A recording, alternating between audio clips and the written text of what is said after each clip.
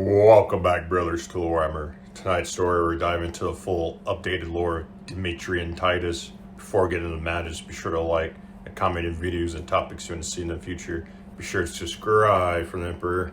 And I want to thank you guys for the support. I've been killing it like always.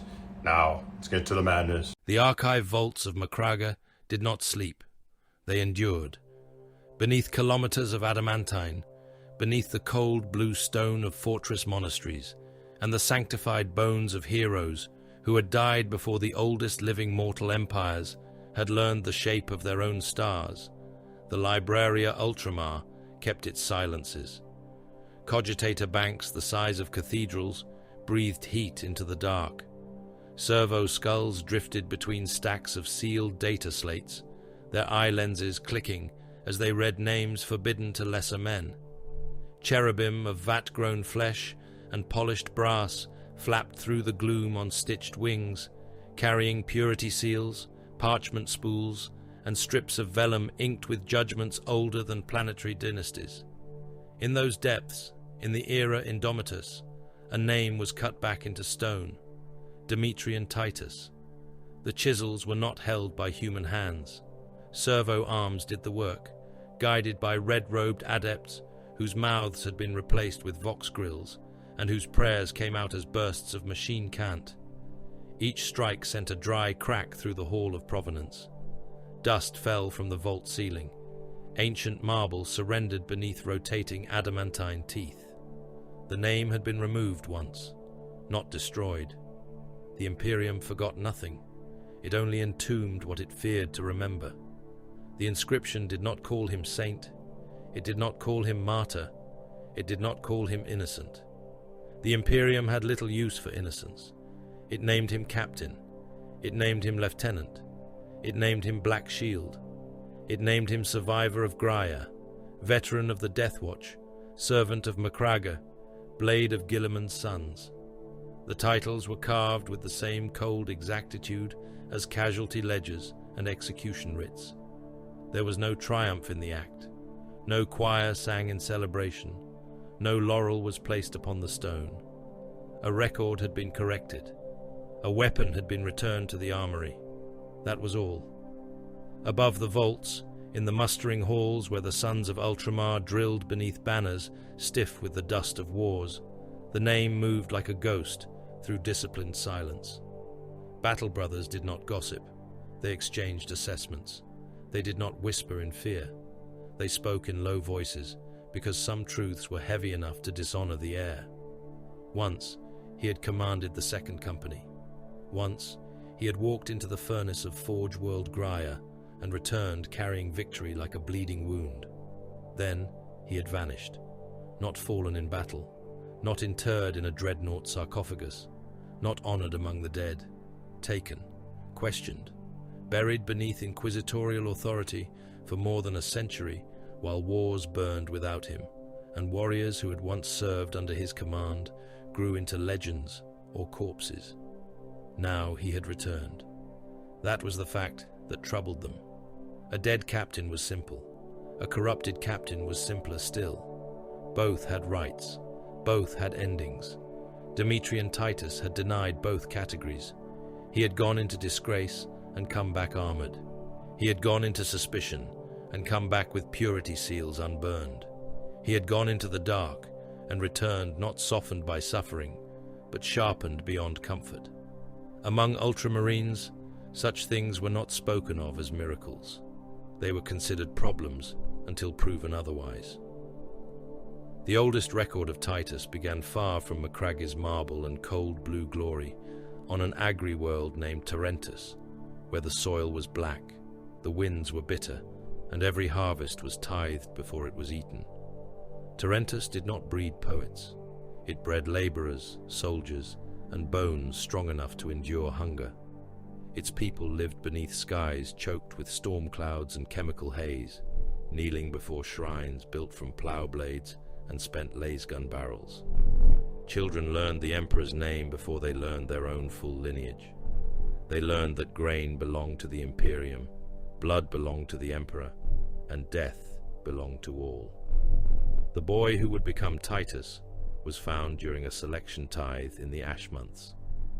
Veteran Sergeant Matarus came to Torrentus with a squad of Ultramarines in full battle plate, descending from the clouds aboard a Thunderhawk whose engines flattened crops for a kilometer around the landing zone.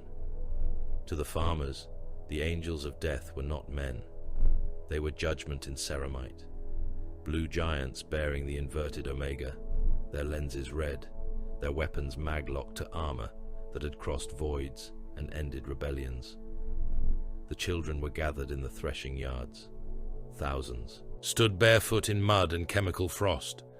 Some wept, some prayed, some stared with the vacant obedience of those who had been raised under imperial truth. Fear is natural, obedience is sacred. Matarus walked the lines without haste. He was not looking for courage.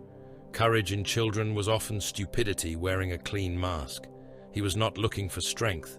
Strength could be built, implanted, carved and fed into shape. He was looking for control. He was looking for the rare child who looked upon death and measured it. He found one beside the corpse of an overseer's hound. The animal had broken loose during the muster and torn into the line of youths, snapping at legs, ripping one boy's calf open to the bone. The yard had dissolved into panic. Children scattered. Overseers shouted. Torrentian militia raised shock mauls too late. The boy did not run. He let the hound come. He gave ground only once, turning so the beast's jaws closed on his forearm instead of his throat. The teeth went deep. Blood sheeted down his fingers. He did not scream. He drove a threshing hook into the animal's eye and used both hands to push until the iron point punched through the socket and into the wet matter behind it. The hound convulsed, jaw locked around his arm, legs hammering the mud. The boy leaned over it, face pale, breathing through clenched teeth, and twisted the hook until the skull cracked. Matarus stopped before him. The boy looked up at the towering warrior. His arm hung open. White tendon showed under the blood. A lesser child would have begged for aid. A fool would have boasted. This one waited. "What is pain?" Matarus asked, his voice grinding from his helm's vox like stone dragged across iron. The boy's answer came through shaking breaths. "Instruction, Lord." The veteran sergeant regarded him for a long moment. "What is fear?" "Information." "What is mercy?" The boy glanced at the dead hound, then at the injured child sobbing in the mud. "A thing for those who can afford it." Matarus turned to the apothecary beside him. "This one." The record stated the child's acceptance into the trials with less ceremony than a grain shipment. Name, tithe mark, approximate age, physical tolerances, aggression index, pain response, obedience response, theological retention. There were no notes on his mother, no notes on his father, no notes on whether anyone watched the Thunderhawk take him into the poisoned sky. Such details belonged to a life that had ended. The making of an Adeptus Astartes did not begin with glory. It began with theft. The child was taken from ordinary weakness, stripped of name and habit, and introduced to hunger so deep it became a second tutor. He learned to sleep standing. He learned to recite battle canticles while drowning. He learned to disassemble a bolt weapon blindfolded, fingers broken, while hypno-doctrinal hymns drilled into his skull through needles at the base of the spine. The scout company did not train boys. It killed them until only recruits remained.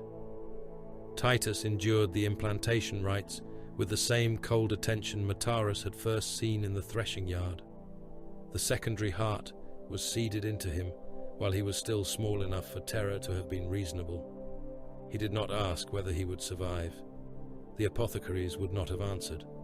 Survival was not owed to him. The os modular thickened his bones, turning the skeleton into a reinforced cage of war. The Biscopea fed his muscles with unnatural growth, swelling flesh into dense slabs of violence. The hemastomen rewrote his blood. The multi-lung made poison air tolerable.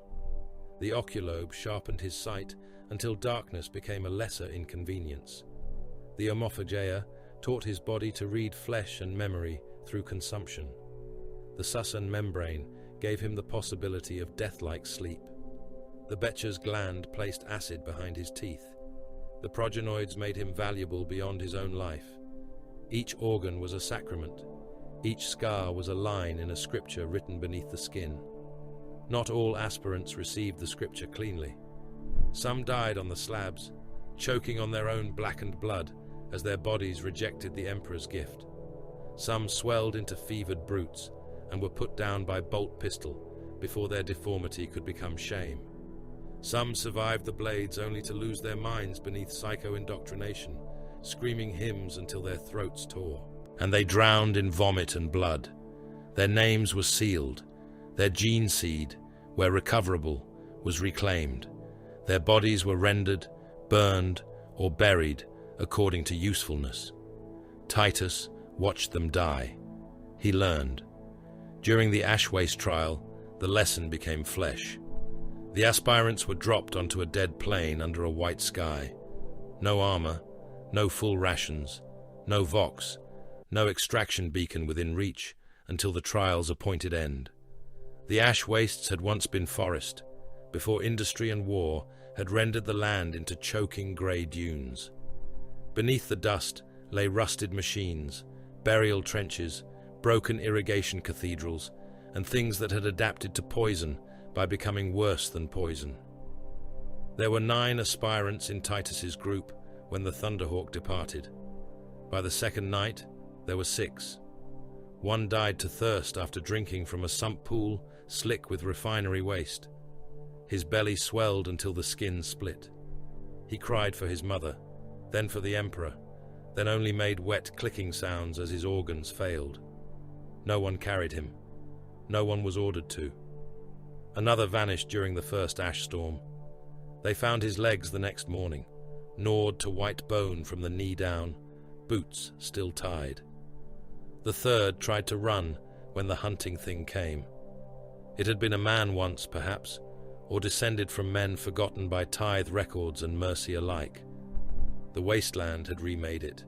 It moved on elongated limbs, skin grey and blistered, eyes filmed white, mouth too wide and full of teeth grown in jagged rows. Rusted metal plates had been hammered into its torso. Tubes ran from a cracked rebreather into the meat of its throat. It smelled of chemical rot and old blood. The aspirants heard it before they saw it, scraping, breathing, a low, hungry laugh that might have been a damaged respirator. The Codex lessons drilled into them were clear. Assess, preserve unit cohesion, avoid needless engagement, reach the extraction marker. A living recruit could become an angel of death. A dead one was only meat. Most obeyed the lesson. Titus did not. He watched the thing stalk them through broken hab shells, taking the slowest first, testing their fear, learning their rhythm. It did not attack like an animal. It hunted like a raider, like something that understood panic. Each time the aspirants withdrew, it followed. Each time they rested, it came closer. By dawn, the remaining boys were exhausted, lips cracked, lungs burning from ash. One aspirant, Kyle, wanted to keep moving. "We are not armed enough," he said. Titus crouched beside a half-buried gear axle, working it loose with bleeding hands. "It will follow until we fail. The trial is endurance. The trial is survival. The Codex teaches withdrawal from unfavorable engagement." Titus looked at him then. His face was gaunt, eyes sunken, mouth crusted with ash. The Codex teaches victory.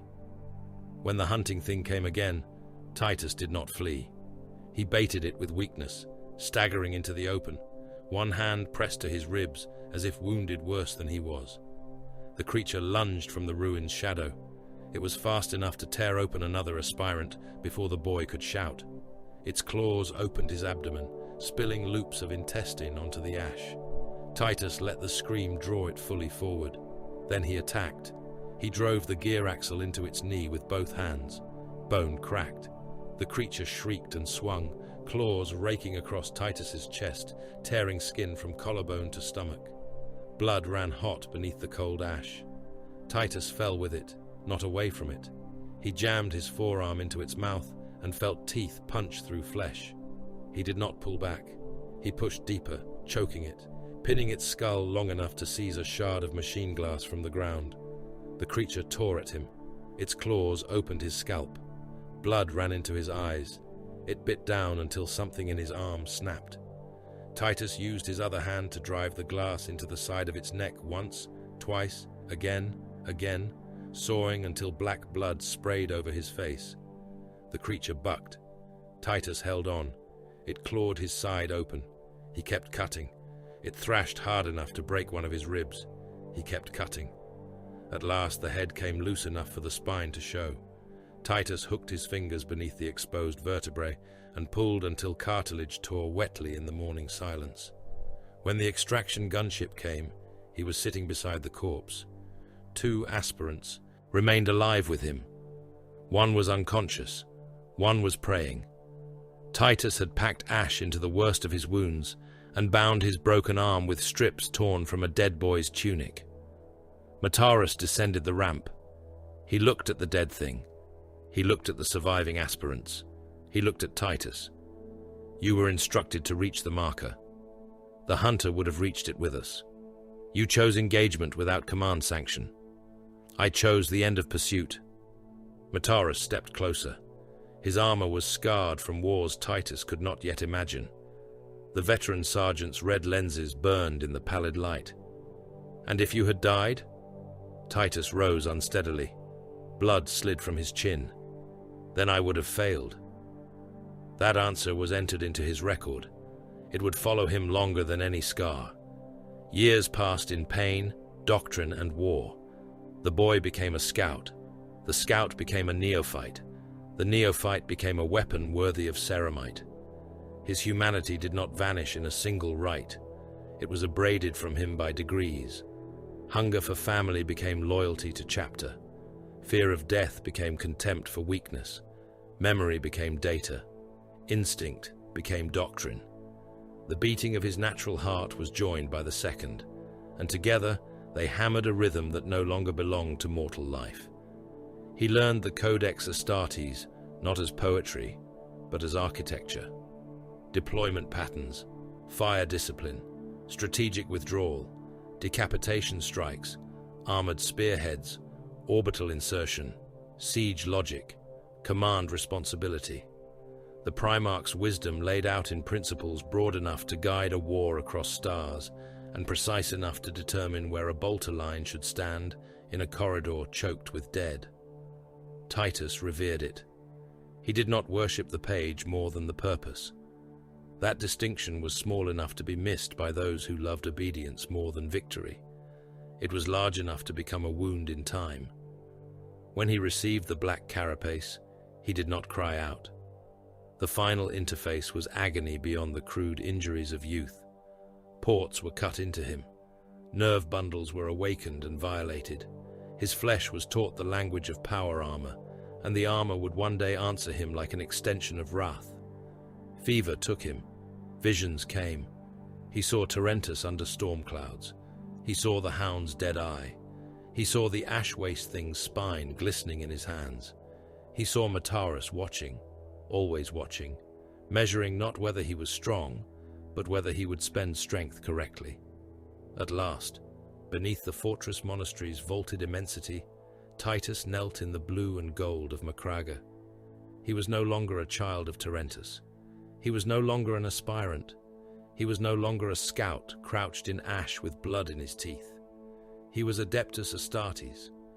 Around him stood chaplains in skull helms, apothecaries with narthesia still wet from surgery, veterans of the chapter whose armor bore campaign marks from wars that had consumed nations.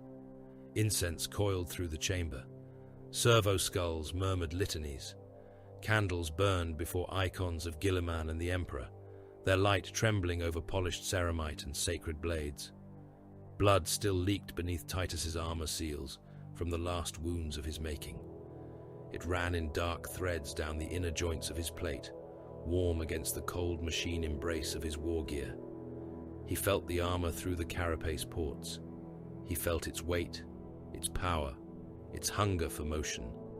He felt the weapon he had become surrounding the weapon he had been made into. The chaplain placed a hand upon his helm. "Rise, brother." Titus rose, not pure, not gentle, not merciful, useful. In the archive vaults centuries later, after Grier, after disgrace, after the long cruelty of inquisitorial silence, after the Death Watch had taken his name and war had given it back, an aged chaplain added a final annotation to the restored record. His hand shook, not from doubt. Age had gnawed even at him, though hatred and duty kept his bones in service. The stylus scratched across the parchment. He was not the purest of us. He was not the most obedient. He was the one who survived. The second company was far from Macragga when the Tyranids came. That absence became a wound no blade could close. The fortress world of the Ultramarines bled beneath an alien hunger older than mankind's dominion of the stars, and Captain Lucian Trajan's warriors were elsewhere, carrying the Emperor's judgment into systems that would never know the price paid for their salvation. While the polar fortresses of Macragga endured the claws and biocannon fire of Hive fleet behemoth, while honored veterans died in the ice and the chapter's annals filled with names burned into eternity, the second company fought beneath different suns. No order had been disobeyed, no oath had been broken. The Codex Astartes had placed them where they were needed. That was the truth. It did not lessen the shame. A space marine did not weep for absence. He corrected it with deeds. The strike cruiser, Honor of Calth, moved through the void like a blade drawn without ceremony. Its hull was midnight blue and iron grey, scarred by lance burns, meteor impacts, and the pitted abrasions of wars fought in airless darkness. Its launch bays held Thunderhawk gunships, chained within restraint cradles, their machine spirits growling in caged fury. Drop pods hung in serried ranks like execution shells awaiting sentence. Armor decks housed predators, rhinos, razorbacks, and land raiders under the ministrations of tech marines and servitors whose flesh had long ago become secondary to function. In the lower sanctums, dreadnought sarcophagi slept beneath banners and devotional lamps, each ancient warrior entombed in adamantine, dreaming battle through machine silence. The second company was no mere formation of warriors. It was a mobile judgment. Gilliman's doctrine had shaped it as part of a greater sacred order. 10 companies formed the heart of a codex chapter, each brother assigned by role, duty, and necessity. Battle line squads held the anvil of war. Close support squads became the sudden blade.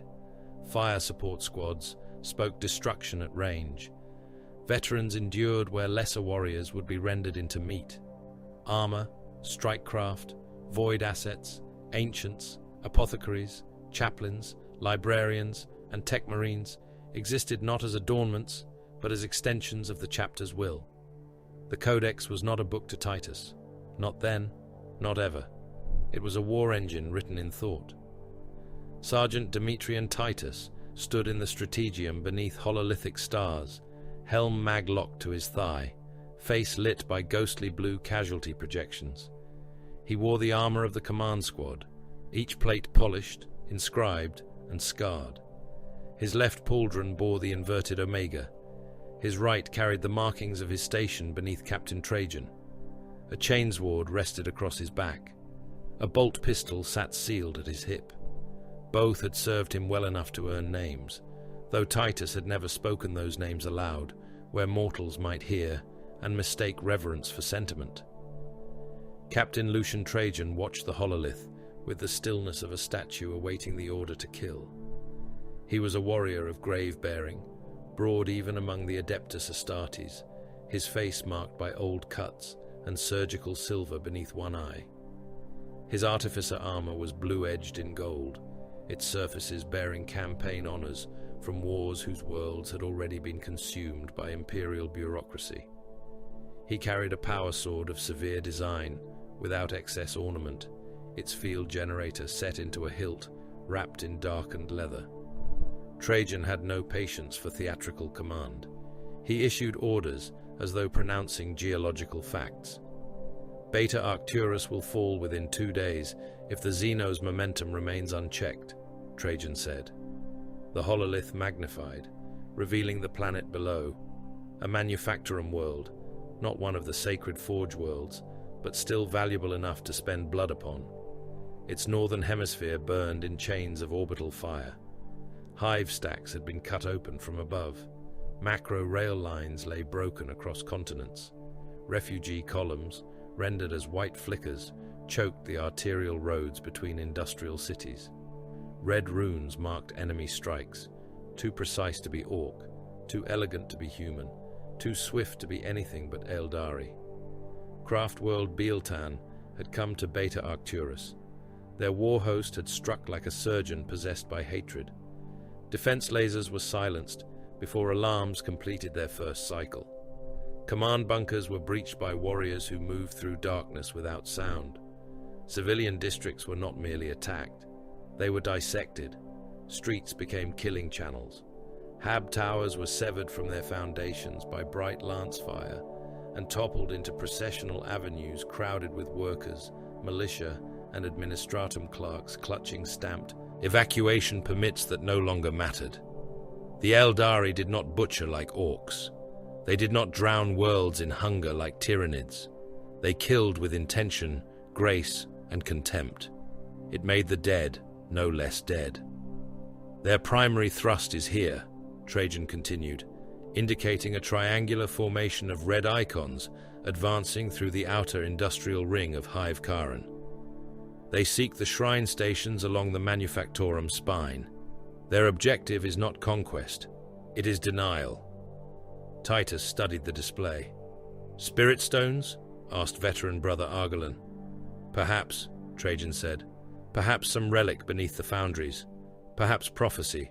Perhaps madness dressed in alien elegance. It is irrelevant. Titus gave a slight nod. They cannot be allowed to choose the shape of the war. Trajan looked at him. No, they cannot. At the edge of the strategium stood brother Leandros, younger in service than most gathered there, though no Adeptus Astartes could truly be called young by mortal measure.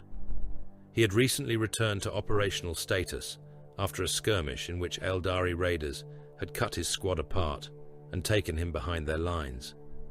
Titus had led the recovery. He had done so against the advice of tactical withdrawal projections, striking through a drainage undercroft while the enemy attention remained fixed on the main breach.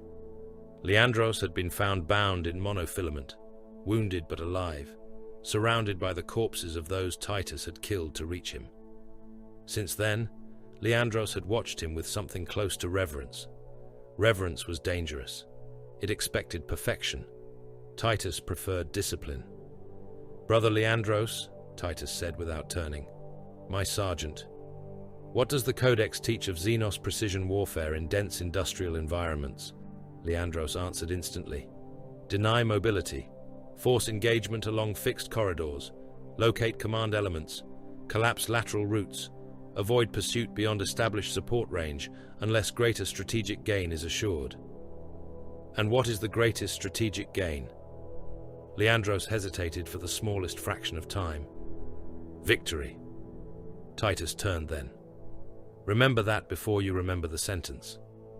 The assault began before local dawn.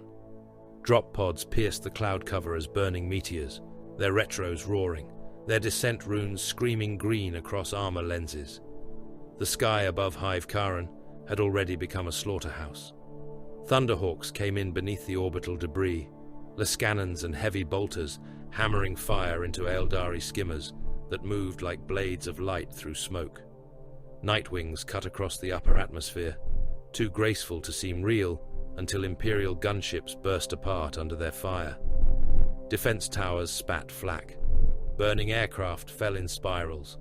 Vox channels layered prayer, targeting data, screams, kill confirmations, and machine warnings into a single iron hymn. Titus hit the ground with Squad Varus and the command squad at the intersection of St. Boros Avenue and the western Manufactorum spine. The drop pod doors blew outward. Steam and impact dust rolled across the street. The city beyond was already dying. Shuriken fire whispered through the haze. Guardsmen died before they heard it. Men who had held the avenue for 6 hours came apart in pieces, armor flayed, faces opened, hands cut from wrists, while fingers remained locked around laser guns. A priest standing on the steps of a chapel shrine lifted a relic skull and shouted the Emperor's name. A storm of monomolecular discs turned him into red mist and wet cloth before the final syllable left his mouth. Titus stepped through the fire. "Second company," Trajan voxed across the command channel, calm as stone. "Advance," Bolters answered. Mass reactive shells struck the Eldari vanguard. Dire Avengers moved from cover with impossible poise, crested helms bright against the burning street, their shuriken catapults singing death. The first took a bolt round through the chest and detonated backward, alien armor cracking open as the shell burst inside.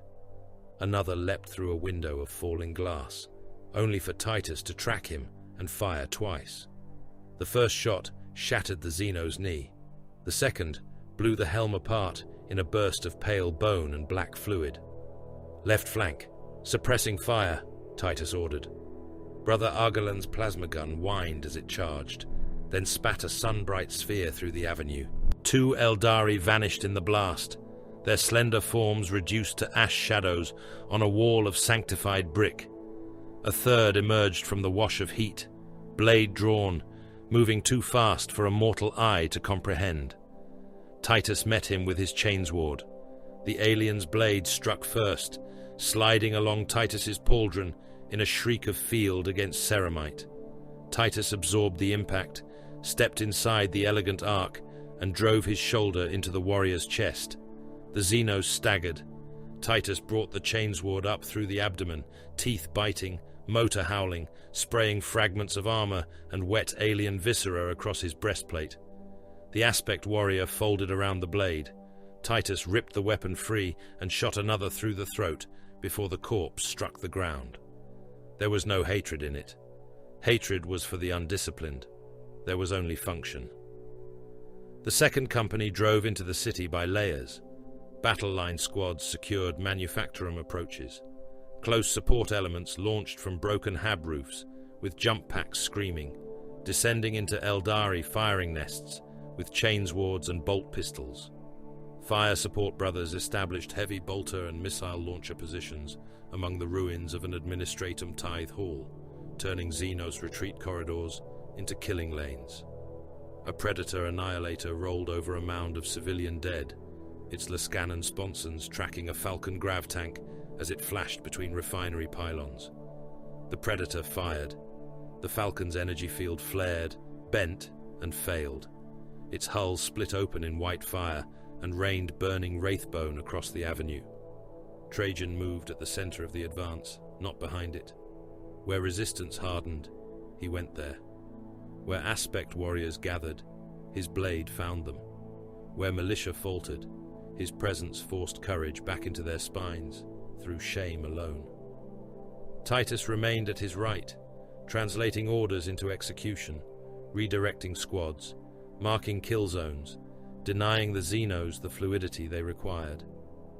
By noon, the shrine station of St. Carus had become the war's heart. It rose from the manufactorum spine like a cathedral welded to an ammunition silo, its bell towers wrapped in fuel conduits, its stained glass blackened by smoke, its lower chapels converted into command nodes by local officers who had died at their posts. Bealtan had breached the outer sanctum. Striking scorpions moved through the cloisters, green armor half seen in shadow. Fire dragons burned through armored doors with fusion weapons, reducing barricades and the men behind them into steaming residue. Wraithguards stood in the nave like silent idols, their cannons unmaking matter with every pulse. Leandros' squad was pinned inside the reliquary transept. Titus heard his voice across the vox, clipped but strained. Enemy pressure increasing. Sergeant Arcturus is dead. Ammunition at critical. We hold the transept in the Emperor's name. Trajan received the same transmission. His expression did not change. "Mark their position." The hololithic overlay blinked on Titus's lens. Leandros and the survivors were beyond the nave, separated by 2 collapsed galleries and a concentration of Wraithguard. The Codex response was clear. Consolidate. Avoid piecemeal commitment. Bring fire support forward. Strike once the enemy formation was fixed. Then the Eldari Autarch revealed himself. He came through the smoke above the nave, borne by wings of alien artifice, armor white and green, helm crested, mandiblasters flashing at his jawline.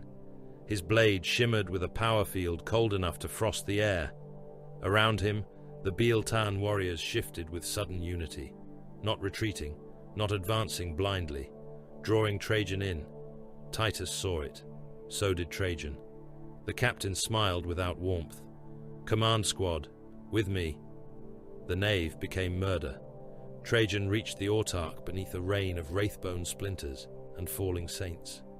The 2 war leaders struck with speed that blurred even through enhanced sight. The Autarch was grace weaponized, every motion curved, precise, hateful. Trajan was inevitability. He gave ground once, turned a killing stroke, and drove his power sword through the alien's breastplate. The Autarch convulsed, alien blood steaming on the blade. Trajan wrenched the weapon free and took the Xeno's head with the return stroke. For half a breath, the Eldari line shuddered. Then the trap closed. Wraithguard fired. The air screamed. Brother Argolan ceased to exist from the waist upward. A shrine pillar vanished in a ripple of impossible force. Striking scorpions erupted from the choir stalls. Fire dragons cut the exits with fusion fire. Trajan took a hit that burned through his side and blackened the gold trim of his armor. He remained standing. A second blast hurled him against the cracked steps of the altar. Leandros' signal flickered. "Sergeant Titus, we are encircled." Titus saw the battlefield in layers. Trajan down, Leandros trapped, enemy command slain but remaining force still coherent. Fire support 2 minutes distant, reinforcements 4. The Codex solution remained consolidation. The spirit of the Codex demanded victory.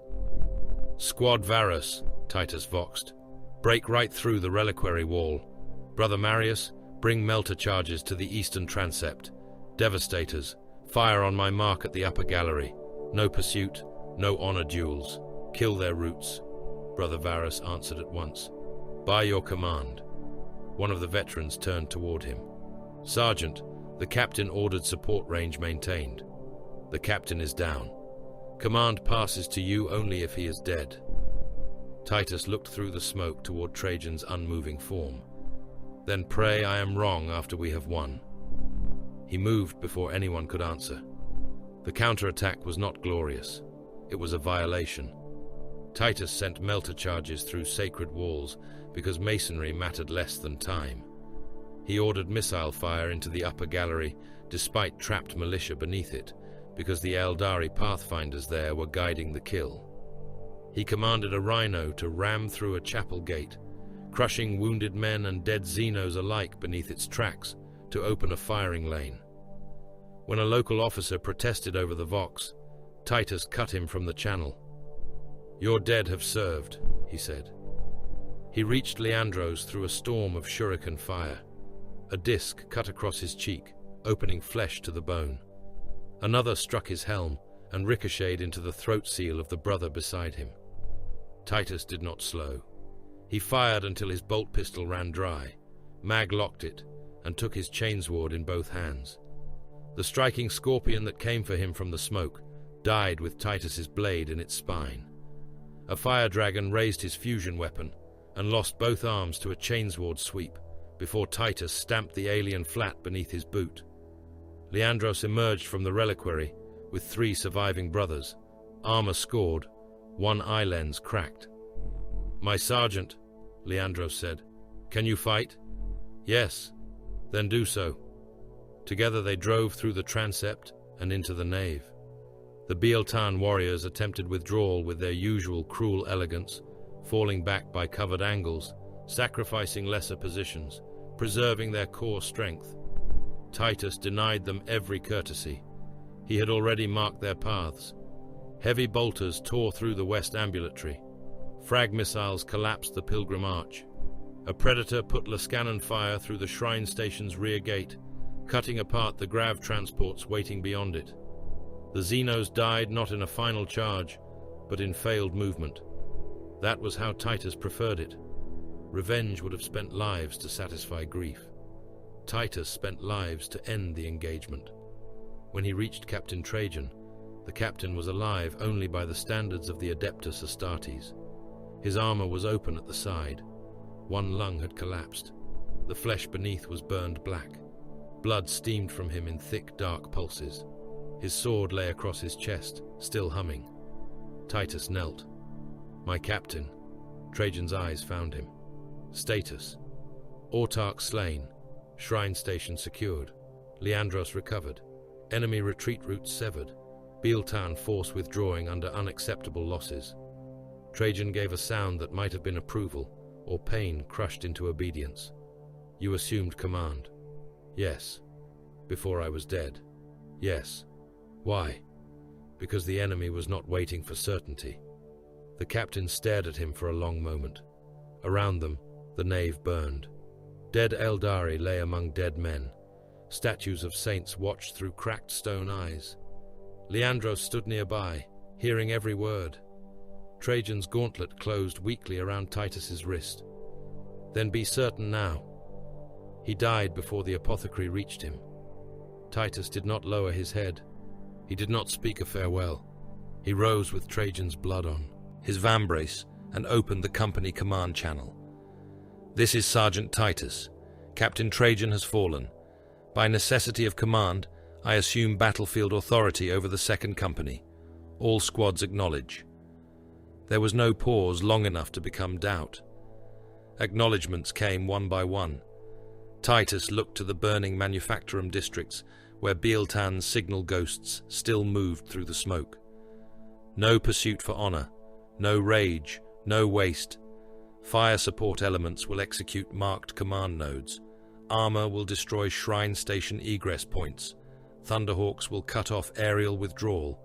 Any Xenos bearing command markings is to be killed before any lesser target. Any route of retreat is to be mined, shelled, or burned. The enemy came to choose what this world would lose. Deny them the privilege. The second company obeyed. By nightfall, Beta Arcturus belonged to the Imperium by the old measure. Its streets were full of corpses. Its civilian districts were butchered. Its shrines were broken. Its manufactoria still burned hot enough to paint the clouds red. But the world had not fallen. Bealtan had withdrawn, leaving spirit stones unrecovered in the ash, leaving command dead in sanctified rubble, leaving behind the silence of a war host that had expected human panic and found ultramarine calculation. When Marneus Calgar received the campaign record, he read it in full. The chapter master did not commend Titus for disobedience. He did not praise haste. He did not excuse deviation from command formality. The Lord of Macragge had no need to decorate necessity with softer words. He made the brevet command permanent. Demetrian Titus became captain of the second company beneath banners still carrying funeral black for Lucian Trajan. Leandros stood among the assembled brothers as the rites were spoken. He watched Titus kneel before Calgar and rise with command made sacred. He had seen Titus save him. He had seen Titus break doctrine to preserve victory. He had seen him order men crushed, burned and abandoned because the equation demanded it. Admiration lived in Leandros then, so did fear. And fear, when given time, could learn to call itself suspicion. Grier did not live as mortal worlds lived. It labored. It labored beneath skies the color of gunmetal and old bruises, beneath cloud strata made from exhaust, rad waste, and the breath of furnace continents. Its oceans were poisoned slurry. Its mountains had been hollowed into reactor cathedrals. Its equatorial belts were girdled by manufactoria so vast that their rooflines vanished beyond the horizon in serrated silhouettes of chimneys, crane spines, void elevators, macro hauler docks, and defense towers crowned with Lascanon arrays. Orbital platforms hung above it like iron moons, each one chained to the planet by traffic lanes of descending cargo craft, ammunition barges, mechanicus lighters, and warship tenders. The priests of Mars had named Grier holy because it made war. In the dogma of its forged temples, war was not merely necessity. War was comprehension. War stripped error from flesh. War revealed weakness in metal and doctrine alike. To the tech priests of Grier, enlightenment came not through peace, but through the proper alignment of production, obedience, sacrifice, and annihilation. A blade learned truth when it entered meat. A cannon learned purpose when it broke a city. A titan learned divinity when its footfall ended armies. Across the forge world, billions toiled in that faith. They were men by classification, not by condition. Workers slept in stacked hab cells, between shifts measured in exhaustion rather than hours. Limbs lost to machines were replaced by crude augmetics if productivity warranted repair. Those who failed quota were rendered into servitor stock or nutrient paste with equal indifference. The forge did not hate them. Hatred implied emotional inefficiency. It consumed them because consumption was required. Then the orcs came, and Grier learned that even industry could scream. The first landers fell like diseased meteors. They were not elegant invasion craft. They were slabs of riveted scrap and stolen plating, engines howling beyond tolerance, hulls painted in glyphs, teeth, checks, and crude icons of violence. Many broke apart during descent, scattering burning debris across defense lines. Enough survived. They smashed into manufacturing districts, hab sectors, refinery basins, and Skitarii staging. Grounds, their impact craters birthing green tides before the fires had died. Grimskull spread from those wounds with the vulgar joy of a plague discovering blood. Orcs poured into the forge avenues in mobs so dense that artillery could not miss them, and still could not kill enough. They came bellowing, laughing, firing weapons built from scrap and spite, their crude sluggers barking, shooters roaring, choppers raised high. Knobs shoved smaller greenskins aside and crushed their own kind beneath iron-shod boots to reach the fighting faster. Grots scurried underfoot with ammunition crates, crude bombs, and panicked shrieks. Warbikers howled between manufacturing pylons, trailing smoke and severed limbs. Deaf dreads and killer cans lurched forward in clanking packs, saws spinning, claws snapping, their pilots howling inside cages of welded metal. Behind them moved greater shapes.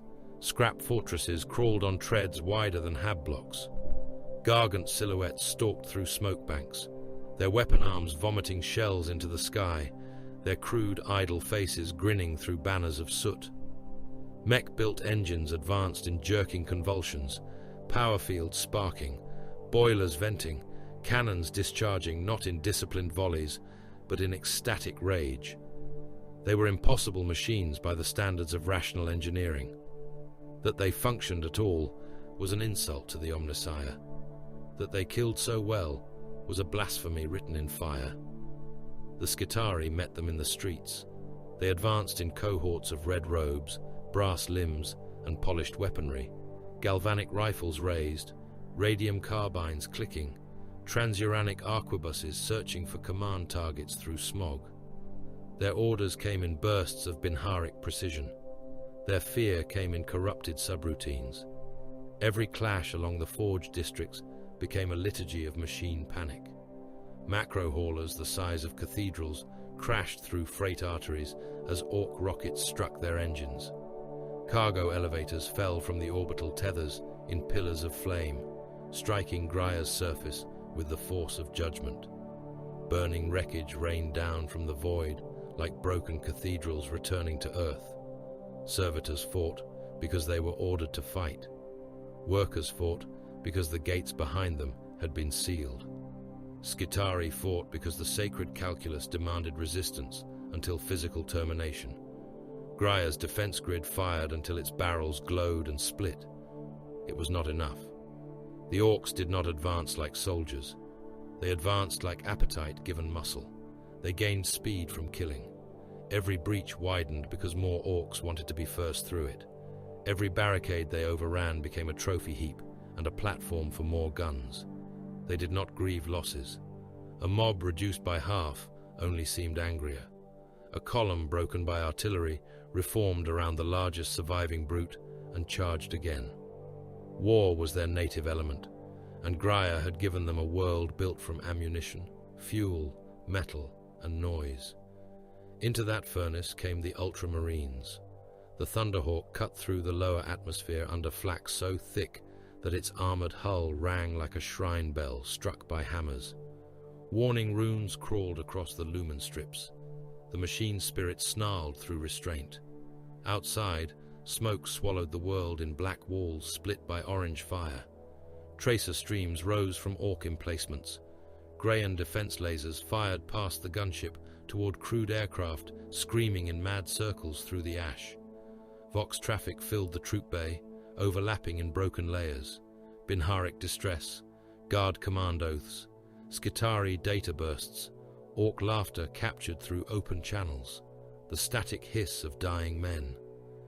Captain Dimitri and Titus stood maglocked to the deck, one hand braced against the restraint rail, helm lenses glowing red in the dim troop hold. His armor was blue and scarred, gold trim blackened by old wars. A bolt pistol rested at his hip. His chainsword hung ready, teeth freshly blessed and oiled. Purity seals snapped in the vibration of descent. Sergeant Sidonus stood beside him, broad, weathered, and silent. He had the look of a warrior who had survived too many wars to waste hatred on noise. Leandros stood across from them, posture perfect, weapon secured, every line of his armor speaking obedience. He watched the tactical feed flicker across the hold, his helm turning slightly with each new casualty marker. Below them, manufacturum districts died by the thousand. A mortal. Commander's voice cracked over the Vox. Any Imperial forces, respond. Hab sectors Gamma 19 through Gamma 42 are compromised. Civilian masses trapped beyond Gate Helion. Request immediate relief. Repeat, request immediate relief. They are breaking through. By the throne, they are inside the shelters. Titus listened. His head did not turn. Another transmission cut across it, Binharic first, then translated by the Thunderhawk's cogitator. Priority Mechanicus command node to Adeptus Astartes elements. Warlord asset Invictus Principio at risk. God engine dormant within Legio hangar complex. Orc spearhead advancing toward Titan reliquary. Strategic denial imperative. Repeat. Strategic denial imperative. Leandros shifted. My lord, the civilian distress markers are closer to the drop vector. They are not the objective, Titus said. They are Imperial citizens. They are already overrun. The words were not cruel in tone. That made them worse. Sidonus looked toward the captain. Decapitation strike? Titus watched the hololith redraw itself. Orc mobs converged on a central avenue leading toward the Titan hangar. Their momentum was ugly, but identifiable. Their largest signatures gathered around walkers, nob retinues, and crude command glyphs daubed across moving scrap platforms. Break those, and the tide would not stop, but it would stumble. We cut the head from the charge, Titus said. Then we burn the legs. The Thunderhawk banked hard. A shell burst close enough to throw sparks from the ceiling. One mortal crewman died at his console as shrapnel punched through the cockpit partition and removed the back of his skull. No one in the troop bay moved toward him. The gunship continued its descent.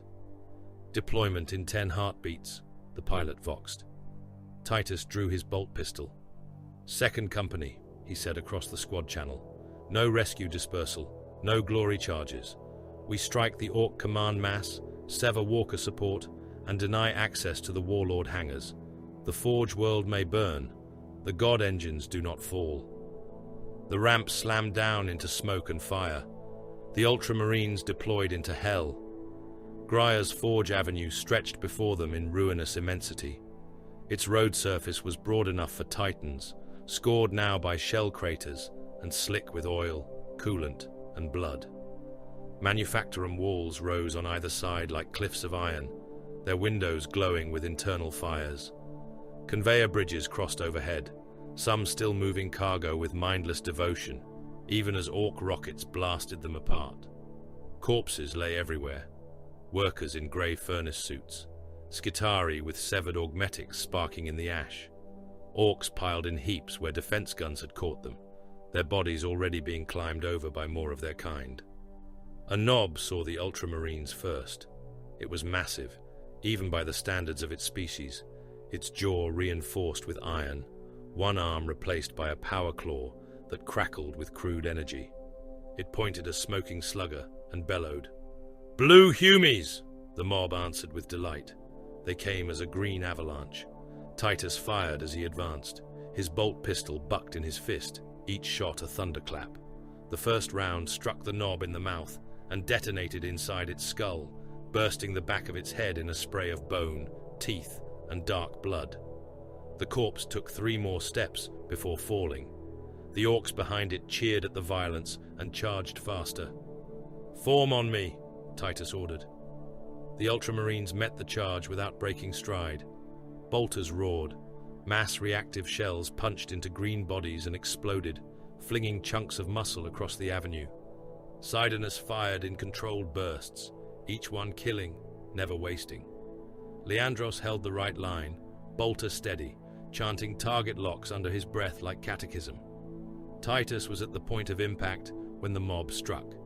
His chainsword screamed alive. The first boy swung a chopper at his helm. Titus stepped inside the blow and cut from hip to shoulder, opening the Orc in a wet diagonal that spilled ropes of steaming innards across the street. A second came low. Titus crushed its knee with a boot, fired once into its spine, and used its falling body to foul the charge of those behind it. A third leapt at him laughing. The chainsword took its arm, then its throat. Blood sprayed across Titus's chestplate and hissed against the heat of his armor. The Orcs loved him for it. They surged harder, drawn by the promise of a worthy fight. Titus used that hunger like a blade. He advanced not away from their momentum, but into its center, forcing the largest brutes toward him, pulling the mob's instinctive gravity out of alignment. Where they gathered, the Ultramarines' fire support punished them. Frag missiles burst among packed bodies. Heavy bolter shells tore lanes through green flesh. A Thunderhawk swept low overhead and poured assault cannon fire into a mob forming around a mech gun, shredding Orcs, grots, ammunition piles, and weapon crew into a red mist threaded with metal. A walker crashed through the smoke ahead, its saw arms spinning, pilot howling from behind welded plates. It smashed aside a burning cargo hauler and charged the Ultramarines' line. "Sidonus," Titus said. "Marked." The sergeant's cracked grenade struck the walker's left hip joint. Titus fired into the exposed hydraulics as he moved. The machine lurched. Leandros put 2 bolter rounds through the vision slit. The pilot exploded inside its cage.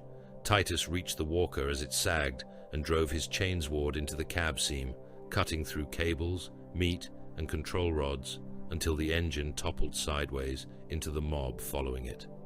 The Orcs laughed, even as it crushed them. Above the avenue, Grier continued to die. A macro hauler descended uncontrolled through the cloud cover, its engines burning green, its cargo spine broken. It struck a manufactorum tower several kilometers away. The tower folded slowly, almost gracefully, then collapsed across 3 districts in a wave of dust and flame. The shock hit moments later, a hot wind carrying powdered rock, human ash, and the smell of molten iron. A new transmission broke through. Gate Helion failing, citizens still present, enemy mass inside worker habs. Request immediate opening of inner passage. We beg in the Emperor's name. Titus glanced at the tactical overlay. Gate Helion led into the eastern conduit web. If breached, the Orcs would have another route toward the Titan reliquary. The hab sectors beyond were marked black by Orc occupation, then grey by uncertain auspects, then red by projected loss. "Seal gate, Helion," Titus said. The local command channel erupted. "My lord, there are still loyal subjects beyond the gate. There are orcs beyond the gate. Thousands of workers are alive. Their vox tags are active. They are bait, burden, or already dead." Leandros looked toward him. "Captain." Titus did not turn. "Mechanicus command. Flood the Helion Hab approach with promethium. Ignite on my mark." For 1 second, only static answered. Then came the voice of a tech priest, flattened by augmetic translation. "Compliance requires confirmation of collateral tolerance. Total." Leandros' grip tightened around his bolter. The screams began before the fire. They came through unsecured vox channels, through gate speakers, through failing hab systems still carrying pleas to any authority that might listen. Men prayed, men cursed, men promised labor quotas, men offered their children to the priesthood, men begged to be opened to the orcs instead of burned by their own masters. Titus marked the orc mass pressing through the district. Now! Promethium flooded the Hab avenues in shining rivers. Then the world became flame. The eastern horizon burst open in orange light. Fire climbed the walls, filled transit tunnels, blew out windows, and rolled through the sealed districts with chemical hunger. Human screams vanished into the deeper roar of ignition. Orc howls followed, louder, angrier, almost joyous, until even their lungs cooked. The tactical overlay shifted. The conduit route went black. The orc advance lost a limb. Leandros said nothing. Titus heard the silence anyway. "The gate holds," Sidonus voxed. "For now," Titus replied. "Advance." They pushed toward the Titan reliquary, through districts no mortal army could have crossed. Skitari maniples joined them and died beside them, their binary hymns rising and cutting off as orc rounds tore through robes and metal. Servitors marched into fire with ammunition crates until they were hit, fell, and exploded. Tech priests scuttled through the ruin on brass limbs, chanting repair litanies over wrecked defense nodes, even as shells burst around them. At the end of the avenue, the warlord hangar emerged through the smoke. It was not a building. It was a mountain consecrated into architecture.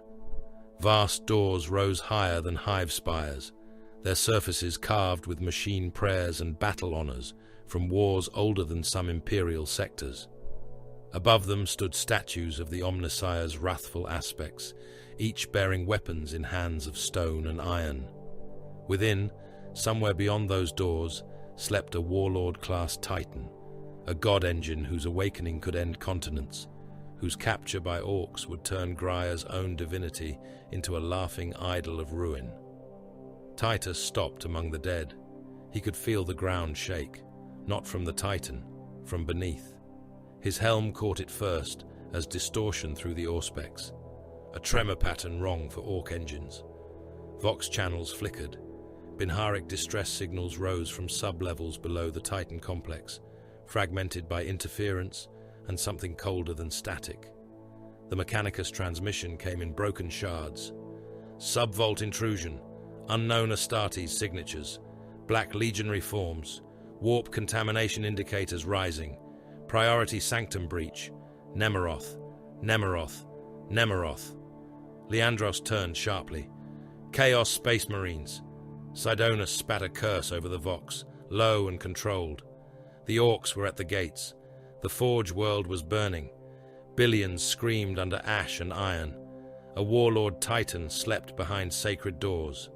And beneath the invasion, in the machine dark where Grier's oldest secrets were buried, another war had already begun.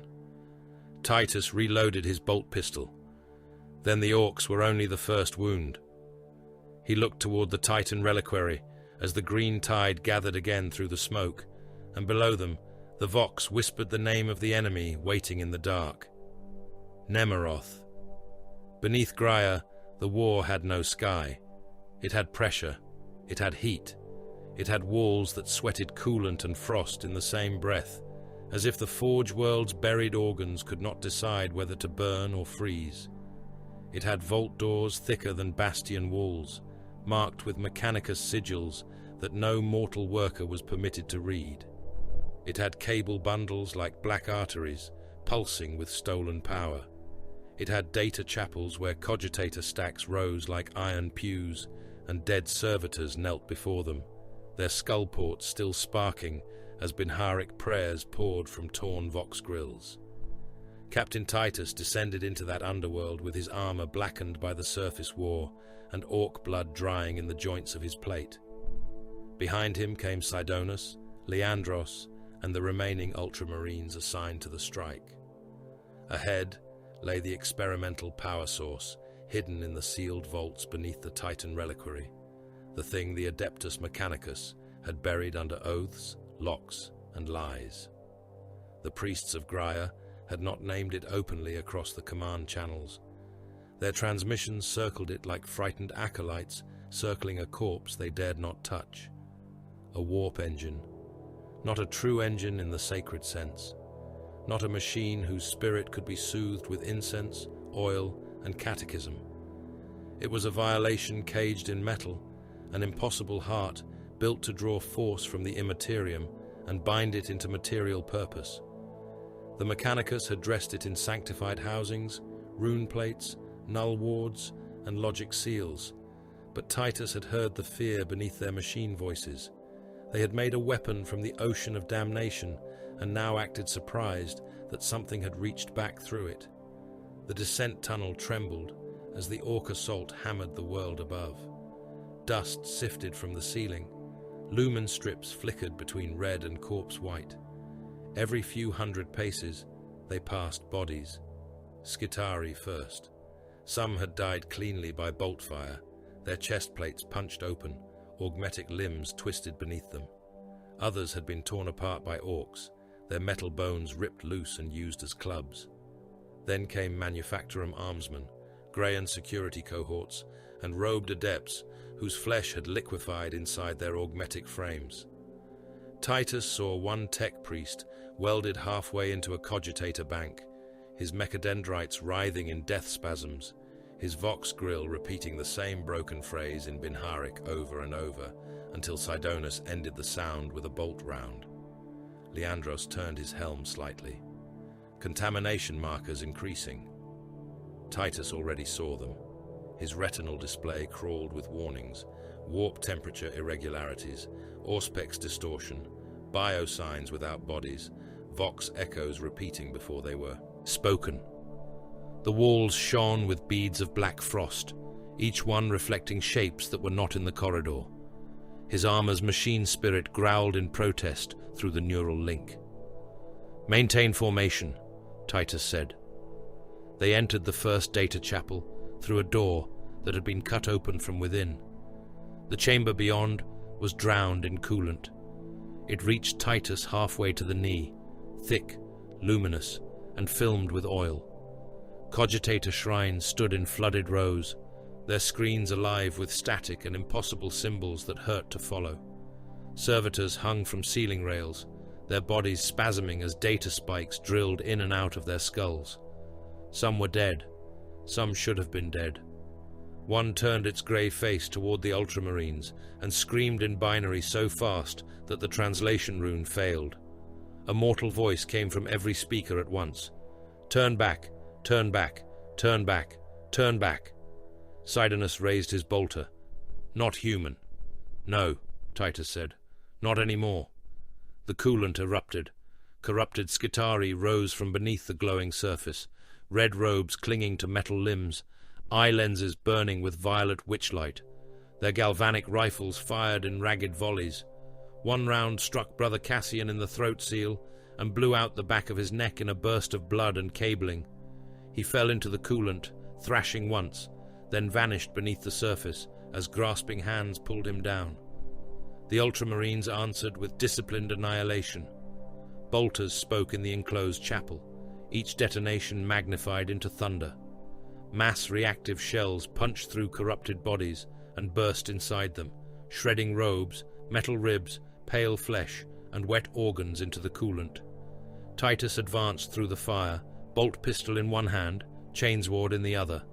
Astartes lunged at him with a taser-goad crackling warp blue. Titus parried with his chainsword, teeth screaming against the energized haft, then drove his pistol beneath the thing's hood and fired. The shot burst the skull apart, splattering his gauntlet with brain matter, brass fragments, and black machine oil. Something moved behind the dead. Not Skitari, not Orc, not Astartes. A shape unfolded from the coolant, all angles and stretched skin, its limbs too long, its hands ending in hooked claws wet with unreality. Its face was a blur of mouths opening inside mouths. It did not enter the world completely. Reality skinned itself around the demon like a wound trying to close. Leandro stepped back despite himself. Warp manifestation, Titus charged. The demon shrieked, and the sound ruptured mortal bodies.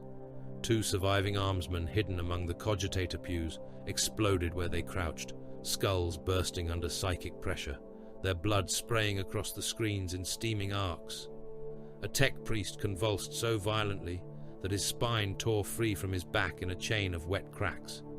Titus felt the force slam into him, felt blood run from his nose, felt pain lance through the ports of the black carapace. He kept moving. The demon's claws scraped across his breastplate, carving molten grooves through ceramite. Titus rammed his chainsword into its abdomen. The weapon howled as its teeth bit into substance that was not flesh, yet bled as if it remembered meat. The demon's mouths opened around the blade. It laughed in Sidonus's voice, then Matarus's, then the voice of a dying child from Torrentus. Titus drove forward until the demon hit the cogitator altar behind it. "Back to the dark," he said. He fired his bolt pistol into the thing's face until the magazine ran empty. Each shell detonated inside the blur of mouths. Warp matter burst outward in gouts of black flame and sour blood. The shape folded, screamed, and vanished, leaving claw marks in the altar stone and a stink like burned prayer parchment. Leandro stared at him through the haze. "My lord, your armor registered direct contact. Then register that I am still standing." The words were harsh, but not angry. Titus did not have room for anger. The objective lay below. The orcs above were still battering toward the god engine. The heretics below were moving with purpose. Every heartbeat spent in astonishment was another meter surrendered to the enemy. They pushed deeper. The vault levels narrowed into maintenance arteries and shrine corridors, where the ceiling forced even Astartes to stoop. Orc bodies began appearing among the dead. Green muscle hacked apart by chain blades and bolter fire, their crude weapons still clutched in severed hands. Some had fought chaos forces. Some had fought demons. Some had fought the walls because madness had found them first. One knob lay fused halfway into the deck, still alive, bellowing laughter as its body melted into metal. Sidonus shot it through the eye as he passed. "Waste of a good fight," the orc gurgled before the shell detonated. Beyond the maintenance artery, they found Inquisitor Drogon. He stood in a sealed observation nave overlooking the lower reactor chasm, surrounded by dead Mechanicus personnel and purity wards that had failed one by one. He wore the rosette of the Holy Inquisition at his breast, its authority absolute enough to condemn worlds, chapters, and bloodlines. His face was pale, drawn, and wet with sweat. His eyes were too bright. He looked like a man who had not slept in weeks and had dreamed with something else's mind when he did. "Captain Titus," he said, "you came." Titus halted at the threshold, his helm lenses fixed on the Inquisitor. "You sent the distress order." "I sent many things. Most died before reaching loyal ears." Drogon turned toward the reactor chasm. "The device must be secured. Nemeroth seeks it. If he binds its output to his ritual, Grier becomes more than a battlefield. It becomes an altar." Leandros' voice was low over the squad channel. "My lord, the Inquisitor's biometric readings are unstable." "I see them." Drogon's head twitched, almost too quickly. A smile touched his mouth and disappeared like a parasite slipping beneath skin. "There is no time for suspicion, Ultramarine. Your chapter is famed for action when action is required. Titus did not answer at once. Below the observation nave, the warp engine pulsed in its containment cradle. It hung at the center of a circular chamber large enough to swallow a Hive cathedral. Concentric rings of black metal rotated around a core of caged light that was not light. It was color without mercy, motion without direction, a wound in the universe forced into the shape of power. Null pylons surrounded it, many cracked. Mechanicus sigils burned and went dark. The air around the engine folded inward with every pulse. Around the lower platforms, heretic Astartes moved in iron and crimson. Their armor was baroque, spiked, and profaned with trophies. Some bore the marks of chaos undivided. Others carried no symbol but contempt. Cultists labored beside them, dragging chains, chanting through bleeding throats, feeding bodies into furnace mouths that should not have been part of the machine. The dead were fuel. The dying were calibration. At the far side of the chamber stood Nemeroth. Even at distance, he dominated the eye. He was no mere raider sheltering beneath an orc invasion. He was a warlord, a sorcerer, a predator draped in the ruin of old oaths. His armor was blackened and horned, its surfaces crawling with script that shifted when watched. A demon weapon rested in his grasp, its edge whispering smoke into the air. Around him, reality bent like heated metal. He had not come to Grier to steal a weapon. He had come to make the entire world participate in a ritual of ascension. The orc invasion, the panic, the death of billions, the Titan reliquary, the Mechanicus secrecy. All of it was pressure. All of it was blood. All of it fed the engine. He uses the war as a circuit, Titus said. Drogon laughed softly. Crude, but not incorrect. Leandros turned fully toward him. That is not the voice of a loyal servant. The Inquisitor's smile widened too far. For a moment his shadow did not match his body. Horns rose from it, wings opened. Something looked through him with eyes that had never belonged to mankind. Then the moment was gone. Drogon clutched his rosette as if insulted. "Mind your place, Adeptus Astartes." Leandros stepped closer to Titus. "My lord, the Codex forbids reckless contact with unknown warp phenomena. This chamber is compromised beyond acceptable threshold.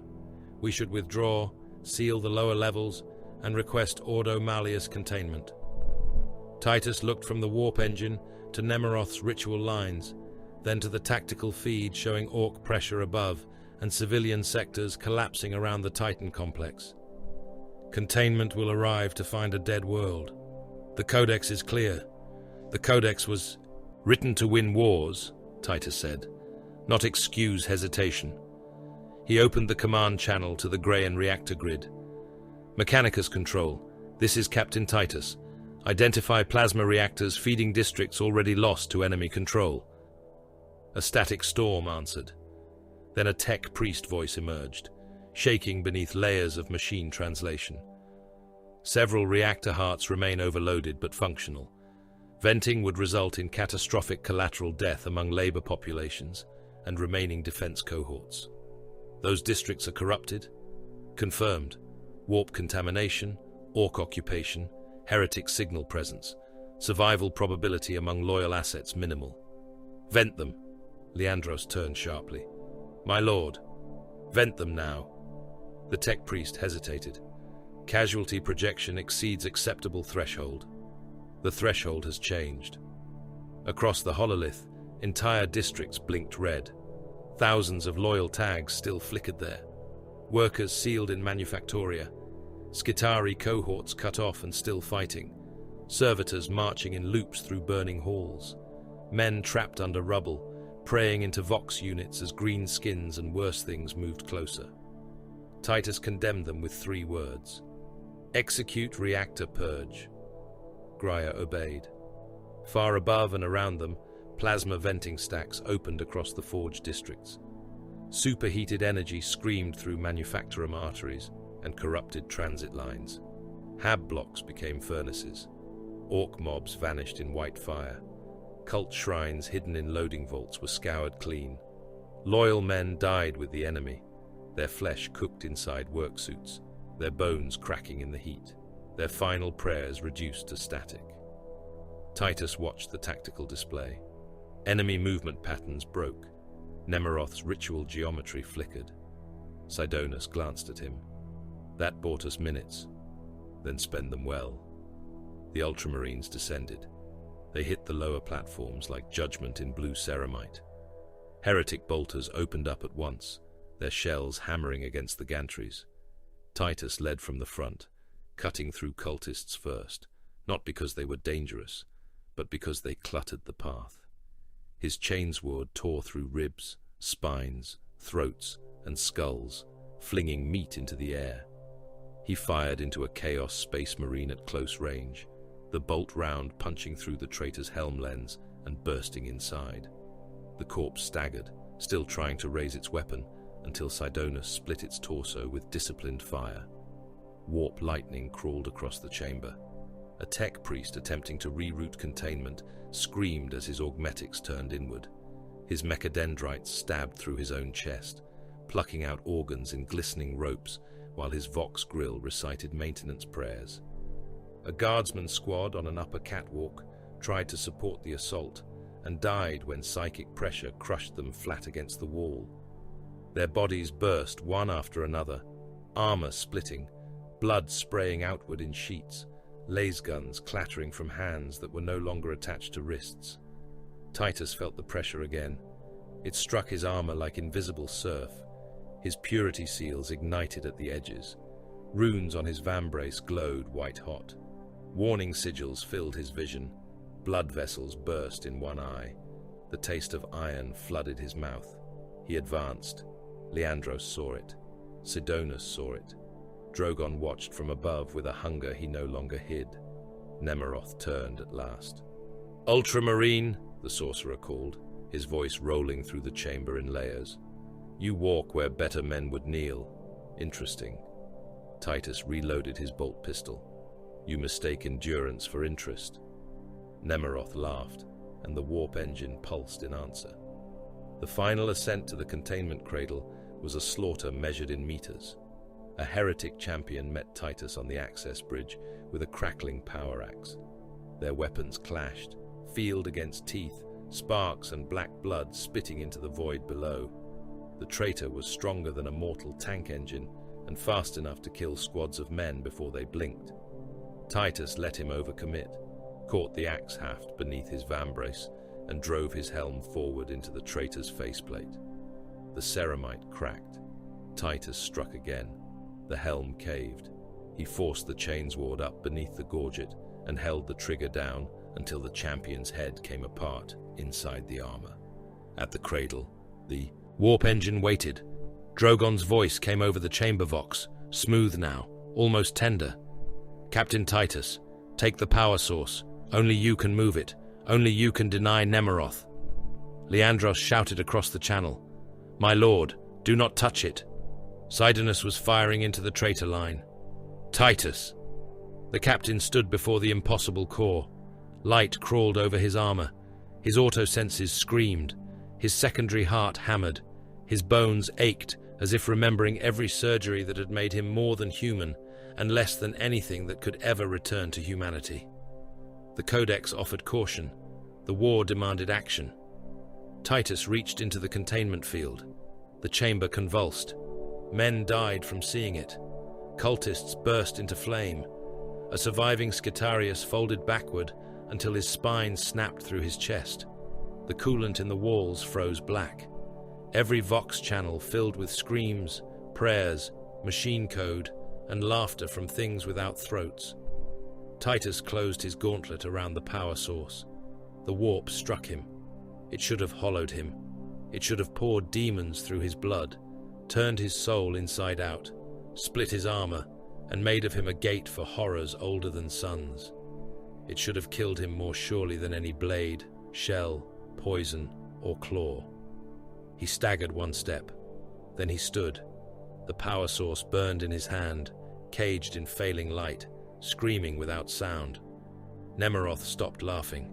Leandros lowered his bolter by a fraction, not in relief, but in disbelief. Above them, the thing wearing Inquisitor Drogon's flesh smiled as if a lock had opened. Everyone saw Titus survive. In that moment, survival ceased to be proof of strength. It became the accusation. Above Grier, the void had become a killing floor. Imperial Navy vessels burned in silence beyond the atmosphere, their hulls split open by corrupted lance fire and Orc macro cannon barrages, their dying machine spirits shrieking across command channels until the static swallowed them. Cruiser formations held their lines with the grim obedience of men who knew retreat would only buy a different death. Torpedo spreads crossed the darkness like funeral candles. Defense monitors fired until their plasma coils ruptured and their crews were cooked inside armored compartments. Across the orbital plane, Orc hulks drifted in ramshackle majesty, huge scrap thrones of welded metal and stolen engines, belching smoke and debris as they vomited attack craft toward the forge world below. Some hulks burned, some broke apart, some continued fighting while half their mass trailed behind them in glowing fragments, because Orc machines died with the same refusal as their makers. Between them moved darker vessels. They were not numerous. They did not need to be.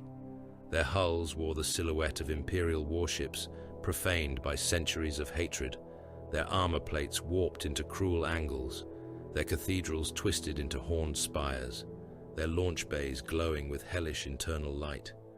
Corrupted escorts cut through the battle at the edges, striking wounded ships, jamming distress calls, shepherding debris into planetary descent paths. They did not fight like orcs. They fought like murderers who understood patience. Grier suffered under them all. Forge spires collapsed in chains. One by one, the great manufactorum towers of the eastern continents broke at the base and folded into lakes of molten metal. Plasma refineries detonated in blossoms bright enough to turn the cloud cover white. Orbital fragments struck the surface, carving trenches through worker districts, ammunition shrines, and crawler yards. Macro haulers fell from broken tethers, trailing hundreds of kilometers of burning cable, their cargo holds vomiting tanks, shells, servitors, and human bodies into the ash storms. The Forge world made war until the war began to unmake it. Beneath the surface, Titus carried the warp engine's power source through corridors that no longer obeyed geometry. The thing in his gauntlet did not have weight in any honest sense. It dragged at the soul rather than the hand. It burned without heat and froze without cold. The containment frame around it flickered with failing Mechanicus wards, each rune igniting, dying, and returning as something subtly wrong.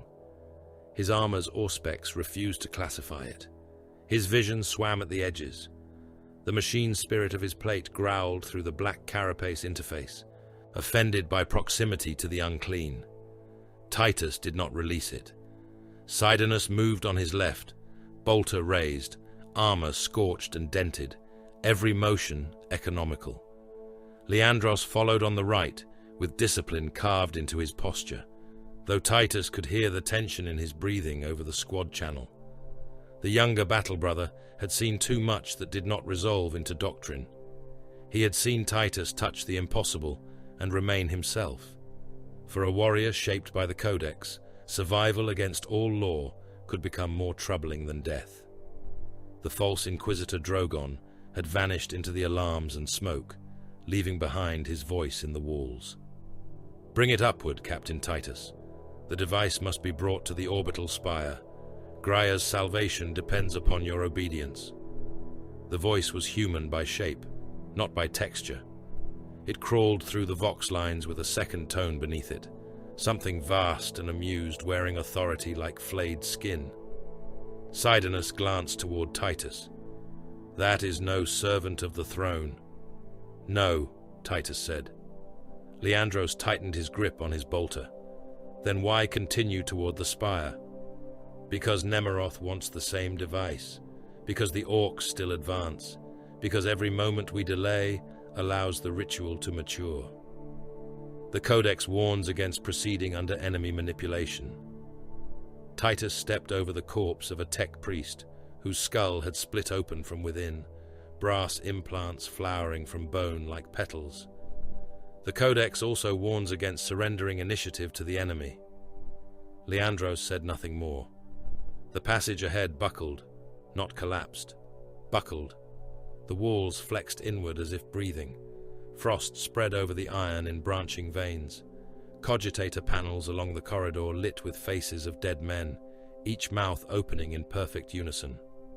"He knows you," they whispered. The first of Nemeroth's chosen came through the frost. They were Chaos Space Marines, ancient hatred armored in ceramite warped by the immaterium. Their plate was black, iron, and the color of dried blood. Horns rose from helms. Chains of flayed skin hung from belts and pauldrons. Trophies clattered against armor as they advanced. One bore a chain axe in both hands, its teeth chewing sparks from the floor as he dragged it forward. Another carried a combi bolter wrapped in scripture made from human parchment. A third had no faceplate, only a hole in the helm through which red light burned. They did not charge like orcs. They came with the confidence of killers who had murdered across centuries. The first spoke through a vox grill, clogged with laughter and phlegm. "Give us the relic, son of Guilliman. Kneel, and your death will be remembered." Titus raised his bolt pistol. "Die, and you will not be."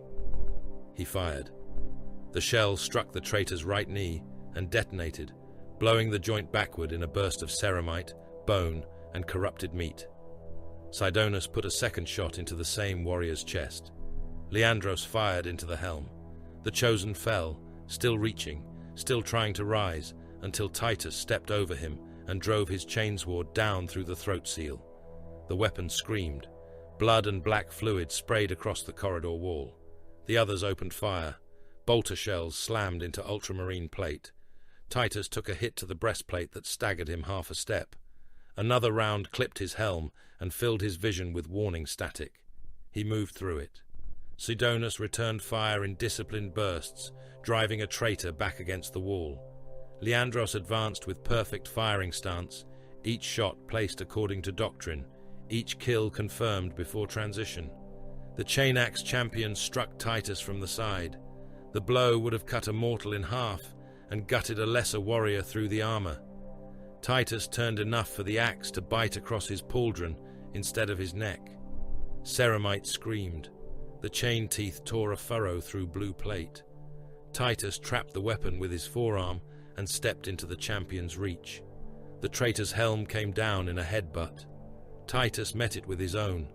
The impact cracked both faceplates. The champion laughed. Titus did not. He released the power source for a heartbeat, letting the containment frame hang from its mag clamps at his belt, and seized the traitor's weapon arm with both hands. Servo muscles whined. The champion resisted with strength born from transhuman sinew and warp. Corruption. Titus turned, braced, and drove his knee into the damaged joint Sidonus had struck with covering fire. Bone broke with a wet, heavy snap. The traitor roared. Titus took the chain axe from him and drove it into the champion's own chest, grinding through armor, ribs, lungs, and the swollen heart beneath. The traitor kept laughing until Titus shoved the weapon higher and the teeth chewed through the throat from inside the gorget. The laugh became a spray of blood across the helm interior. The corridor stank of propellant, hot oil, burned bone, and the sour stink of the warp. They killed their way upward. Nemeroth spoke to Titus as they climbed, not through Vox alone, not through the walls, through pressure behind the eyes, through the taste of blood that was not his, through the reflected gleam of the power source, where shapes moved like serpents beneath glass. "You feel it, do you not?" Nemeroth's voice said. "The lie failing, the cage loosening, the truth of what you are." Titus ignored him. "You survive what should destroy you. You hold what should hollow you. Your brothers look upon you and name it strength because they lack the courage to name it kinship." A blast door ahead had been sealed by the Mechanicus. Orcs had almost cut through it from the far side, their crude saws still shrieking against the metal. Titus gestured once. Sidonus planted melter charges. Leandros covered the rear. Nemeroth continued. The warp does not spare the pure Ultramarine. It does not honor discipline. It does not bow to your dead Primarch's book. It answers resonance. It answers hunger. It answers recognition. The melter charges detonated. The door became white light, then slag. Orcs on the far side vanished in the blast, their silhouettes briefly stamped against the fire before their bodies came apart. Titus walked through the molten gap as surviving greenskins turned toward him in delight. Space Marine! The mob surged. Titus met them without slowing. His chainsword opened the first from groin to sternum. His bolt pistol blew the second apart at the jaw. A knob swung a cleaver the size of a man's torso. Titus ducked beneath it, fired into the brute's knee, then rose and drove his chainsword into its belly. The knob vomited blood and laughter over him. Titus ripped the blade sideways, spilling intestines in steaming coils, and Sidonus finished the creature with 3 rounds through the skull. Leandros killed with cold precision, but his eye lenses kept returning to Titus. Titus could feel it. Not in the warp, not by sorcery, by command instinct. The way a sergeant knows when a line is weakening, the way a captain hears doubt before it becomes words. At the upper transit gallery, Grier opened around them. They emerged into a vast ascent chamber beneath the orbital spire. The space rose beyond sight, filled with elevators, cargo rails, broken gantries, hanging chains, and the skeletons of transport cages. Fires burned on every level. Orcs fought corrupted cultists. Skitari fought both. Heretic Astartes moved through the chaos, driving slaughter toward the ritual path. Above, through kilometers of open industrial darkness, the spire connected to the orbital infrastructure where the power source could be amplified, weaponized, or damned. Nemeroth stood on a platform across the void. He was larger now, or seemed so. Warp light crawled over his armor. His horns scraped sparks from the hanging cables as he stepped forward. Behind him, his chosen held position around a ritual engine built from Greyan machinery and living prisoners wired into control thrones. The prisoners had been opened from throat to pelvis. Their organs were threaded with copper wire. Their mouths moved in forced chant, though most had no lungs left to breathe. Nemeroth spread his arms. Look upon your Imperium, Captain. Look upon the Empire you serve. Below, workers burned in collapsed lifts. Skitari crawled with missing limbs, still firing until orcs hacked them apart. A servitor tried to repair a conduit, while its lower body dragged behind it in a red smear. Loyal men and traitors died together under falling machinery. 1 billion lives offered to machines that do not love them, Nemeroth said.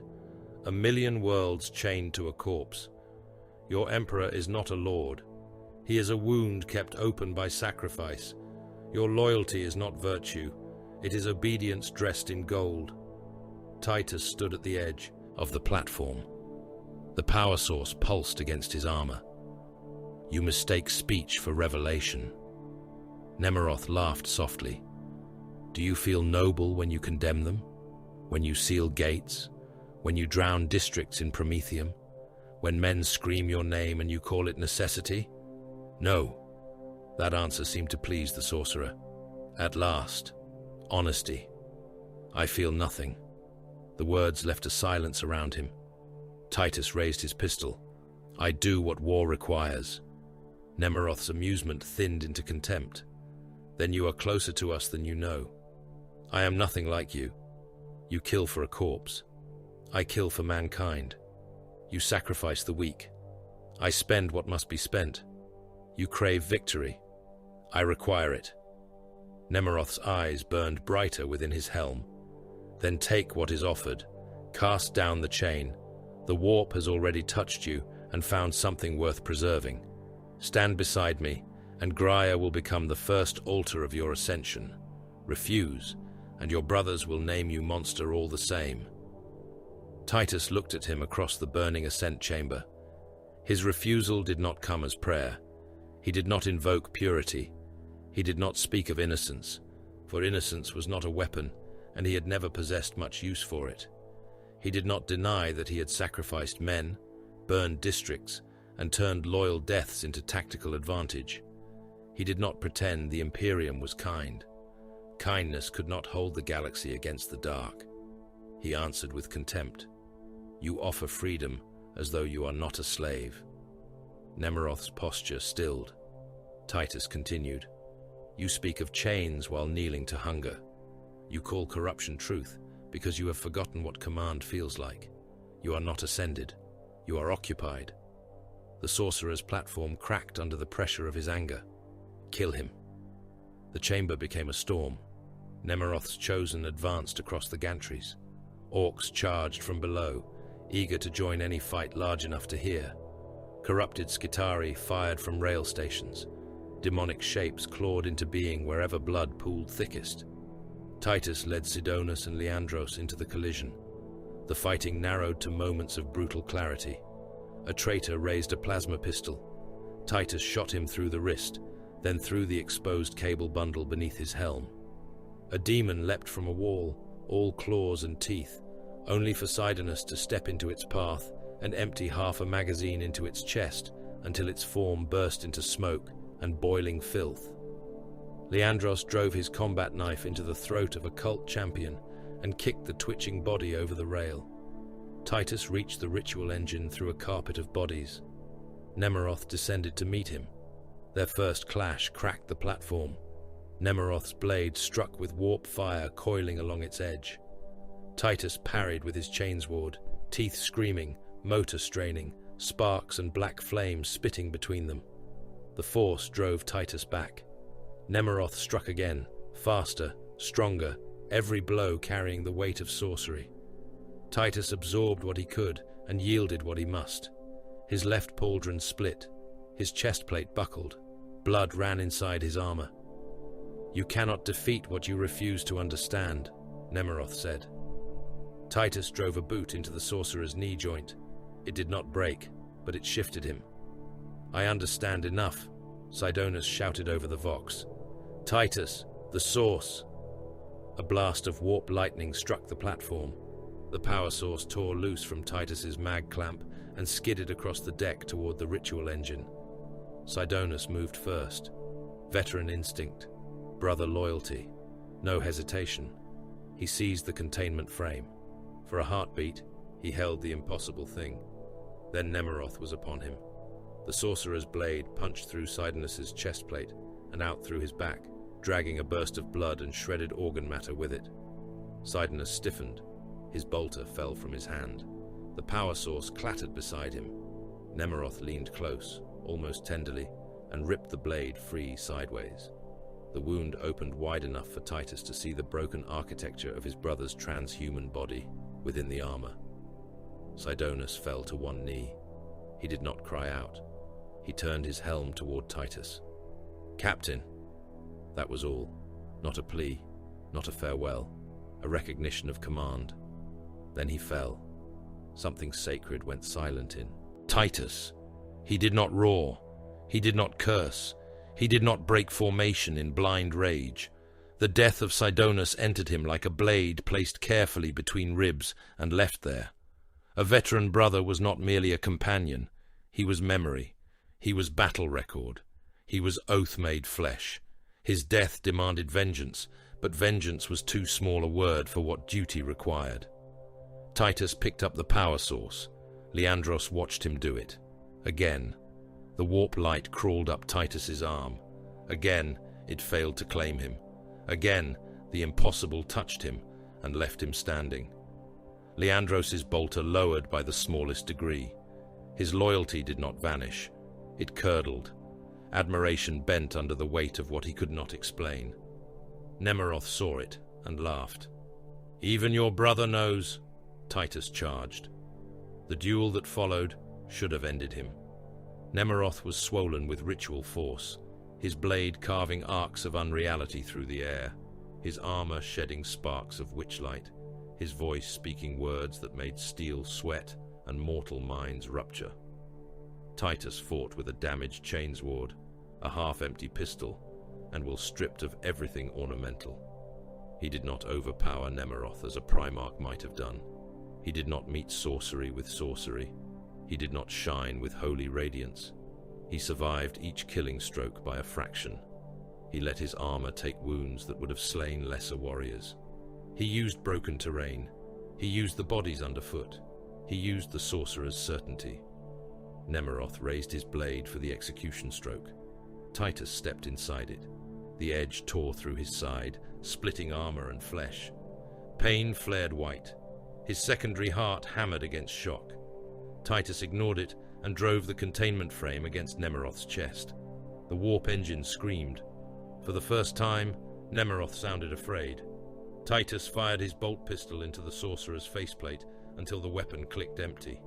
Shells detonated inside the helm, cracking horn, ceramite, bone, and whatever else had grown beneath. Nemeroth staggered. Titus seized the demon blade's hilt with his free hand, forcing it aside as the weapon bit into his gauntlet and tried to drink him through the armor. "No," Titus said. Not loudly. Absolutely. He drove his chainsword up beneath Nemeroth's gorget and into the throat. The teeth caught. The motor screamed. Titus pushed harder, grinding through corrupted flesh, fused cabling, and warp-hardened bone. Nemeroth clawed at him, lightning crawling over both warriors. Armor runes glowed white-hot. The platform split beneath them. The ritual engine overloaded. Titus kept pushing. Nemeroth's head came free in a burst of black fire, blood, and screaming light. His body convulsed, still refusing to die by the laws of flesh. Titus kicked it backward into the rupturing engine. The explosion did not sound like fire. It sounded like a door slamming shut on a universe that hated being denied. When the shockwave passed, Titus was still standing. Grier was saved. The word meant almost nothing. By the time the last Orc assault broke and the corrupted ships withdrew or died in orbit, entire Forge districts were gone. The Warlord Titan reliquary had survived, but several god engines lay damaged in their cradles, their machine spirits howling through the noosphere. Billions of workers were dead or unaccounted for. Skitari cohorts existed only as red smears and salvageable augmetics. Servitor columns marched through streets carpeted with ash, collecting bodies without distinction. The Mechanicus had already begun sealing data, altering causality chains, encrypting casualty ledgers, and preparing blame for official transmission. Victory tasted of burned metal and human fat. Titus stood among the ruins of the ascent chamber, while apothecaries recovered Sidonus. There was little to recover. Enough for rites, enough for gene seed, enough for memory. Leandros stood apart. His armor was scored. His weapon was empty. His faith remained intact only because it had found something to accuse. A new Thunderhawk descended through the smoke above the Titan complex. Black, severe, and marked not with the sigil of the Ultramarines, but with the authority of the Holy Ordos. Its landing claws crushed corpses and broken machinery beneath them. The ramp lowered into the ash. Inquisitor Jerome Thrax emerged with stormtroopers in his wake, rosette displayed, face hidden behind the hard lines of a rebreather mask and judgment made flesh. Titus turned toward him. Leandros stepped forward first. "My Lord Inquisitor," he said, and the ash of Grier seemed to grow colder. After Grier, the battlefield forgot how to roar. It had screamed for so long that silence felt like another weapon. The Forge world still burned, but the fires had sunk low into the bones of the Manufactoria, chewing through cable nests, machine crypts, oil sumps, ammunition stacks, and the corpse-packed avenues where the orcs had died laughing and men had died praying. Smoke crawled over the ruins in black sheets. It moved slowly, as though even the wind had been wounded. Cooling metal ticked in the dark. Somewhere beneath a collapsed transit arch, a servitor repeated the same order into the ash, its legs gone, its torso fused to the street by molten slag. "Proceed to station, proceed to station, proceed to station." No one answered it. The dead were everywhere. They lay in heaps where mobs had broken against Imperial guns. They hung from broken gantries by torn robes and spilled cables. They floated in flooded manufacturing pits, face down in coolant gone pink and black. Orcs sprawled among men, their huge green bodies split open, their entrails steaming in the chill afterfire. Skitari carcasses twitched as damaged augmetics continued to obey dead nerves. A priest of the machine god knelt with half his face missing, mechadendrites still arranging scattered shell casings into the pattern of a prayer. Survivors moved through the ruin like men who had not yet been told they were alive. Some carried stretchers, some carried weapons, some carried limbs they had mistaken for their own in the smoke. Workers stumbled out from sealed shelters, eyes red, lungs ruined, mouths moving without sound. Guardsmen stared at the Ultramarines, as if expecting the angels of death to explain why salvation looked so much like damnation. None asked. The wise did not ask such questions of the Emperor's chosen. Titus stood near the broken approach to the Titan reliquary, with the ashes of victory falling around him. His armor was cracked, scorched, and cut open in several places. Blood had dried black around the rents. His chainsword hung silent at his side, its teeth clogged with alien gristle and traitor flesh. His bolt pistol was empty. His helm lay beneath one arm, its left eye lens fractured, its surface marked by the claw scars of things that should not have existed in real space. His face beneath was pale with blood loss and dark with soot, but his eyes were clear. Too clear, Leandros thought. That was the beginning of it. Leandros had once looked upon Titus and seen command given flesh.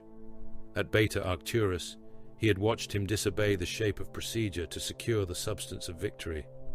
On Grier, he had watched him condemn overrun districts, walk through the touch of the warp, carry a power source that killed men merely by proximity, and stand before Nemeroth as though damnation were only another enemy to be outmaneuvered. Admiration remained, but admiration could not answer what doctrine demanded be questioned. The Black Thunderhawk settled into the ash with the weight of final judgment. Its hull bore the sigils of the holy Ordos, severe and bright against the soot. Stormtroopers descended first, hellguns held tight, carapace armor sealed against the poisoned air. They fanned out with disciplined precision, surrounding the landing zone without pointing weapons at the Ultramarines and without pretending they did not wish to. Then came Inquisitor Jerome Thrax of the Ordo Malleus. He was not a fool. Fools did not survive in the service of the demon hunters. He was not a ranting zealot waving parchment and fear like a banner. He wore suspicion the way an Astartes wore ceramite. His coat was black, reinforced, and clasped with purity wards. A rebreather covered the lower half of his face. His eyes were old, red-rimmed, and mercilessly awake. The rosette at his breast seemed heavier than any weapon in the hands of those around him. Thrax looked over the battlefield once. His gaze paused on the corpses of Chaos Space Marines, the warped remains near the ascent chamber, the scorched path where plasma had vented through populated districts, and finally, on Titus. "Captain Demetrian Titus," he said. Titus inclined his head. "Inquisitor." Leandros stepped forward before silence could settle. "My Lord Inquisitor, I must report matters of concern." Titus did not turn toward him. Sidonus was dead. The company's wounds were open. The world was burning. There should have been anger. There was none. Titus had no space left for it. Thrax's eyes shifted to Leandros. "Speak." Leandros's voice did not shake. That made the betrayal cleaner. The captain came into direct contact with warp energy and survived. He carried an artifact of unknown immaterial origin. He resisted demonic pressure that killed mortal personnel and destabilized Mechanicus adepts. He defeated the sorcerer Nemeroth after repeated exposure. I witnessed these events. Thrax listened, as if each word confirmed something he had expected from birth. "And you believe this survival unnatural?" Leandros hesitated, not long enough to save anything. "I believe the Codex Astartes requires scrutiny when corruption cannot be disproved by assumption of honor. At that, Titus looked at him. Leandros met his gaze for only a moment. There was pain there. Duty, too. The most dangerous betrayals were those committed by men who believed themselves loyal. Thrax turned back to Titus. "You have heard the charge." "I have heard concern," Titus said. "Charge requires evidence. Survival may be evidence. Then the Imperium is guilty in its entirety." A stormtrooper's finger tightened near his trigger guard. Thrax raised one hand by a fraction, and the man stilled. "Careful, Captain." "I am always careful." "No," Thrax said. "That is what troubles me." The wind moved ash between them. Titus could have killed every mortal in the landing zone before most of them understood the decision had been made. Even wounded, even exhausted, even with empty weapons, he was Adeptus Astartes. His hands could break carapace plate. His speed could turn hesitation into corpses. Leandros knew it. Thrax knew it. The stormtroopers knew it in the animal recesses of their bodies, where instinct remembered predators. But the Inquisition was not merely men with guns. It was authority. It was terror codified into office. It was the Imperium's willingness to burn its own limbs to stop infection reaching the heart. If Titus resisted, the wound would spread beyond him. It would touch the Second Company. It would touch the Ultramarines. It would give lesser minds permission to wonder whether the sons of Guilliman considered themselves above judgment. Such a thought was poison. So Titus placed his chainsword on the ground, then his empty pistol, then his helm. Leandros inhaled sharply. Titus extended his hands. "I submit to the authority of the Holy Inquisition." Thrax studied him for a long time. No protest. No. No appeal to rank. No. No threat of chapter reprisal. The chapter will act according to honor. I will not make its honor more difficult by vanity. Thrax almost smiled. Almost. Bind him. The restraints they placed on Titus had been forged for things stronger than men and less obedient than space marines.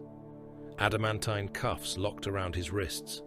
Null wards clicked into place with cold light. Needles slid into the ports of his black carapace to monitor nerve impulse, toxin response, endocrine surge, and signs of possession. The stormtroopers did not relax once. They knew restraints were not certainty. Nothing was certainty where the warp was concerned. As they led him to the Thunderhawk, Titus passed Leandros. The younger Ultramarine stood rigid, bolter held across his chest. Titus stopped. "Brother." Leandros looked at him. "My captain." The title sounded wounded. "You did what you believed duty required." "Yes, so did I." Then Titus walked on. The mercy of the Inquisition began with darkness. Thrax did not take him to a public fortress, nor to a chapter holding, nor to any place where ultramarine honor might gather itself into pressure. Titus was transported through sealed routes, transferred between black vessels under false designations, carried into regions of imperial authority where names became numbers and numbers became omissions. The cells changed. The darkness did not. His first prison was a stasis vault aboard an Ordo Malleus vessel, whose name he never learned. He stood upright in a containment field, while adepts chanted wards around him, and servo skulls mapped every scar, implant, organ, and battle wound. The field froze movement, but not awareness. That was Thrax's first cruelty. Titus could not move, but he could think. His heart beat slowly. His lungs drew breath by increments. Time lost shape, but thought remained. The questions began before the field opened. State your name. Demetrian Titus. State your chapter. Ultramarines. State your loyalty. To the Emperor of Mankind, the Primarch Robert Guilliman, the chapter, and mankind. State the nature of your contact with the warp source. Battlefield necessity. State why it did not kill you. I do not know. That answer displeased them. It also remained true. Pain followed truth, because pain was how the Inquisition made certain truth had no hidden chamber. They opened the ports of his black carapace with silver needles and sanctified hooks. They drove instruments into nerve sheaths designed to link flesh with power armor, and used them to flood his body with agony so precise it had shape and color behind the eyes. They injected toxins that would have liquefied mortal organs, then watched his enhanced physiology break them down. They bled him into chalices marked with hexagrammatic script. They burned purity sigils into his skin and waited for them to blacken. They did not. Psychers came next, sanctioned men with shaved heads, branded eyelids, and trembling hands stood before him in circles of salt, iron, and warded bone. They touched his memories with minds already half broken by imperial service. They walked into Grier and found fire. They walked into the ascent chamber and found Nemeroth's laughter. They walked toward the moment Titus seized the warp engine's heart. The first psyker screamed until his teeth shattered. The second vomited blood and grey matter across the interrogation floor before collapsing in seizure. The third managed to speak one sentence before his eyes burst in their sockets. He did not open. Then he died. Thrax watched from behind warded glass. He took notes. He did not smile. He did not rage. He did not accuse without method. That was the true horror of him. He was thorough. He was patient. He believed absolutely that Space Marines were not above suspicion. The galaxy had taught him so. Legions had fallen. Primarchs had betrayed. Chapters had vanished into heresy, wearing honor like a funeral mask. The Adeptus Astartes were mankind's angels, but angels had burned half the Imperium once. Thrax remembered that in every scar on his soul. He did not hate Titus. Hatred would have made him careless. Years disappeared, then decades. Titus learned the particular violence of stillness. Battle pain was honest. A shell tore flesh. A blade split armor. Fire burned until it died. Even torture had purpose, rhythm, progression. Stillness was worse. He existed in cells without windows, while wars happened beyond him. He heard distant alarms and wondered what world was dying without his blade. He smelled promethium on the armor of interrogators returning from campaigns and knew he had not stood in the line. He saw fresh scars on stormtroopers who had once looked young and then older and then absent, replaced by others with the same fear and the same insignia. The galaxy continued to burn. He did not. That was the torment that came closest to breaking him. Not the needles, not the psychic scourging, not the mind trawls where robed adepts forced him to relive Sidonus dying again and again, each time slowing the memory to search for corruption in grief. Not the purity tests where his blood was placed before relics and hexagrammic wards. Not the chambers where demon hosts in chains were brought near enough to see if they would recognize him. They did not. Some hissed, some laughed. One called him empty, another clawed out its own throat rather than look at him. Thrax wrote that down too. No corruption was found. The words appeared in reports sealed beneath layers of authority. No warp taint verified. No demonic resonance confirmed. No psychic breach detected. No heretical deviation extracted. No mutation present. No confession obtained. No release authorized. Marneus Calgar petitioned for him. The first petition arrived in formal language, carrying the full weight of the Lord of Macraga, master of the Ultramarines, a commander whose name bent war zones by being spoken. It requested the return of Captain Demetrian Titus, or the presentation of evidence sufficient to justify continued detention. It bore seals, signatures, honor markings, and the cold dignity of restrained fury. The petition vanished into the Inquisition's sacred machinery. A response came after years. The matter remained under review. Another petition followed, stronger, less patient.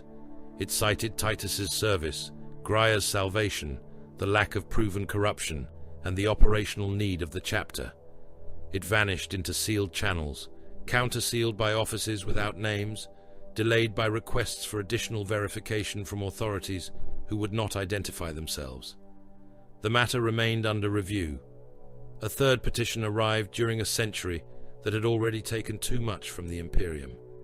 By then, Titus had learned not to measure hope by outside voices. Hope was a liability. Hope created movement in the soul, and movement created weakness when chained. He killed it, not dramatically, not in despair. Titus murdered hope with the same efficiency with which he had killed orcs in the avenues of Grier. He identified it as non-essential. He severed it from function. He reduced himself to breath, memory, and hatred of failure. He recited the Codex Astartes in silence until the words became architecture around his mind. He remembered Sidonus not as wound, but as command debt. He remembered Leandros not as betrayer, but as consequence. He remembered Grier not as accusation, but as battlefield. He remained. Thrax aged. The Inquisitor's hair thinned and whitened. The lines around his eyes deepened. More augmetics appeared beneath his skin. His paranoia did not weaken. It refined. The more tests failed to condemn Titus, the more Thrax distrusted the failure. Absence of proof became evidence of cunning. Purity became a mask that had not yet slipped. No demon had claimed Titus. Therefore, some subtler corruption might have learned patience. "You understand why I cannot release you," Thrax said during one interrogation, many decades after Grier. Titus stood chained beneath lumen glare, stripped to the waist, old scars layered beneath new ones. "No." Thrax's eyes hardened. "You are too dangerous to be explained by ignorance. I am dangerous because I was made so. You survived what should have killed you. Yes, and you offer no reason. I have none. Then you are either ignorant of the corruption within you, or disciplined enough to hide it from yourself." Titus looked at him for a long moment. "There is a third possibility." "Speak it." "That you are wrong." The chamber went very still. Thrax leaned closer. "All men are wrong eventually, Captain. My duty is to ensure I am not wrong in a way that damns worlds." "Then do your duty." "I have." "No," Titus said. "You have preserved your fear and named it vigilance." Thrax struck him then, not with a weapon, with the back of his hand. It was absurd, almost meaningless, a mortal blow against transhuman flesh. Titus could have shattered every bone in the Inquisitor's arm before the movement completed. He did nothing. That restraint angered Thrax more than defiance would have. Years passed again. The corruption that would destroy Jerome Thrax did not come roaring through a gate with brass horns and burning wings. It came as certainty. It came as fatigue. It came as the whisper every servant of the Ordo Malleus heard eventually, telling him that only he saw clearly, only he was strong enough, only he could use the weapons of the enemy without becoming them. Thrax began keeping relics too close. He began consulting prisoners too long before execution. He began sealing records from his own acolytes. He spoke to bound things in languages that made scribes bleed from the ears. He justified each step with the same words he had used against Titus: necessity, vigilance, containment. In the deepest vault of his fortress, while Titus slept in stasis under a number that had replaced his name, Thrax opened a casket taken from a demon world whose true designation had been burned from imperial charts. The thing inside did not leap at him. It did not need to. It offered him proof. It offered him certainty. It offered him the power to see corruption before it flowered. Jerome Thrax, hunter of demons, veteran of the Ordo Malleus, jailer of Demetrian Titus, reached for the weapon he believed he alone could master. In the stasis dark, alarms began to wake, and somewhere beyond the frozen field, something wearing an Inquisitor's voice began to laugh. The fortress of Jerome Thrax died without proclamation. There were no banners raised before its walls, no trumpets, no public censure, no administratum notice stamped in triplicate and chained to the gate. Such ceremonies belonged to lesser sins, to treacheries small enough for witnesses. When the Ordo Malleus turned its hand upon one of its own, it did so in sealed silence, beneath dead stars, with every record sanctified, locked, and prepared for fire. The grey nights came at the hour when the fortress moon passed through the shadow of its gas giant, and the sky above the black citadel became a bruise of violet storms and distant lightning. Their strike cruiser translated from the warp behind a veil of hexagrammic wards, its arrival hidden beneath astropathic blindness and scrap code fog. No alarm sounded until the teleport strike had already begun. Silver giants appeared in the inner sanctums in columns of white flame. They came armored in the color of moonlit steel, helms severe, halberds and swords alive with psychic force, stormbolters locked to their wrists. Their armor bore warding script and sigils of the demon hunters, every plate a fortress against the immaterium. Their arrival burned the air clean. Servitors collapsed as corrupted command impulses were severed. Cherubim shrieked and fell from the rafters, their vat-grown wings blackening in the wake of sanctified teleportation. Wards hidden in the walls flared and died as the grey knights advanced without haste and without mercy. The fortress resisted. It had been prepared by a paranoid man who feared every enemy except the one wearing his own thoughts. Gun servitors unfolded from alcoves with multi-melters and heavy bolters. Inquisitorial stormtroopers, some loyal, some bewitched, some already hollowed behind the eyes, formed firing lines in shrine corridors and died before they could understand whether they defended duty or damnation. Bound things broke from containment cells, dragging chains and circles of etched iron behind them, their bodies made from stolen flesh, brass horns, bone blades, fever smoke, and voices remembered from childhood prayers. The grey knights destroyed them all. They fought as executioners of the impossible. A nemesis force halberd split a demon host from collarbone to groin, and the creature's borrowed organs spilled out as black serpents that burned before they struck the floor. A storm bolter emptied blessed rounds into a thing crawling along the ceiling on too many hands, each shell bursting with sanctified light until the meat sloughed from its bones in wet sheets.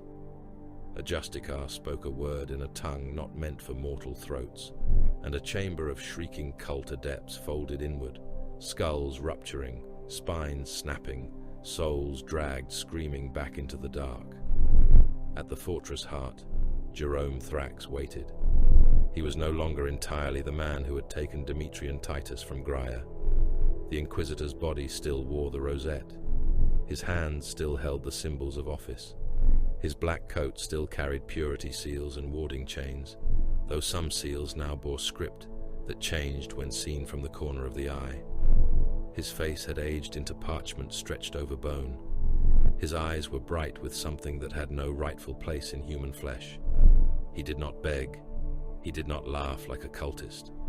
He spoke with the exhausted certainty of a man who had mistaken possession for revelation. "You are too late," he told the Grey Knights. The Justicar answered by raising his blade. Thrax's shadow rose behind him with wings made from accusation, horns made from failed duty, and a mouth large enough to swallow confession. The thing inside him spoke through the Inquisitor's throat, in voices gathered from a century of interrogations. It spoke in Titus's voice. It spoke in the voices of dead psychers. It spoke in the voice of Leandros, giving testimony on Grier. It promised proof. It promised purity. It promised the end of doubt. The Grey Knights did not argue with demons. They killed them.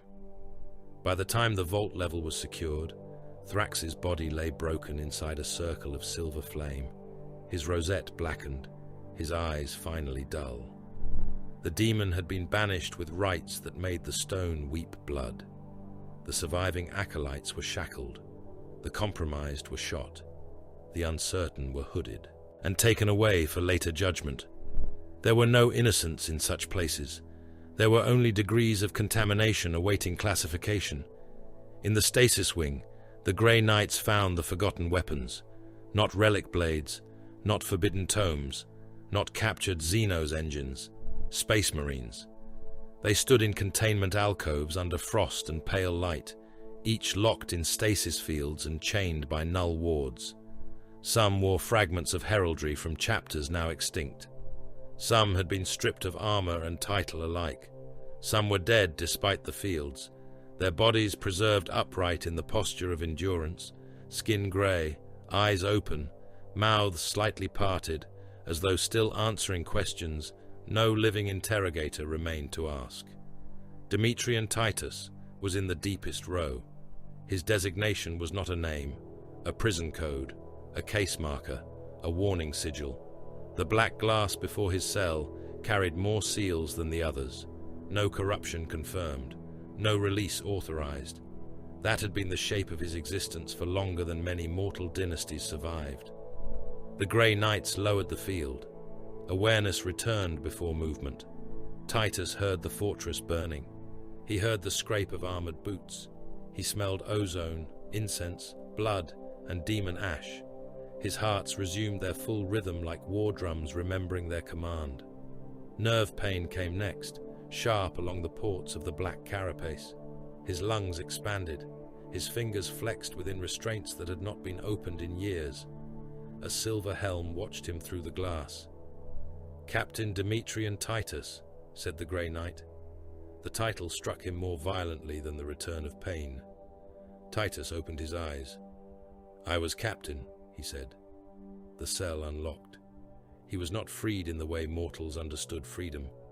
He was removed from one judgment and delivered to another. The Grey Knights did not embrace him as vindicated. They did not speak words of apology. They were warriors of the Imperium, and the Imperium rarely apologized for using cruelty against the possibility of greater horror. He was examined, warded, questioned, and transported under guard with the other surviving prisoners recovered from Thrax's holdings. Evaluation followed. It took place aboard a vessel whose chambers were lined with sigils and whose crew walked as though every footstep might be recorded for sin. Titus was tested again, though not with Thrax's hungry obsession. Grey Knight librarians looked upon him with minds like fortress gates. Apothecaries of the Ordo drew blood and watched it before relic flame. Chaplains recited litanies of abjuration. Nulls stood near him, making the air taste dead and empty. No corruption answered. No demon spoke through him. No mark flowered beneath the skin. No wound in the soul opened for their blades. A lesser man might have taken relief from that. Titus had executed relief within himself long ago. He accepted the result as data. Then came the offer he had expected and dreaded. Return to the Ultramarines. Return to Macraga. Return to the chapter whose blue he had worn when Grier burned, whose honor had been stained by his seizure, whose master had petitioned for him across decades of sealed refusal. Titus stood in a chamber of black iron and cold light, while the watch representatives observed him from across a stone table. The symbol of the Death Watch watched from the wall, silver arm and skull bright against darkness. The question was simple. Will you return to your chapter? Titus did not answer at once. He saw Macragge in memory. Banners, marble, the stern faces of brothers who had trusted him. Sidonus falling with Nemeroth's blade through his chest. Leandros stepping forward before Thrax. Calgar's petitions vanishing into darkness. More than a century in chains, while the Second Company fought without him, buried him, replaced him, endured the shame of uncertainty. The Inquisition had found no corruption. That did not mean he had brought no disgrace. No, Titus said. One of the observers leaned forward. His armor was black, his left arm silver, his pauldron bearing the heraldry of a chapter Titus did not recognize beneath ritual repainting. You refuse return? I refuse comfort. Explain. My chapter has already paid for my shadow. I will not cast it across them again until service has made it smaller. You seek penance? No. The Death Watch veteran waited. Titus looked at the black symbol on the wall. Penance assumes the self matters. I seek use. That answer pleased none of them. It satisfied all of them. The Death Watch did not belong to a single chapter. It drew proven warriors from many, taking oath-bound killers from the bloodlines of Primarchs and forging them into kill teams beneath the black. They were the blade of the Ordo Xenos, though no chain was ever simple in the Imperium. Their wars were fought in dead space, on infested moons, in tomb worlds waking beneath innocent colonies, in void hulks where alien empires made nests among human bones. They did not deploy for honor. They deployed where the Xenos threat was too precise, too ancient, too hidden, or too monstrous for massed armies to solve before infection spread. To enter the Death Watch was to surrender the colors of one's chapter, but not its soul. To enter as a black shield was to surrender more. Titus knelt before the oath altar with his armor stripped of ultramarine blue. The left arm would bear silver, as all Death Watch brothers did. The rest became black, not as mourning, but as negation. His chapter badge was covered, his honors sealed, his past made inaccessible by choice rather than inquisitorial cruelty. They asked for a name. He gave them none. The watch chaplain stood over him, skull helm reflecting candlelight. All warriors bear designation. Titus lifted his head. Nullus. Nothing. No one. Not humility. Humility had warmth. This was self-punishment rendered into function. If Dimitri and Titus had carried too much history to move without shadow, then Nullus would move without name. The galaxy had no shortage of enemies, and no need to remember which weapon killed them. The first Xenos vessel he boarded was already half-eaten. A Tyrannid bioship had locked onto an Imperial transport in the dark between systems. Its feeder tendrils pierced through the hull like the roots of a carnivorous world. The Death Watch kill team teleported into the bleeding junction between metal and living tissue, appearing in a wash of light among corridors slick with digestive slime. The air was hot, wet, and full of spores. Mortal crewmen hung cocooned in resinous sacs along the walls, some still twitching, their mouths open around tubes that drank them from within. The kill team moved without speech, except for target confirmation. A Raven Guard veteran marked movement in the ceiling mass. A space wolf with a frost-edged combat blade laughed once, low and eager. An Imperial fist heavy weapon bearer set a lane with disciplined fire. Titus, Nullus, advanced at the point with a Death Watch bolter loaded with hellfire rounds. The first wave of gaunts came through a rupture in the ship flesh.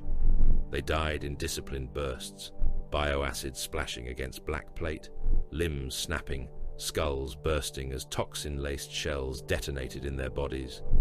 A warrior beast came behind them, tall and bladed, synapse presence pressing against the mind like a claw. Titus let it close. Its scything talon glanced from his pauldron. He stepped inside the second strike and fired upward beneath its jaw. The hellfire round exploded in the skull, and the creature's head came apart in a spray of chitin shards, purple matter, and steaming ichor. The crew compartments beyond were contaminated. Some still held living humans. Auspex confirmed infection markers. The watch sergeant looked at Titus. Assessment. Titus studied the readings for less than a heartbeat. No recovery. He sealed the compartment and vented it to void. The screaming lasted until vacuum took sound. On Belisar Tertius, a Genestealer cult had worn the skin of loyalty for 6 generations. It had bishops, manufactorum overseers, militia captains, sewer prophets, and children born with the alien kiss hidden beneath caps and prayer veils. The Death Watch arrived after the first uprising, when the planetary governor finally admitted the infection had reached the palace guard. They did not liberate the capital, they excised it. Teleport flares lit the cathedral district at midnight. Auspex sweeps mapped brood nests beneath reliquary crypts. Melter charges turned congregation halls into sunbursts. Titus kicked in the gate of a shrine where cultists had nailed loyal priests to the walls and filled the font with hybrid blood. A magus screamed prophecy at him from the altar, eyes blazing with stolen psychic certainty. Titus shot the creature. Through the mouth with a psych-out round. The back of its skull painted the statue behind it. Hybrid children came from the side chapels with claws and autoguns. The youngest looked almost human. The Death Watch killed them all. Infection was not age. Innocence had no tactical relevance once the Xeno's genome had claimed flesh. Titus cleared 3 habstacks by flame, sealed the lower levels, and ordered promethium through the ventilation arteries until every hidden throat stopped singing to the broodmind. On a nameless tomb moon, they fought necrons beneath glass deserts and dead stars. The tomb entrance opened under a mining colony that had believed itself wealthy until its drills woke eternity. Silver warriors rose from vault corridors in perfect silence, gas flayers stripping workers down to skeletons and then to green-lit dust. The Death Watch breached through a maintenance shaft using melter charges and descended into a world of black stone, cold geometry, and hatred without breath. Bolter fire staggered the necrons, but did not always end them. Severed limbs twitched back toward bodies. Skulls rebuilt themselves through crawling light.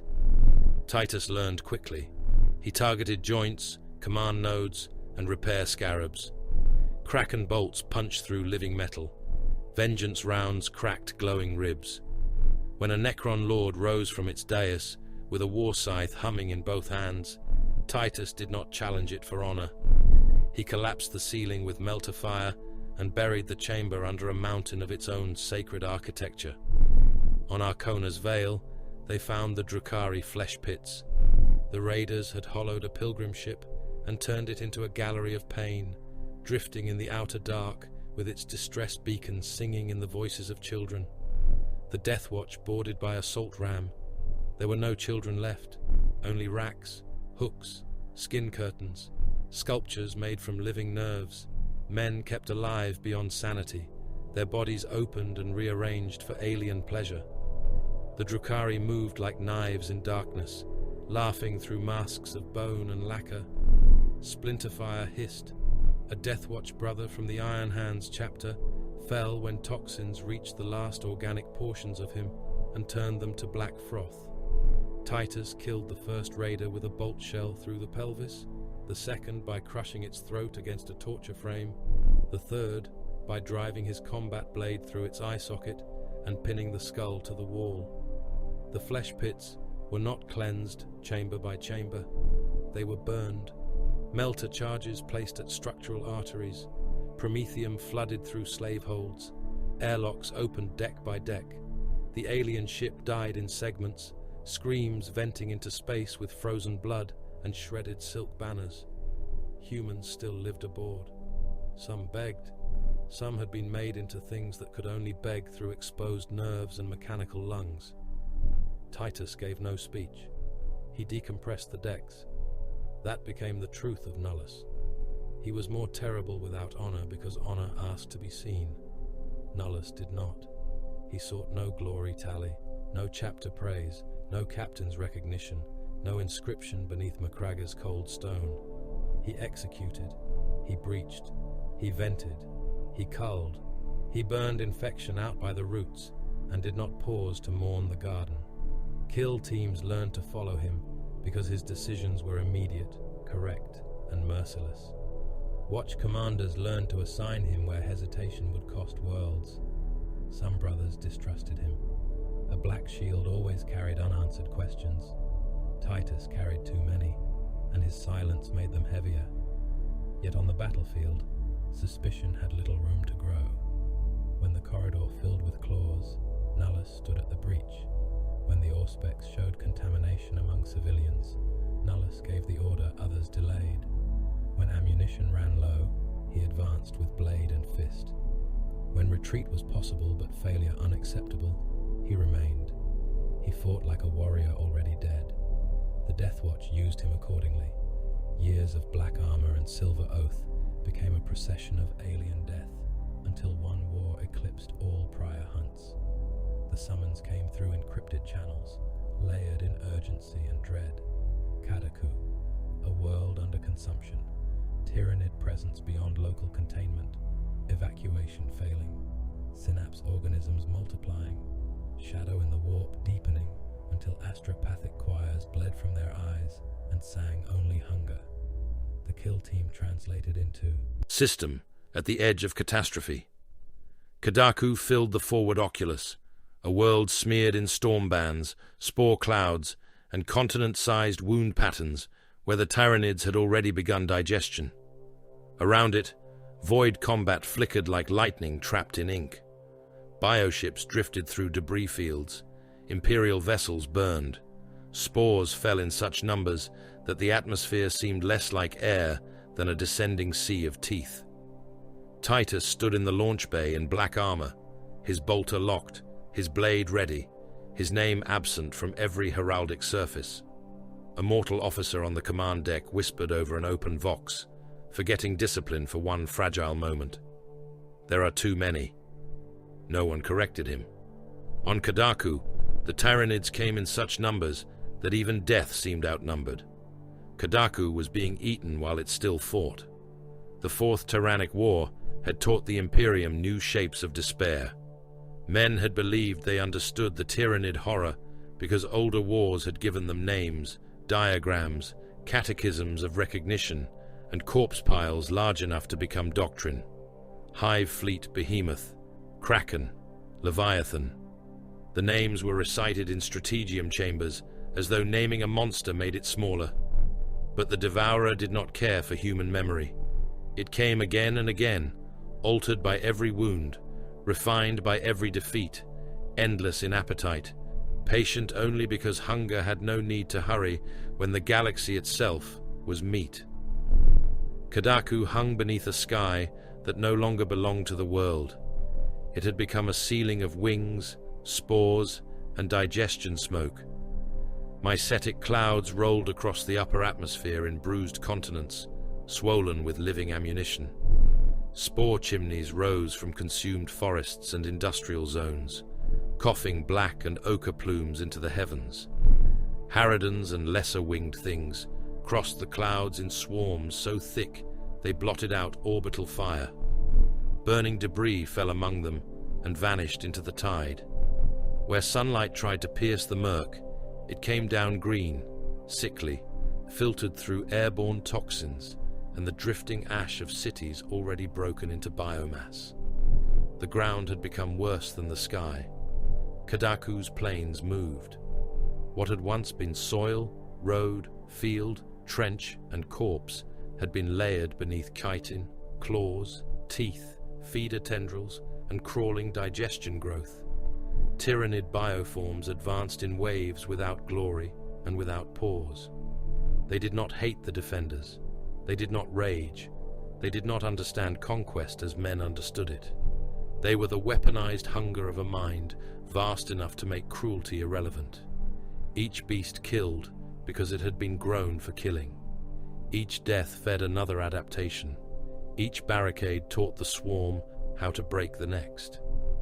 Imperial lines ringed the evacuation corridor around Bastion Heliox, though line was too generous a word. It was a wound held open by artillery and faith. Trenches cut through mud made from rain, blood, promethium residue, and pulverized bone. Ferrocrete walls leaned under the weight of impact scars. Hydra batteries tracked the sky until gargoyles drowned them under bodies. Basilisks fired from rear positions already marked for abandonment. Lehman Russ tanks sat hull down in red sludge, main guns booming until bioacid ate through their tracks and gaunts crawled inside through vision slits. Guardsmen fired laser guns until power cells overheated, then fixed bayonets, then died in knots where the swarm reached them. The Deathwatch kill team came down into that ending by teleport flare. They appeared in the shell of a command shrine behind the forward trench, black armor wet with sudden rain, silver left arms shining briefly in the diseased light. The teleportation field snapped shut around them, leaving the smell of ozone and scorched dust. A mortal officer nearby stared at them as though salvation had arrived. He was missing one ear, and most of his jaw had been replaced by a field brace. Blood ran down his neck in a constant sheet. "Angels," he tried to say. No one answered him. The watch sergeant, Brother Kadros of a chapter, whose name Titus had never asked, opened the tactical feed with a flick of his gauntlet. The hololithic projection shivered in the toxic air. Evacuation craft still lifted from the rear pads, but fewer with every passing minute. The Tyranids had broken through the eastern kill fields and were forcing synapse coverage toward the bastion. If the larger organisms reached full coordination at the evacuation corridor, the remaining transports would die on the ground, and 3 regiments, 2 Mechanicus detachments, thousands of wounded, and whatever civilian labor stock remained would become nutrient slurry before nightfall.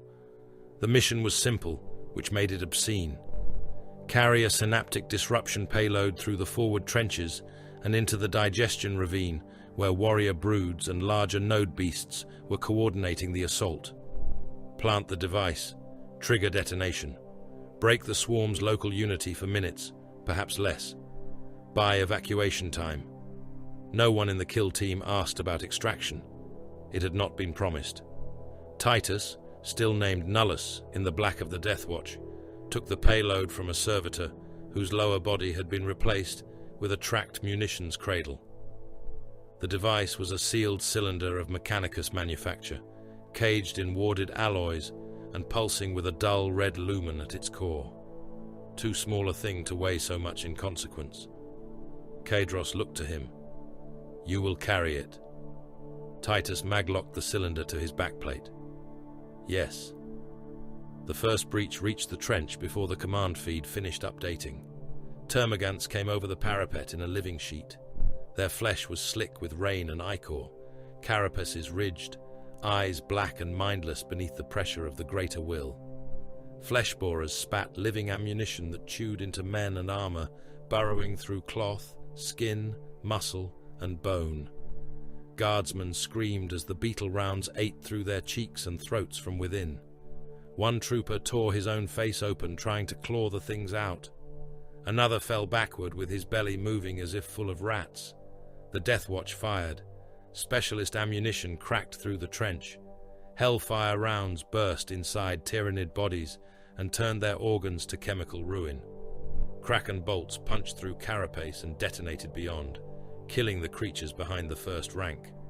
Vengeance rounds spat harder, uglier death into thicker hides.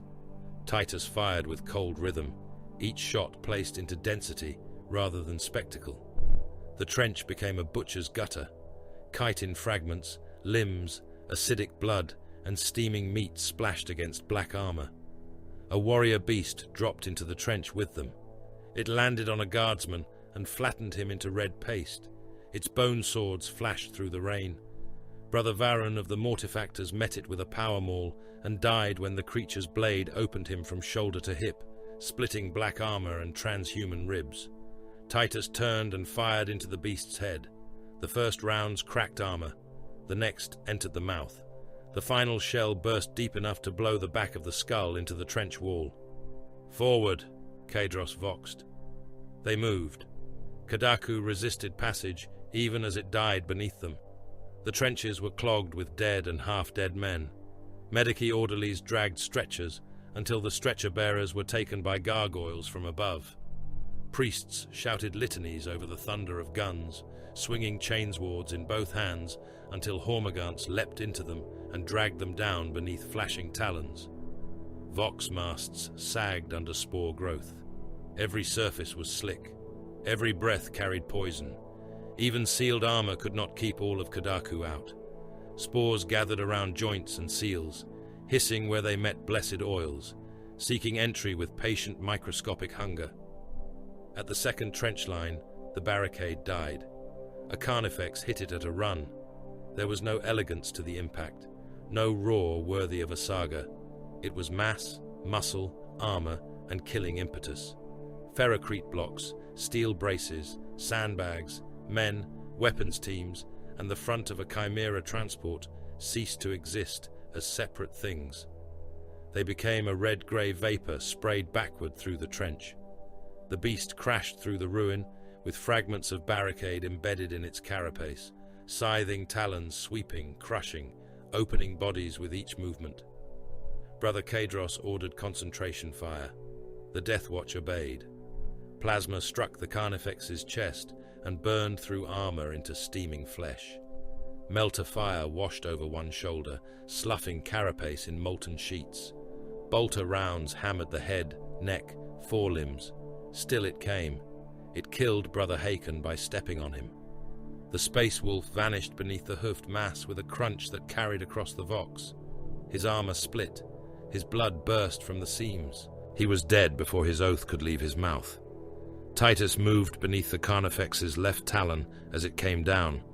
The blow struck his pauldron instead of his skull and drove him to one knee hard enough to crack the trench floor.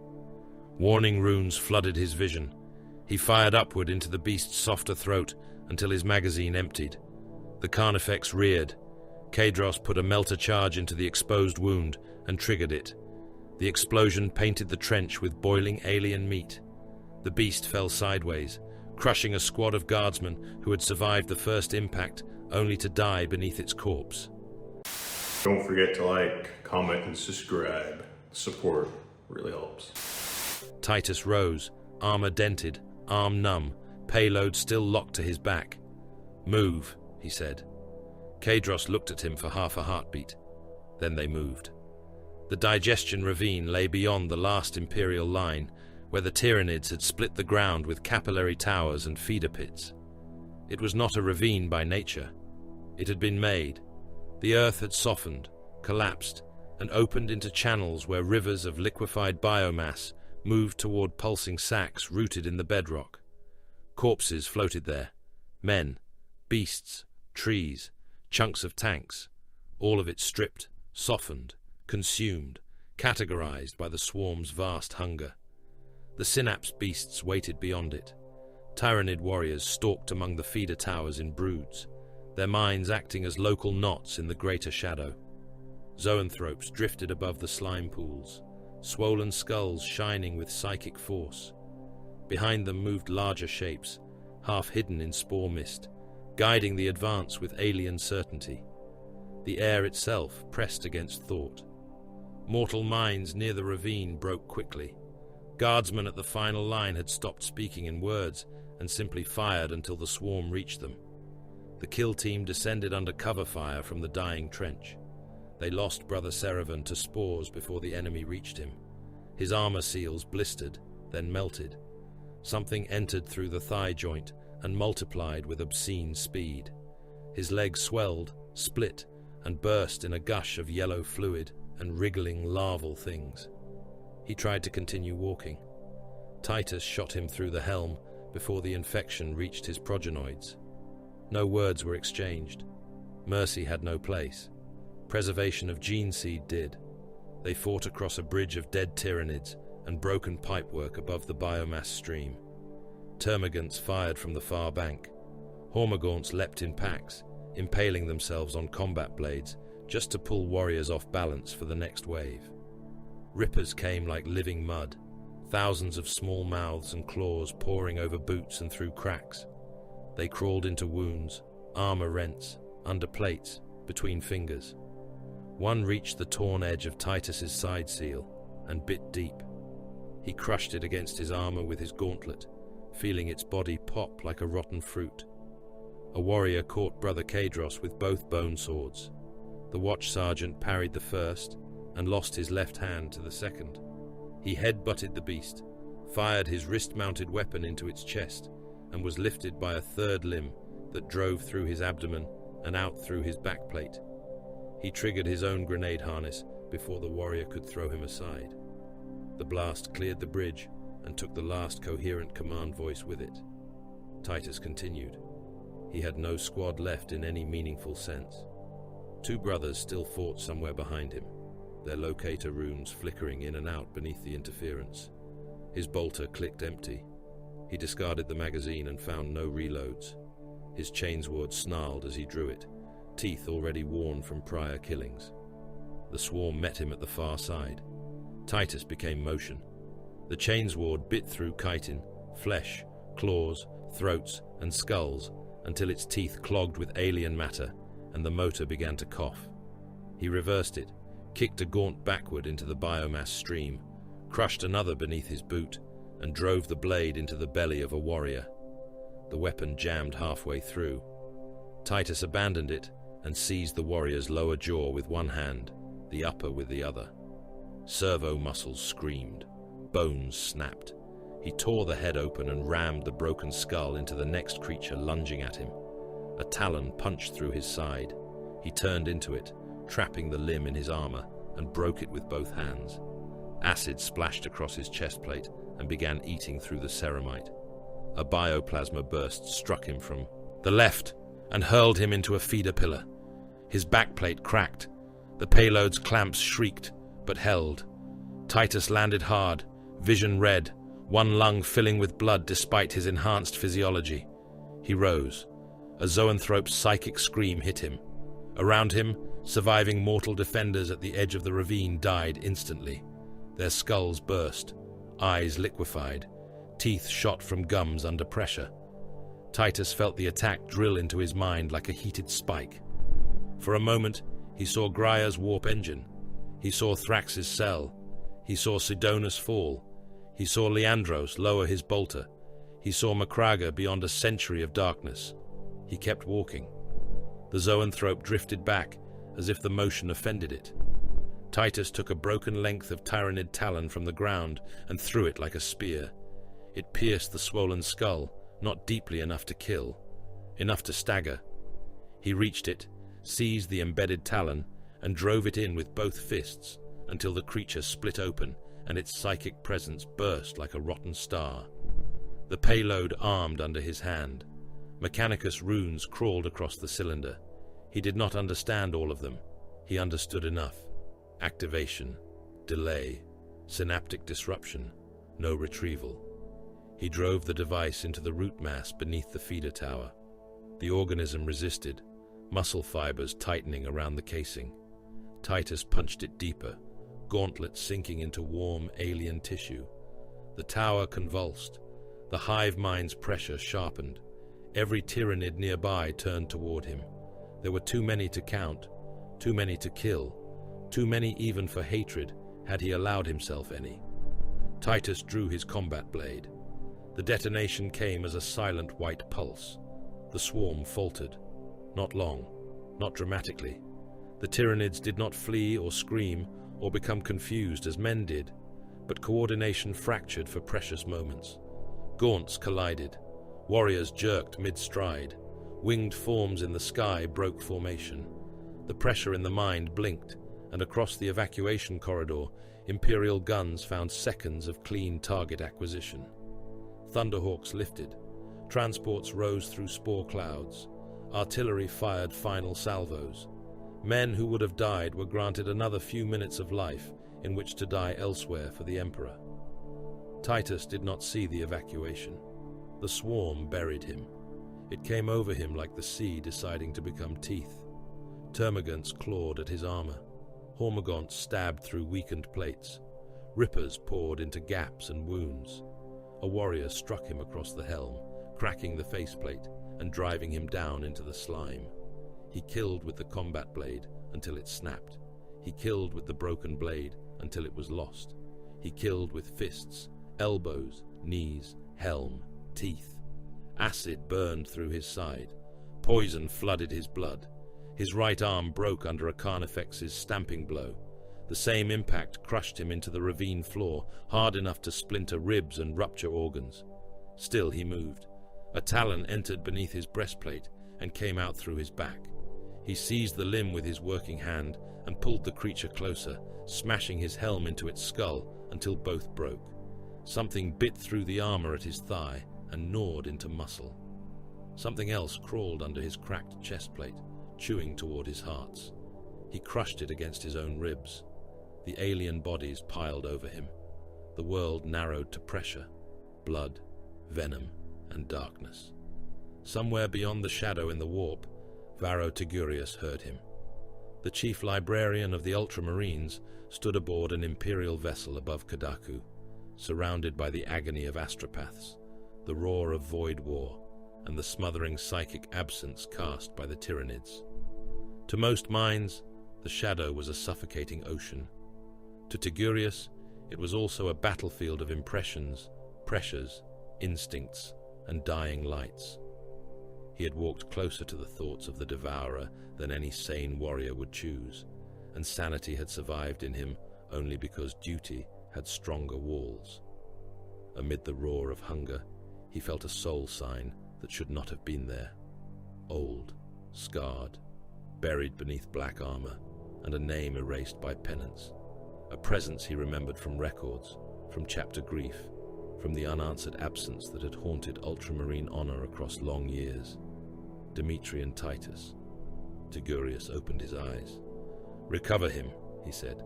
A captain nearby turned. "My lord, the ravine is overrun. Recover him. The kill zone is collapsing." Tigurius looked toward the planet below, eyes lit by witch sight and command certainty. Then strike before it finishes collapsing. The Ultramarines came like blue thunder. Drop pods hammered into the ravine's flanks. Thunderhawks burned through the spore clouds, assault cannons tearing winged beasts apart in mid-air. Intercessors deployed into the sludge with bolters roaring. Aggressors poured flame into the feeder towers. Dreadnought fire walked across the Tyrannid mass, each impact bursting chitin and alien fluid into the poisonous rain. The sons of Guilliman advanced in disciplined fury, not to reclaim ground, not to reverse the invasion, but to seize one broken warrior from beneath a mountain of bodies. They found Titus under the dead. At first, he looked like another corpse in black armor. Then the heap shifted. His left hand closed around the throat of a gaunt, still trying to bite him, and crushed it. An apothecary knelt beside him and went still. "By the Primarch," the apothecary voxed, "he lives." That judgment was generous. Titus's armor had been torn open in more than a dozen places. His right arm was broken in several sections. His chest cavity was compromised. One heart labored. The other beat erratically through poison shock. Acid had eaten into his abdomen. Spores had entered through wounds. Several ribs were fragments. His face beneath the cracked helm was pale beneath blood, burns, and alien filth. Tigurius arrived amid bolter fire and rain. He looked down at the black shield, who had tried to erase himself. "Titus," he said. The broken warrior's remaining eye opened. For a moment there was no nullus, no black shield, no cell, no ash of Grier, only the name, dragged back from burial by one who recognized it. "My lord," Titus rasped. "Bring him aboard," Tigurius ordered. The apothecary's response was immediate. "He will not survive transit without full stasis support." "He will survive." It was not hope, it was command. They carried Titus from Kadaku, while the Tyrannids surged again behind them, synapse control reknitting, hunger returning to perfect rhythm. The world continued to die. The evacuation continued, because minutes had been purchased with bodies and black armor.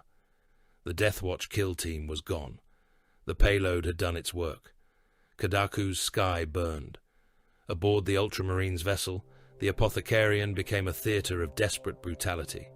Servo arms descended. Narthesia opened. Toxins were purged. Spores were cut from flesh. Broken bones were clamped, drilled, replaced, reinforced. Blood was pumped into him as fast as it leaked out. His armor had to be removed in pieces, some of it fused to wounds, some plates pulled away with strips of skin and muscle adhering to the inside. The apothecaries conferred in clipped voices. Ordinary intervention would fail. Stasis would delay death, not defeat it. Gene seed preservation could still be attempted. Tigurius rejected the implication before it was spoken. "No, he is not finished." The senior apothecary looked upon the ruined body on the slab. "My lord, the only remaining path is the Calgarian rites." The chamber seemed colder after the words. The rites, the crossing, the Rubicon Primaris, named by the Ultramarines in honor of the chapter master, who had first endured the transformation among them. It was not healing. It was a second making, more invasive than mercy, more dangerous than many executions. To attempt it upon a warrior, this damaged was not treatment. It was an argument with death conducted through blades, organs, and sacred violence. Tigurius placed one hand on the edge of the slab. "Begin." Titus heard them from far away, or perhaps he heard memory. The ash wastes of Torrentus, Mataurus asking what pain was, Sidonus calling him captain, Thrax demanding explanation, Leandros naming concern before judgment, the swarm above him, the pulse of the payload, the silence beneath Terranid bodies. His hearts faltered. The first stopped. The apothecarian alarms rose in a red chorus. The second heart failed beneath poison, shock, and surgical trauma. For one absolute moment, Dimitri and Titus died on the slab. Then the knives went deeper, and Titus refused to remain dead. The apothecarian aboard the Ultramarines vessel did not resemble a place of healing. It was a slaughterhouse made holy by purpose. White lumen, strips burned above slabs of black surgical stone. Servo arms hung from ceiling rails like the limbs of patient predators, each tipped with saws, clamps, injectors, auger needles, plasma quarters, rib spreaders, and sanctified blades whose edges had opened more transhuman bodies than any battlefield weapon. Autosanguinators pulsed beside the central slab, their transparent tubes dark with blood thick enough to look black in the harsh light. Gene seed reliquaries stood open behind armored glass, each organ suspended in nutrient mist, each one guarded by purity seals, biometric locks, and the silent wrath of apothecaries who would kill without hesitation to protect the chapter's inheritance. Red-robed Mechanicus adepts moved in ritual procession around the chamber. Their mechadendrites clicked and twitched. Their vox grills whispered binharic praise to the Omnissiah and low warnings to the machine spirits of the surgical engines. Incense fought with the smell of blood, burned nerve tissue, chemical purge agents, and tyrannid venom boiled out of flesh. The incense lost. Titus lay dead beneath their hands, not symbolically, not poetically. His hearts had failed, both of them. His blood pressure had collapsed into red warning runes. His lungs had drowned in poison and internal bleeding. His nervous system was a battlefield of shock, venom, and surgical invasion. His black armor had been cut away in slabs. Pieces of it lay in a bin nearby, still fused to strips of flesh and muscle. His body on the slab was a ruin only the Imperium would have looked upon and called salvageable. An apothecary drove a bone saw into his sternum. The blade screamed. Ribs already fractured by the Carnifex impact split under the surgical assault. Servo clamps locked onto bone and forced the chest cavity open. Blood welled up, dark and steaming. Autosanguinator needles plunged into major vessels and began forcing life back through channels that no longer wished to carry it. A red-robed adept extended 3 mechadendrites into the open torso, chanting machine cant as toxic residue was suctioned away in black ropes. Chief Librarian Varro Tigurius stood beyond the operating circle, hood lowered, eyes shadowed by exhaustion and witch sight. He did not interfere. He did not need to. His command had already been given, and the apothecaries of the Ultramarines did not require encouragement to perform brutality in the name of preservation. Primary cardiac rhythm absent, said one apothecary. Secondary absent, said another. Neural activity minimal. Gene seed viability compromised, but recoverable. Subject viability unacceptable under conventional restoration. The senior apothecary looked once toward Tigurius. The Calgarian rites proceed. No one objected. There were few rites in the Adeptus Astartes more feared by those who understood them. The crossing of the Rubicon Primaris had begun as the work of Archmagos Dominus Belisarius Caul, whose millennia of hidden labor had armed the Imperium with a new breed of space marine in its darkest age. The Primaris were not replacements, though fools whispered such things, and cowards feared them. They were reinforcement made flesh, stronger, faster, more resilient, fitted for new armor, new weapons, new patterns of war. Their bodies bore additional organs and refinements layered atop the sacred architecture of the ancient Astartes design. Their war gear had been shaped to match them, from the adaptable Mark X plate to the heavy bolt rifles, plasma incinerators, Gravis warsuits, and war engines, now marching beneath Guilliman's returned command. For a living firstborn warrior, the transformation was not promotion. It was a controlled execution, interrupted by resurrection. For Titus, already dead, it was blasphemous arithmetic conducted with knives. There was nothing gentle left to preserve, no stable life signs to protect, no orderly preparation. He had been torn by talons, crushed under alien mass, poisoned by spores, burned by acid, and buried beneath the flesh sea of Kadaku. The Calgarian rites did not come to him as ascension, they came as invasion. Servo arms descended, his bones were drilled open and flooded with reinforcing compounds. Ossified fractures were broken again, where they had healed wrongly under emergency coagulants. Tyrannid venom had blackened muscle along his side. The apothecaries cut the dead tissue away in thick slabs, exposing pale ribs and the wet movement of organs beneath. One lung had collapsed beyond recovery and was forced open by surgical pumps, while the multi-lung was purged through violent chemical flushes. His remaining blood was cycled through filtration engines that clotted, failed, and were replaced by servitors, dragging new units across the blood-slick floor. The first of the Primaris organs was implanted with no ceremony beyond necessity.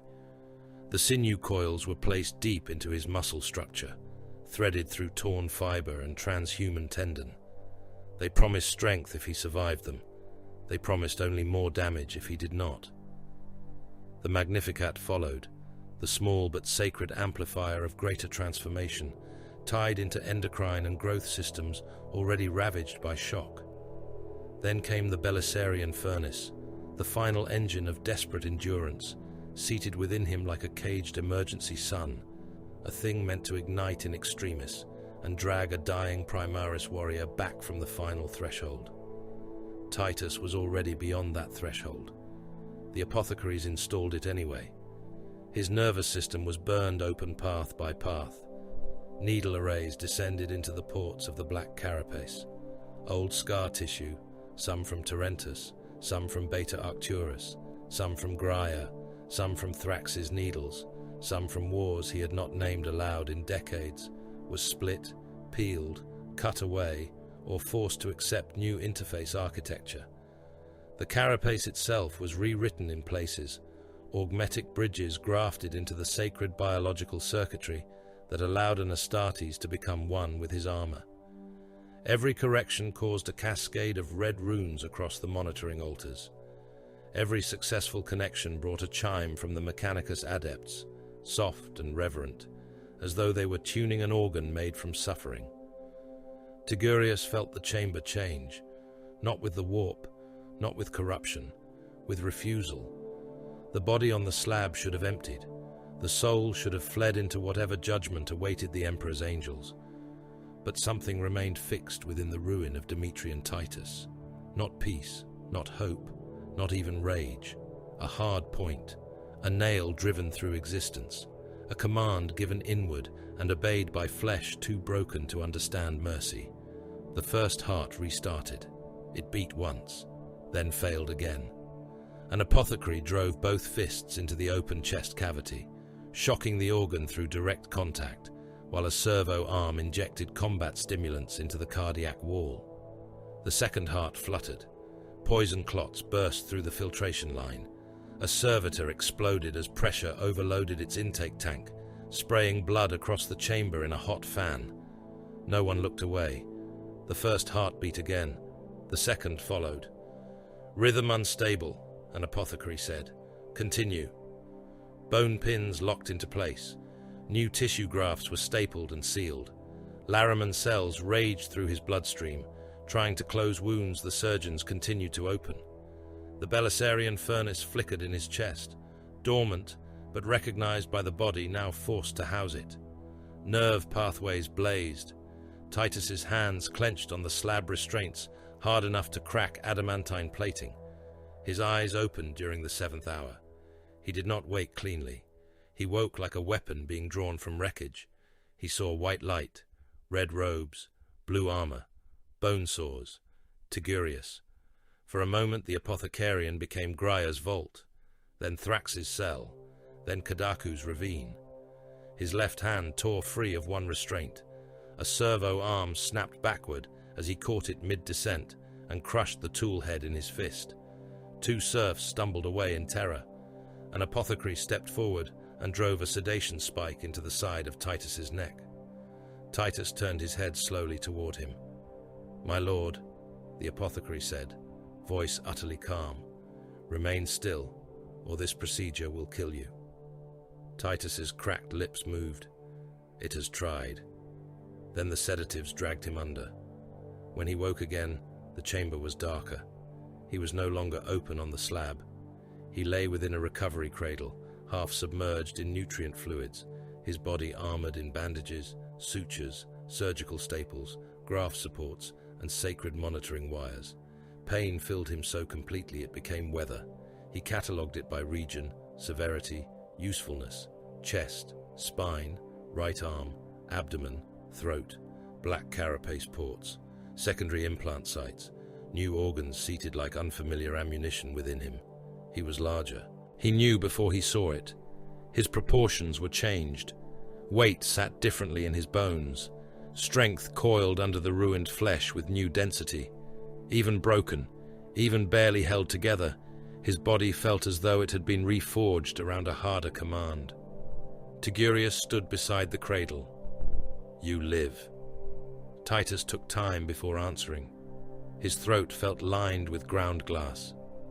"Apparently." The chief librarian's expression did not change, but something almost like approval passed through his eyes. "Your talent for understatement remains intact." Titus looked past him, expecting black armor, silver arm, the somber insignia of the Death Watch. He expected return to nameless service, or execution postponed, or exile in another form. A warrior who had worn disgrace for more than a century did not wake expecting restoration. "What is my status?" "Under observation." "For taint?" "For survival." "That is not an answer." "No," Tigurius said. "It is the first mercy you have been given in some time." Titus stared at him. "I did not request mercy." "I know." Days passed, then more. The vessel translated. War reports came and went. Kadaku continued to bleed. Other worlds screamed. Apothecaries forced Titus to move before any mortal surgeon would have permitted consciousness. They broke healing tissue loose and made him stand. They tested reflexes, grip strength, sight, balance, pain tolerance, toxin response, armor interface capacity. Mechanicus adepts sang to the new organs and recorded their function. The Belisarian furnace slept within him like a threat. Tigurius examined him in ways no blade could. The chief librarian entered the edges of Titus's presence with discipline and care, searching not memory alone, but resonance, fracture, shadow, and invitation. He found scars. He found grief buried under duty. He found the mark of Thrax's interrogations and the long violence of stillness. He found Grier, Sidonus, Nemeroth, the warp engine, and the moment of impossible survival. He found Kadaku's meat sea and the crushing pressure of the hive mind. He found no demon crouched in the soul, no hidden pact, no flowering corruption waiting to bloom. Only Titus, damaged, cold, unforgiven by himself, but Titus. Word went to Marneus Calgar. The Lord of Macraga's authorization returned through sealed command channels, heavy with chapter authority. Demetrian Titus was to be reinstated to the Ultramarines. His service in the Death Watch was recognized. His long absence was not erased, but neither would it bar him from duty. The taint feared by lesser men had not been found. The chapter would take back its own. Titus received the judgment standing, though the apothecaries had advised against it. He did not smile. He did not bow his head in gratitude. Such things would have cheapened the weight of what had been restored. He simply placed a fist to his chest and accepted duty's return. Then he was brought before Captain Sevastus Acheran. Acheran wore the honors of the second company. Titus saw them first. Not the face, not the posture, the company markings, the command that had once been his, borne now by another son of Guilliman. Acheran stood in blue plate, stern and controlled, every inch a captain of Ultramar. He had earned what he wore. Titus knew that before a word was spoken. The chapter did not place such burdens on the unworthy. Between them stood more than rank. There was Grier, there was absence, there was the century in which another warrior had carried the company forward, while Titus existed only as sealed shame and unanswered petition. There was no insult in Acheran's command. That did not mean there was no wound. Acheran looked upon him without softness. Demetrian Titus, Captain, you have been authorized for return to chapter service. You will not resume former rank. I did not expect to. You will serve as lieutenant under my command. Titus absorbed the words. Lieutenant, not captain, not black shield, not nothing. A blade placed back into formation, but not at the head of the company he had once led. Acheran watched for reaction. Titus gave him none. Service matters more than title, Titus said. Acheran studied him for a long moment. So I am told. There was tension in the chamber, not hostility, not distrust alone. Something harder to name. Acheran now held command of warriors, who might still whisper Titus's name with old awe, old doubt, or both. Titus had returned from a legend made uncomfortable by survival. The Codex could define hierarchy. It could not erase memory from men who had bled under another commander's orders. Titus made the matter simple. You are captain of the second company. I will obey. Acheran nodded once. See that you do. His new war gear waited in the arming chamber. Mark 10 Tacticus armor stood open upon a restraint frame, blue ceramite polished but not ornamental, its lines more advanced than the plate Titus had worn across earlier centuries. The reinforced greaves were broader, the chest assembly stronger, the auto-sense suite more responsive, the interface architecture designed for the altered nerve pathways of a Primaris warrior. Purity seals had already been affixed by the Reclusiam, their parchment strips inked with litanies of endurance, scrutiny, and return. The left pauldron bore the Ultramarines' sigil again. For a time, Titus only looked at it. Black armor had asked nothing of him except death. Blue demanded memory. The serfs armored him in silence. Plate sealed over scarred flesh. The black carapace accepted the new interfaces with painful precision. Auto-senses bloomed across his vision as the helm came down. Auspex feeds, ammunition markers, oath tags, squad runes, atmospheric purity, threat assessments, armor integrity. The machine spirit recognized him, judged him, and yielded. A heavy bolt pistol locked at his thigh. Its weight was honest. An Astartes chainsword was secured across his back, teeth newly consecrated, motor spirit hungry. He flexed his gauntlets. The armor moved with him, as if it had always waited for him. Close assault remained his preference, not because he lacked appreciation for fire discipline, but because some wars were won at the distance, where an enemy could see judgment arrive. Bolter, blade, fist, boot, command, simple instruments, sufficient when wielded without hesitation. In the reflection of the arming chamber glass, Titus saw what had emerged from the Calgarian rites. Not the captain taken from Grier, not the black shield named Nullus. Something colder. Disgrace had lost its power over him, because disgrace had already done its worst and failed to kill him. Pain had lost its authority, because pain had become familiar. Suspicion no longer surprised him. Honor no longer tempted him. He had been remade stronger in body, yes, faster in reaction, more resilient in flesh and organ. But the deeper change was not Karl's work, nor the apothecary's. It was older and uglier. Titus had learned that the galaxy did not reward purity. It rewarded those who continued after punishment had spent itself. The summons came before his first full cycle in armor ended. The Residius system was under assault. Tyrannid bioforms had descended in catastrophic numbers, and the invasion pattern suggested a threat larger than planetary defense could endure. Imperial positions were collapsing, communications were fragmenting, evacuation and counterstrike priorities conflicted across every command level. The Fourth Tyrannic War had opened another mouth, and mankind was already inside its teeth. Karin assigned Titus to the deployment without ceremony. "You will take the field with Sergeant Gadriel and Brother Chiron," the captain said. "They will know you as lieutenant. Nothing more is required." "Understood." Karin paused. "Your past will follow you whether spoken or not." "Yes. Do not allow it to compromise my warriors." Titus met his gaze. "I will not." The launch bay shook as Thunderhawks were made ready. Intercessors moved in disciplined lines. Armorers shouted Binharic confirmations. Servitors dragged ammunition pallets toward waiting craft. Chaplains walked the ranks, Crozius heads glinting beneath lumen light, skull helms watching for weakness no warrior would show.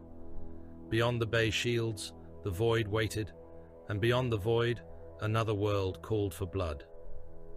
Gadriel stood near the embarkation ramp, helm under one arm, face hard with the controlled impatience of a warrior not yet old enough to hide every judgment. Chiron waited beside him, silent, broad, his expression carved from darker memory. Both looked at Titus as he approached. Both saw the lieutenant's markings. Both saw the scars that armor could not quite conceal. Both saw something that did not fit cleanly into what they had been told. Titus stepped past them onto the Thunderhawk ramp. "Brothers," he said, "war does not wait for introductions." Gadriel's jaw tightened. Chiron said nothing. The ramp began to rise. The Residius system screamed through the astropathic dark, and Dimitri and Titus, remade by blade, organ, shame, and refusal, went back into war. Residius did not fall in a single scream. It fell in layers. The outer moons died first, their mining stations reduced to drifting hulls and silent vox traffic as the Tyrannid vanguard passed over them like a shadow with teeth. Then the agri-belts went dark, their orbital mirrors shattered, their crop continents seeded with spores until the fields swelled, split, and began digesting themselves. Then the system defense fleet engaged and learned, as so many Imperial fleets had learned, that the void itself could become flesh when the Hive fleets came. Bioships closed around cruisers and monitors in shoals of living armor. Feeder tendrils pierced adamantine hulls. Boarding organisms vomited into gun decks. Men fought with shotguns, bayonets, and fire extinguishers in corridors where the walls had begun to pulse. By the time the Ultramarines arrived, Residius Prime was already a world under sentence. The planet's primary hive rose from the northern continent like a mountain range made by cruelty, labor, and necessity. Its walls were layered ferrocrete, armor glass, void-shielding pylons, macro-cannon bastions, cathedral bastions, gun chapels, watchtowers, transit arches, manufactorum stacks, and ammunition shrines. Around it, the Astra Militarum had gathered in such numbers that a lesser age would have called the host impossible.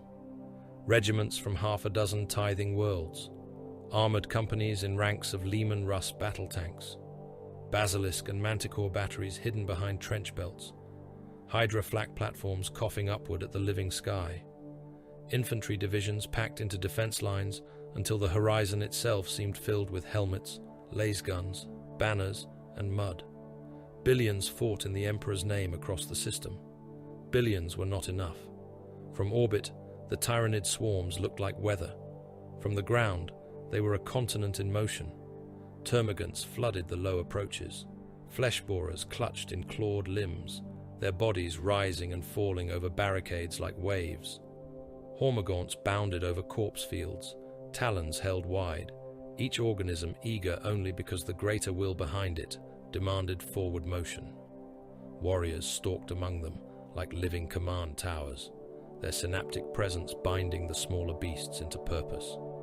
Carnifexes pushed through artillery fire with slabs of carapace cracking and healing under sheets of rain. Winged horrors filled the poisoned sky, striking at gunships, dropcraft, and the fragile evacuation routes that remained. Lieutenant Demetrian Titus entered that war as a subordinate. The battlefield did not treat him as one. He stood inside the command cradle of a Thunderhawk as it tore through spore cloud and flak, blue armor locked to the deck, helm lenses alive with tactical overlays. The Mark 10 plate answered his movements with predatory smoothness. The heavy bolt pistol at his thigh was fully loaded.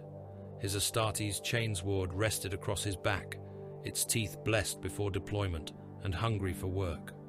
He bore lieutenant markings now, not the captain's honors that had once belonged to him. The distinction mattered to command structure. It did not matter to the enemy. Sergeant Gadriel stood opposite him, jaw set, helm under one arm. He was disciplined, but discipline did not conceal scrutiny. He had already studied Titus too often and spoken too little.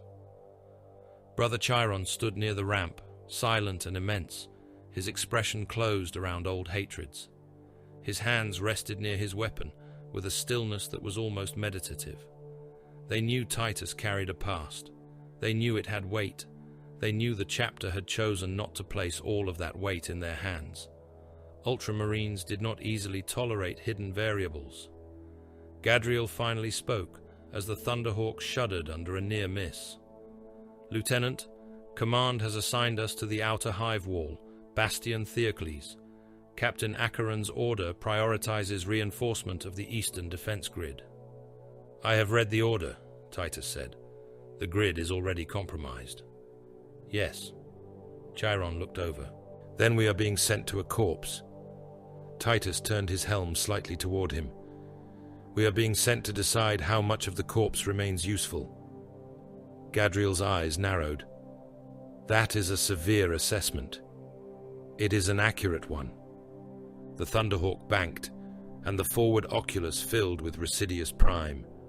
The Hive wall rose through storm and smoke, its outer face buried beneath Tyranid bodies. Macro cannons fired point blank into the swarm. Lasfire came from firing steps in endless red sheets. Men died in such density that their bodies no longer fell cleanly. They packed into trenches, clogged gun pits, and formed slick ramps over which more beasts climbed. Imperial banners snapped in the toxic wind until winged organisms tore them down along with the men carrying them. Orbital command crackled through the Vox. Bastion Theocles reports synapse concentration in the eastern dead zone. Artillery unable to confirm fire due to loyal forces still transmitting inside the zone. Tyranid tunneling organisms detected beneath Gate Carsion. Thousand Suns signal interference also confirmed in lower Hive communication bands. Repeat, lower Hive Vox contaminated by sorcerous transmission. Gadriel's head lifted. Thousand Suns. The words changed the air in the bay. The Tyranids were hunger. The Thousand Suns were intention. Dust sealed in armor. Sorcerers wrapped in arrogance and warp craft. Traitors who did not merely kill bodies, but wounded reality while doing so. Their presence beneath a Tyranid assault was not coincidence. It was design. Titus absorbed the data. The Tyranids press from without. The heretics move within. We prevent convergence. "That requires division of effort," Gadriel said. "No," Titus replied. "It requires priorities." The ramp dropped before the Thunderhawk fully settled. Residius struck them as heat, poison, noise, and wet red wind. They deployed onto the upper fighting step of Bastion Theocles amid men dying by the hundreds. The wall beneath their boots shook with artillery recoil and impact trauma. Guardsmen fired in ranks so tight that empty power cells piled around their ankles like spent brass from older wars. Commissars moved among them with bolt pistols drawn, not because cowardice was common, but because panic could infect faster than spores. Priests in soot, blackened robes roared litanies from vox horns, promising the Emperor's regard to men who would be pulp before the next verse ended. A Tyranid warrior climbed over the parapet 20 meters ahead, 4 limbs spread, bone swords flashing. It cut 3 guardsmen apart in one motion, torsos opening, helmets and heads tumbling separately into the mud below. Gadriel raised his bolt rifle. Titus was already moving. His heavy bolt pistol thundered once. The shell struck the warrior in the lower jaw and burst through the back of its skull in a spray of chitin and pale brain matter. The beast reeled.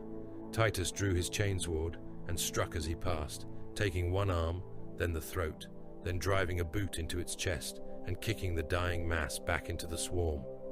It vanished beneath its own kind. The guardsmen nearest him stared for the smallest instant before terror and training forced them back to their firing steps. Gadriel reached his side. Your reaction time has improved beyond standard firstborn parameters. I am no longer firstborn. That is not what I meant. Then mean it after the wall holds. Chiron opened fire into a cluster of gaunts, forcing their way up a mound of dead. Each bolt round burst bodies apart, throwing alien fluids across the parapet. He fought with silent focus, but the first time he saw the Thousand Suns signal distortion flicker across his helm display, his restraint hardened into something darker. "Traitor witchcraft below us," he said. "Later," Titus answered. "Later may be too late. Now is already killing the wall." Titus took command not by declaration, but by use. He seized the local defense feed from a dead major whose command chimera had been crushed beneath a falling spore pod. He stood in the open while spines and living ammunition cracked against his armor and began moving icons across the tactical display with gauntleted precision. The eastern dead zone had once been an evacuation quarter outside the main Hive wall. It was now overrun, a broken expanse of bunkers, hab shelters, wrecked tanks, and half-flooded trenches, still broadcasting loyal tags from thousands of trapped soldiers. Beneath it, tunnel signatures moved toward Gate Carsion. Synapse beasts were using the dead zone as cover, binding the swarm into a focused strike against the gate. The Astra Militarum artillery batteries had not fired. Too many loyal signals. Titus opened the artillery command channel. Basilisk batteries Orin and Mordecai, adjust fire to grid helix red, full saturation. The reply came in a voice hoarse from smoke and command fatigue. Negative, Adeptus Astartes. Loyal forces remain active in that grid. Those forces are combat ineffective. They are still transmitting. They are surrounded, contaminated, or about to be consumed. My lord, there are at least 30,000 men in that zone. Titus marked the synapse signatures. And 90 million behind this wall. The channel went silent. Gadriel turned to him.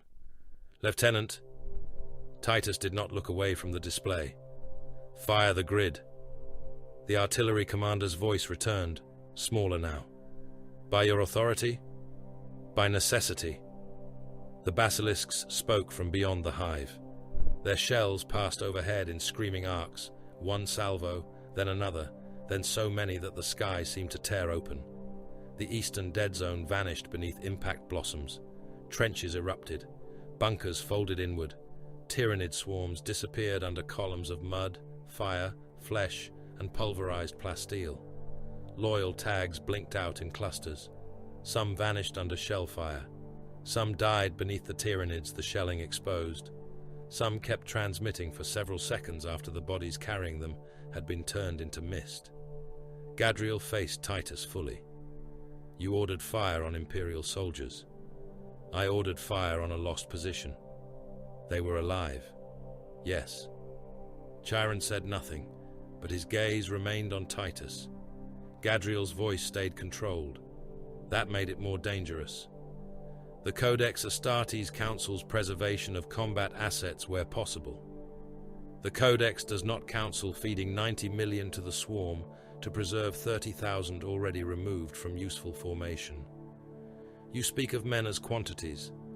Command requires quantities. They were the Emperor's soldiers. They still are. Their deaths are serving him." Gadriel's face tightened. That is a brutal comfort. It is not comfort. Before Gadriel could answer, Gate Carsion buckled. The gate was a fortress in its own right, a layered adamantine mouth set into the Hive wall and reinforced by void shield pylons, tank traps, murder slits, and defense chapels. It had held for days under impact, acid, and claw. Now the tunneling organisms beneath it found the weakened foundation. The ground convulsed. Cracks raced up the gate towers. A section of the outer hinge bastion sank 3 meters, crushing the platoon stationed atop it. Men slid screaming into the gap as the metal structure groaned. The Tyranids sensed weakness with instant unity. The swarm surged. Carnifexes hit the gate. Warriors directed gaunts toward the forming breach. Rippers flowed into foundation cracks. Above the gate, guardsmen fired downward until talons took them from below. A Lehman Russ squadron reversed toward the inner lane, guns firing point blank. One tank vanished under a tide of gaunts. Its ammunition cooked off, blowing turret, crew, and alien bodies into the rain. Orbital Command shouted over the Vox. Gate Carsion compromised. Outer personnel withdrawing. Inner Hive Command requests delay before closure. Loyal forces remain outside the threshold. Titus saw the display. The numbers shifted faster than mortal eyes could read. 30,000 dead in the eastern zone. The gate still open. Thousands more trying to retreat through it. Beyond the gate lay the inner city approaches.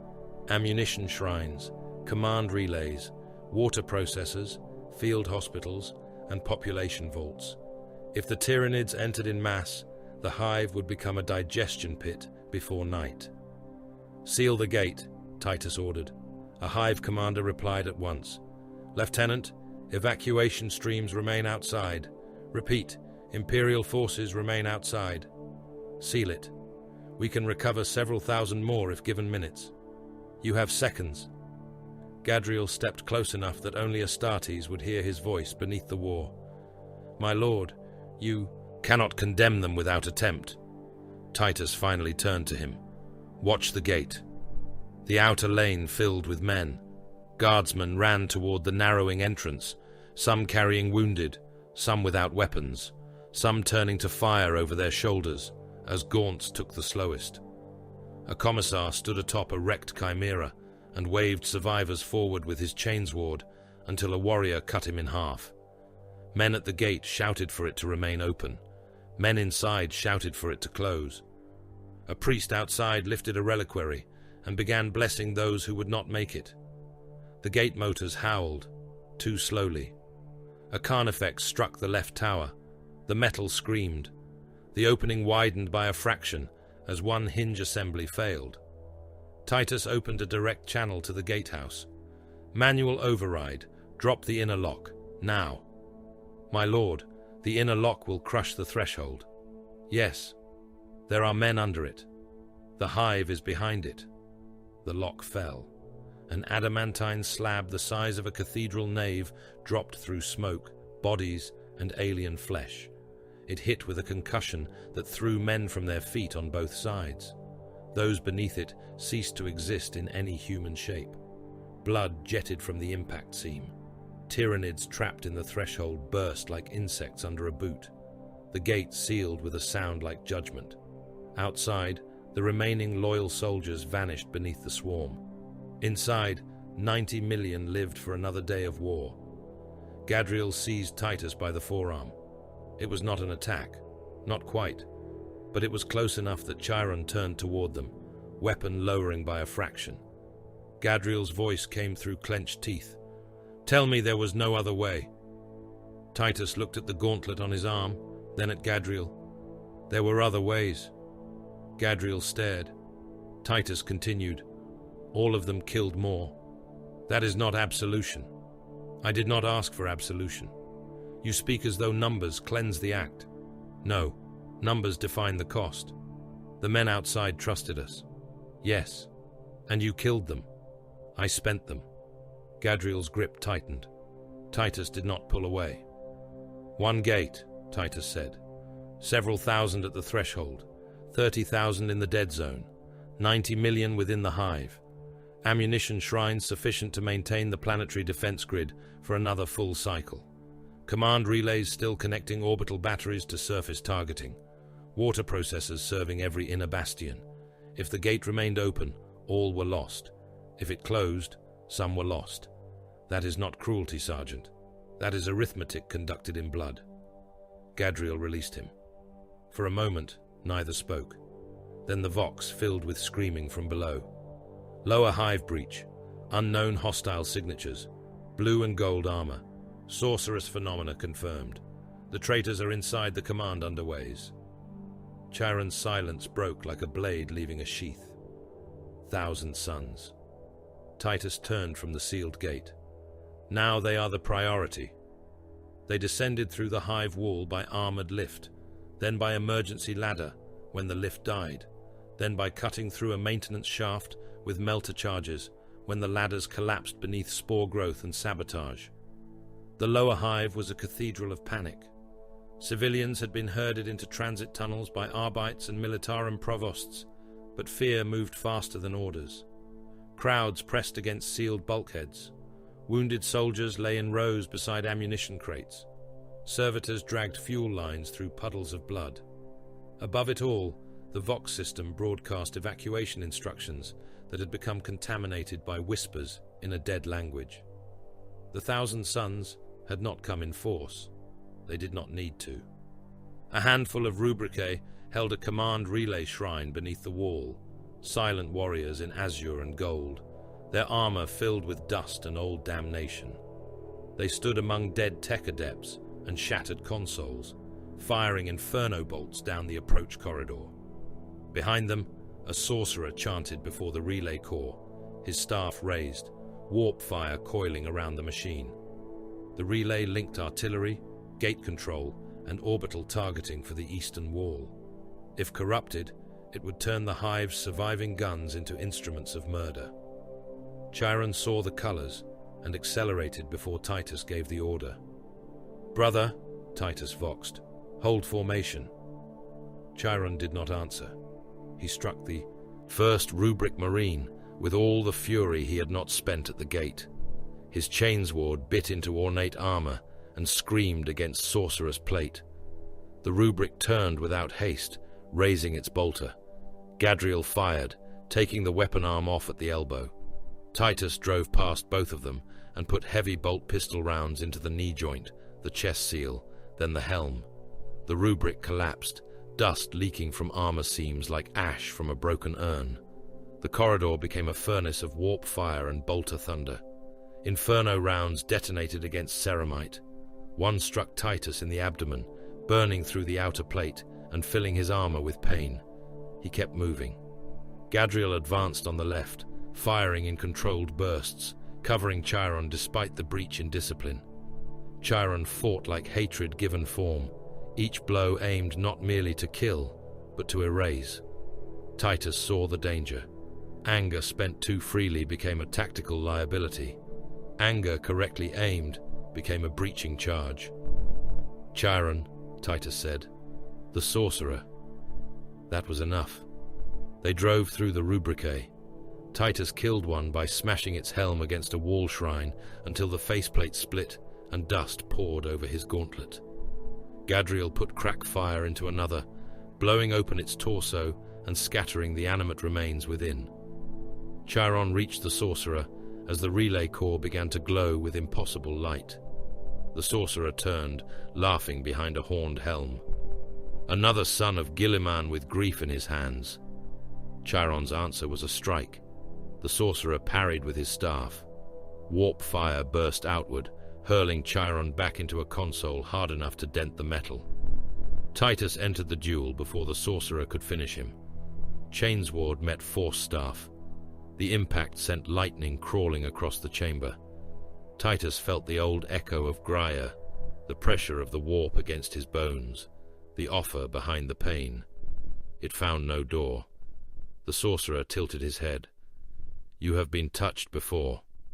Titus fired his heavy bolt pistol into the sorcerer's chest at point-blank range. The first round cracked the armor. The second punched deeper. The third detonated inside. The sorcerer staggered, laughing through blood and ash.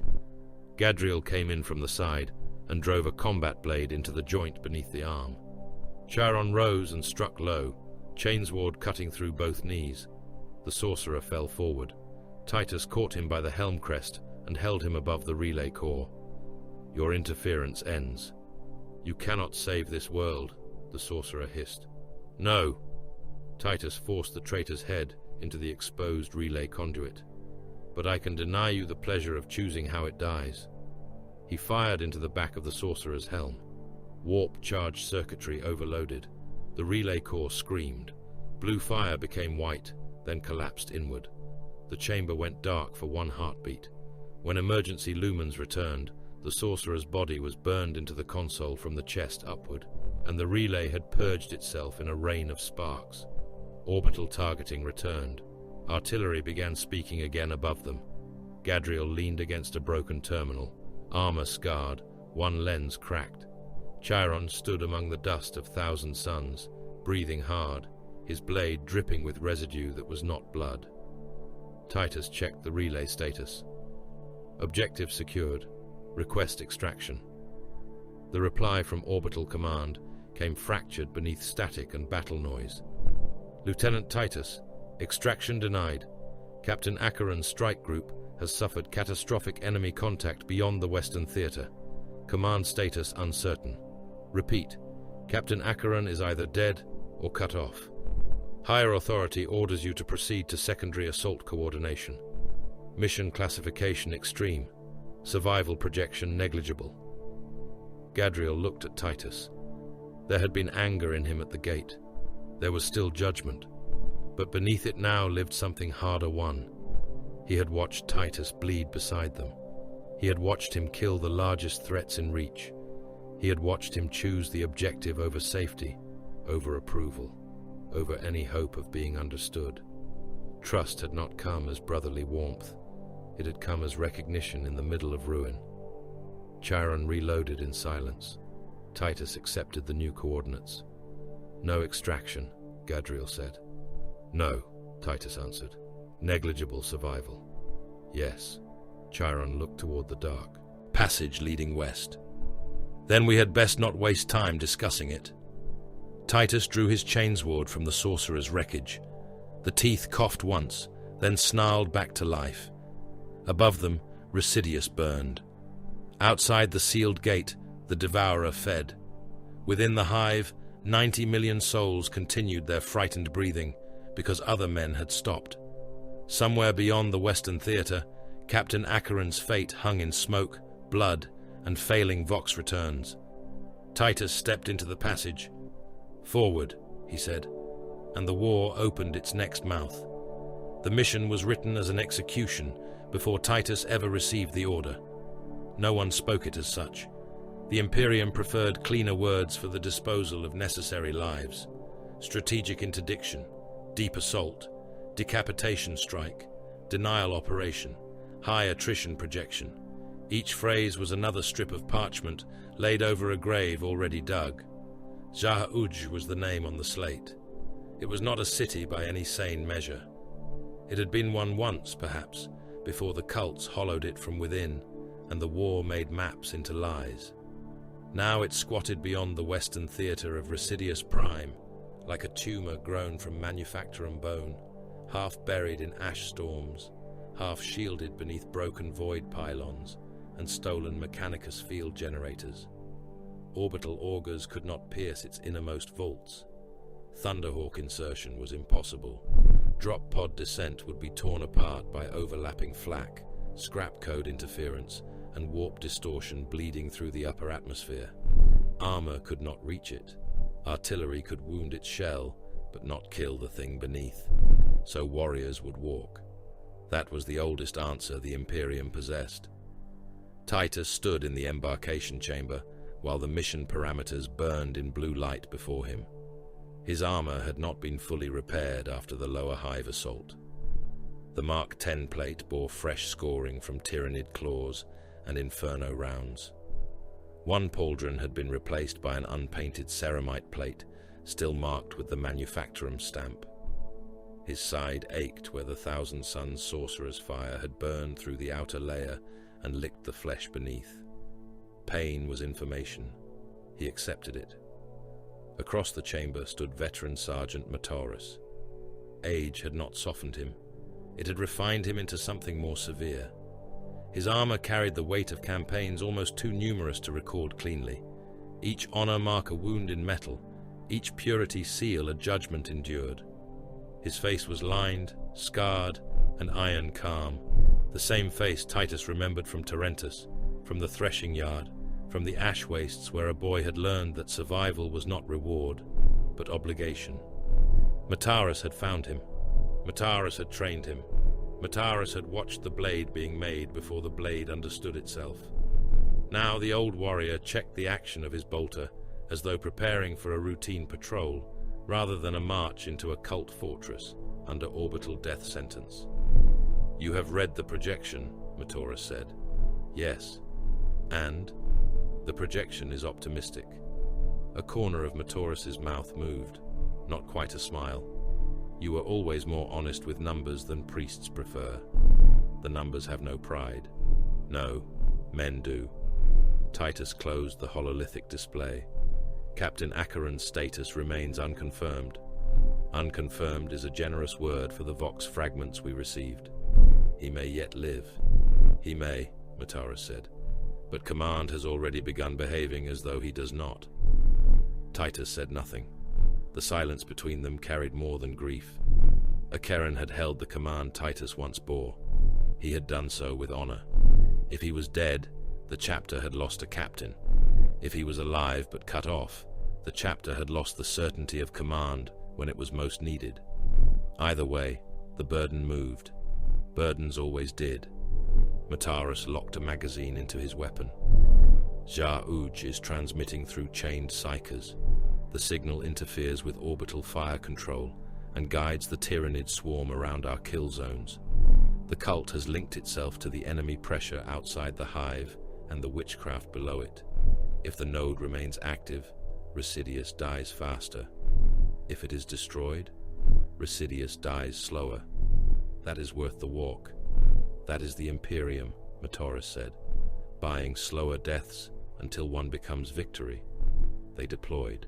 Through a service artery beneath the western Hive wall, not with ceremony, but with ammunition, demolition charges, and grim silence.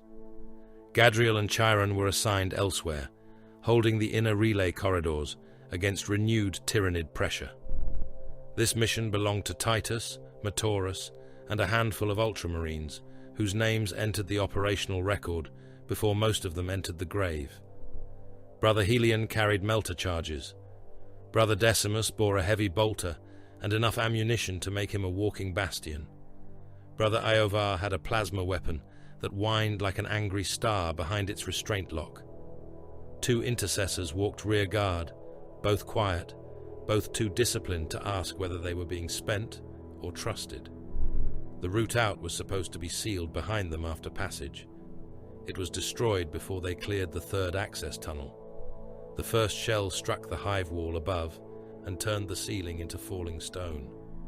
The second came from within the dark, not artillery, but a possessed engine waiting under the floor, its cannon mouth hidden in the remains of a maintenance shrine. The blast tore Brother Helion in half. His upper body struck Titus's breastplate hard enough to stagger him, melter charges still mag-locked to the dead warrior's back. The lower body remained standing for a moment, then toppled backward into the rubble as blood pumped in thick, steaming ropes across the floor. The route behind them collapsed in a roar of ferrocrete and ruptured pipework. Arcturus fired into the smoke before the enemy appeared.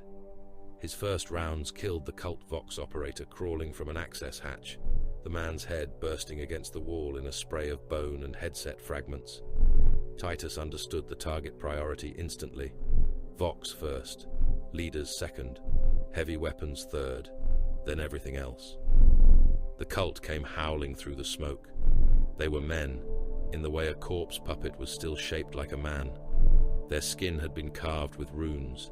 Their faces were covered in solid mesh, pilgrim masks, scraps of flayed leather, or nothing at all.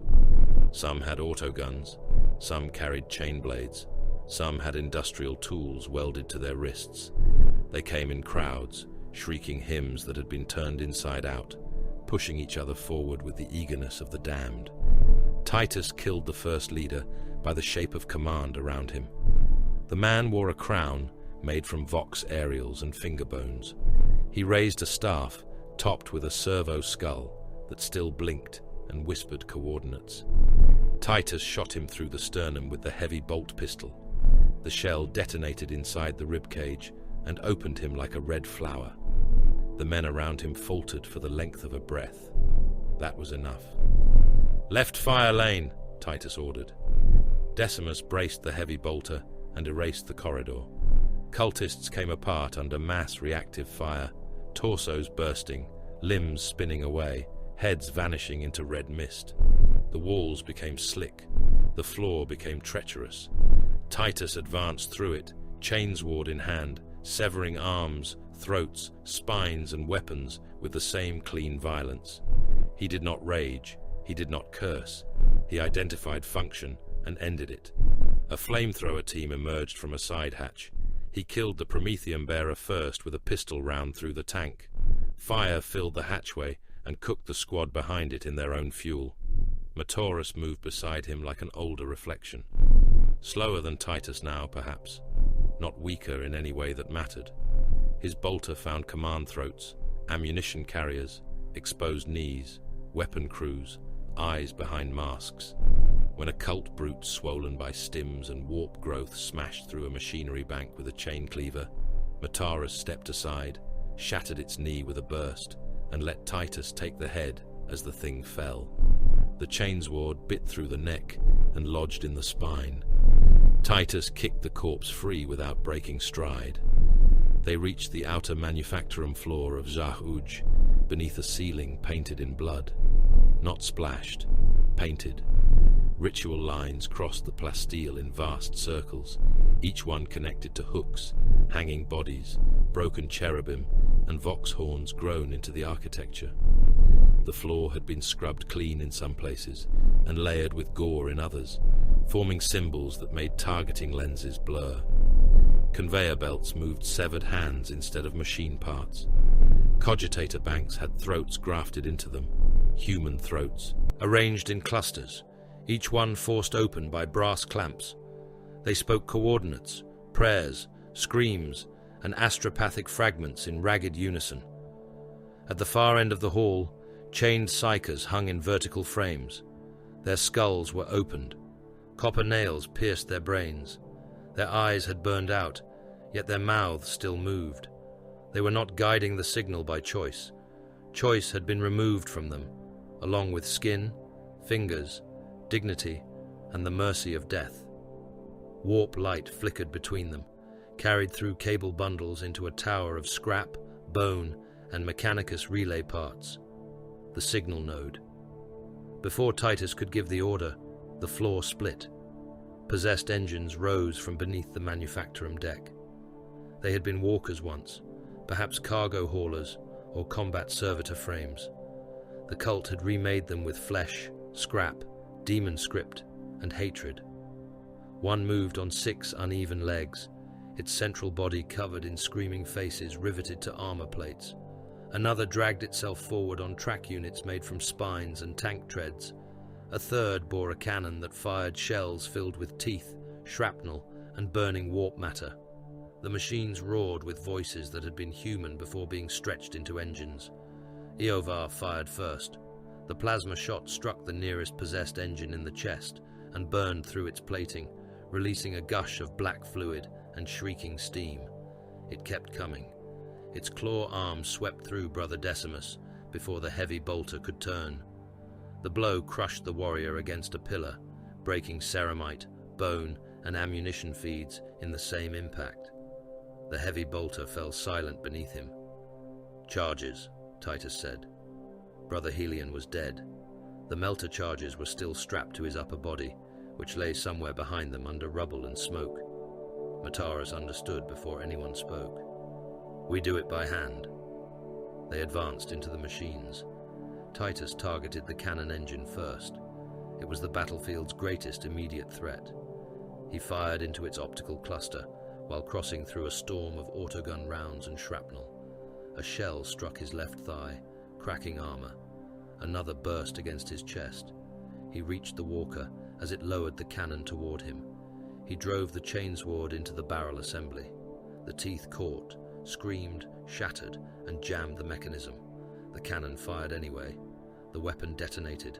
The blast hurled Titus backward through a rail assembly and into a blood-painted support column. His armor locked for half a second, systems screaming damage reports. He forced it to move.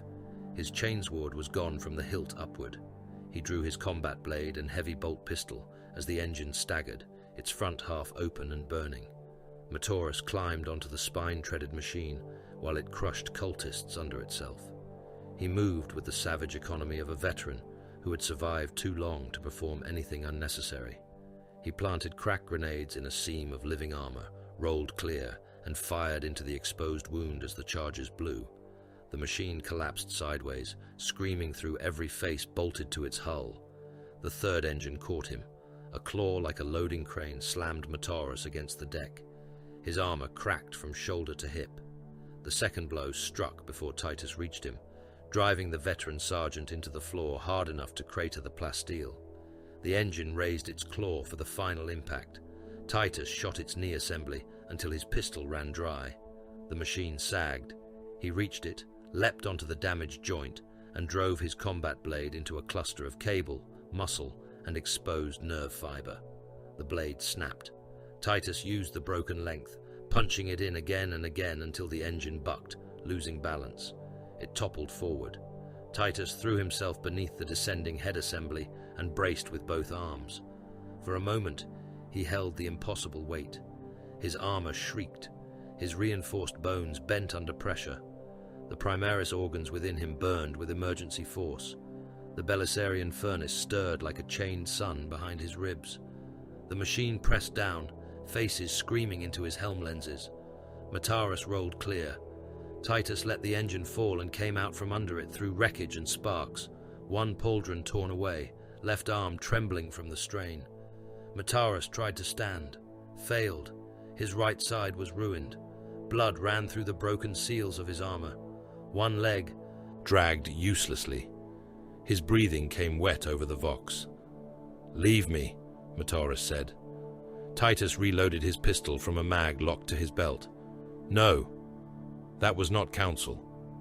It was waste. Matorus gave a rasp that might have been laughter if there had been more blood left in him. "Sentiment from you, Titus?" "No. The Imperium does not abandon irreplaceable weapons while they can still fire." "Then I remain honored by your tenderness." Titus dragged him upright by the harness.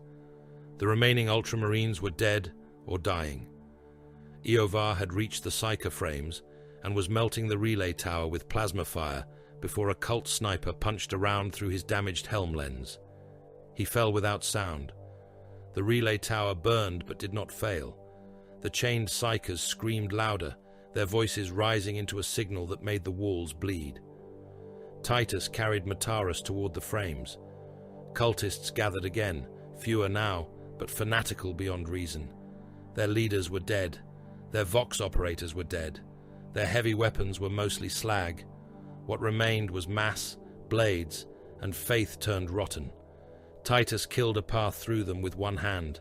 Heavy bolt pistol, then empty. Fists, broken blade, boot, elbow. He crushed one skull against another. He tore a rebreather from a cult champion's face and shoved the man backward into the teeth of a conveyor. He broke a chain blade wielder's arm, took the weapon, and used it until the motor failed. Matorus, half held upright, fired over Titus's shoulder with his bolter, each shot still chosen, each kill still precise. They reached the Psyker frames as the first orbital bombardment warning came through. "All Imperial elements within Zar-Uj kill zone. Stand clear. Orbital fire mission commencing. Repeat, orbital fire mission commencing. By order of Theater Command, target sanctum will be destroyed." Matorus looked at Titus. They started early. "No," Titus said. placing a crack charge taken from a dead brother beneath the central relay spine. "We are late." Imperial logic did not pause for heroes. It did not care whether a warrior still fought beneath the target zone. It did not ask whether one more minute could save a legend, a veteran, a gene line, or a name freshly returned from disgrace. The guns in orbit had received their window. The fortress had to die. Therefore, the shells would fall. Titus armed the charge. The psychers watched him with empty sockets. He gave them the only mercy available, a bolt round each. Their heads burst against the frames, one after another, and the signal shrieked into collapse. The crack charge detonated. The relay tower split open, spilling sparks, bone, and burning Vox cables. Warp pressure snapped away like a chain cut under strain. Then the sky fell. Orbital shells struck the outer shell of Zah-Uj with the wrath of distant gods. The manufactorum ceiling peeled open in layers. Fire entered from above, white and absolute. Towers collapsed inward. Vox altars burst. Blood-painted floors turned to steam. Cultists vanished in the pressure wave, bodies flung apart, skin burned away, bones breaking loose from cooked flesh. Titus dragged Mataris into a service tunnel as the floor behind them became light. The escape was not a retreat. It was survival by violence against architecture. Tunnels folded, masonry fell, promethium lines ruptured and filled corridors with roaring flame. Enemy bodies clogged drainage routes. Titus used them as footing. Mataris lost consciousness twice and woke both times, firing at movement Titus had not yet seen. A collapsing arch pinned Titus's leg for 3 breaths. He tore himself free, leaving armor plating and blood beneath the stone. A wave of burning fuel rolled through the passage behind them, close enough to blacken Mataris's remaining purity seals and blister the paint from Titus's backplate. The final blast lifted both warriors from the ground and threw them through a maintenance grate into open ash. They landed beyond the outer kill boundary as Zah-Uj died behind them. The stronghold rose once in silhouette, towers and pylons stark against the bombardment glow. Then the central mass collapsed inward, swallowed by fire from orbit and the ruin of its own profane machinery. The cult signal ceased. The tyrannid pressure along the western theater faltered. Imperial guns found their targets again. Residius, against all expectation and decency, survived another hour. Titus lay on his back beneath the ashfall, one arm still locked around Mataris's damaged armor harness. For several moments, neither warrior moved. Then Mataris coughed blood across his Vox grill. "You have a poor understanding of impossible missions." Titus turned his head toward the burning remains of Zah-Uj. "They keep failing to kill me. A Thunderhawk found them by locator beacon and stubbornness. Apothecaries took Mataris first, because Titus ordered it. When a serf tried to guide Titus toward a stretcher, he stood without assistance, though blood ran down his leg and his armor sparked with every step. The command channel was waiting. Captain Karin was gone. Dead, missing, or beyond immediate recovery. The distinction no longer mattered to the war's next demand. The Zah-Uj node was destroyed. Titus had survived the mission written to spend him. Mataris lived because Titus had refused the waste of leaving him. The Western Theater held because the impossible had been dragged into obedience. On the Thunderhawk ramp, Mataris looked up from the apothecary cradle. "The chapter will have to answer what you are now." Titus watched the firestorm recede beneath them as the gunship climbed. "No," he said, "the chapter already knows what I am." Mataris's scarred face tightened with pain. "And what is that?" Titus looked toward the war burning across Residius, toward the Hive still breathing, toward the void where orders waited, titles shifted, and dead captains left empty places only service could fill. A weapon that has not yet been used enough. Macragga judged in silence. Its mountains stood like the bones of a dead god beneath a sky cold enough to humble weaker men.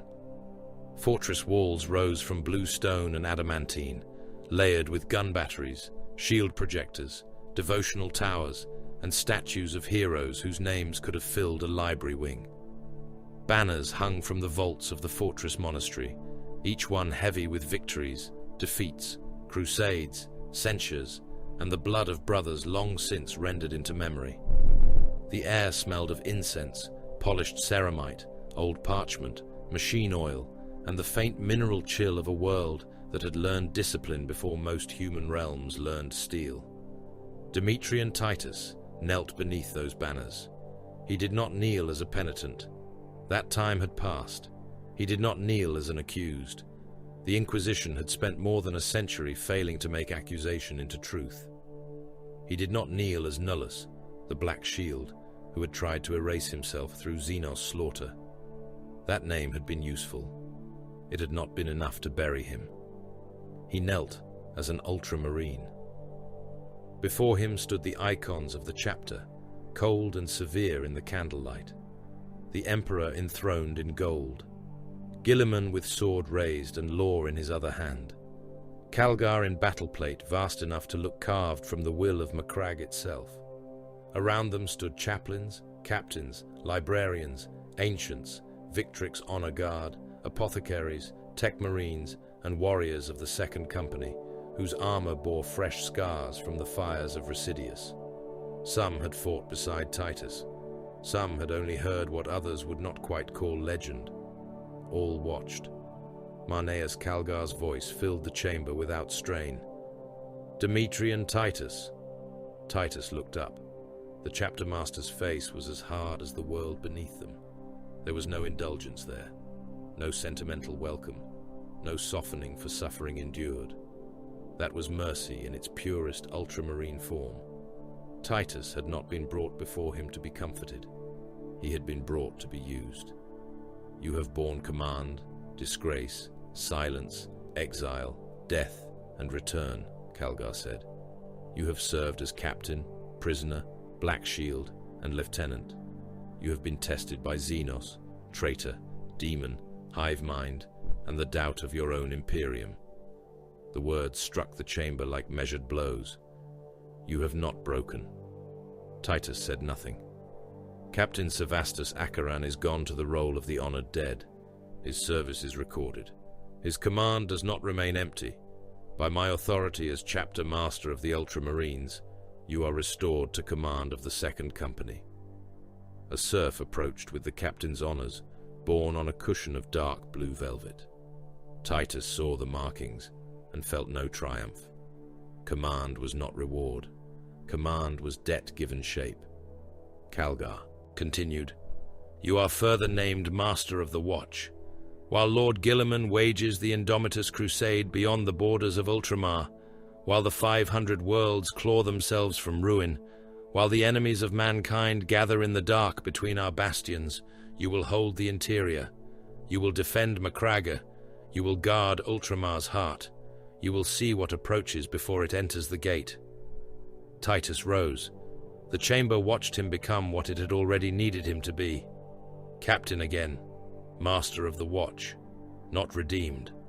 Redemption was a fragile word. Too priestly. Too concerned with the soul. Titus had not returned to purity. He had returned to function. The Imperium did not ask whether a blade was happy to be drawn. It asked whether the edge remained sharp. The War Council assembled before his armor seals had cooled from the investiture rites. Macragge's strategium opened above them in hololithic immensity, a chamber vast enough to hold the projected shape of an empire. The 500 worlds burned in blue, gold, and warning red. Supply arteries flickered. Astropathic routes pulsed and faded. Defense fleets moved like silver knife marks between systems.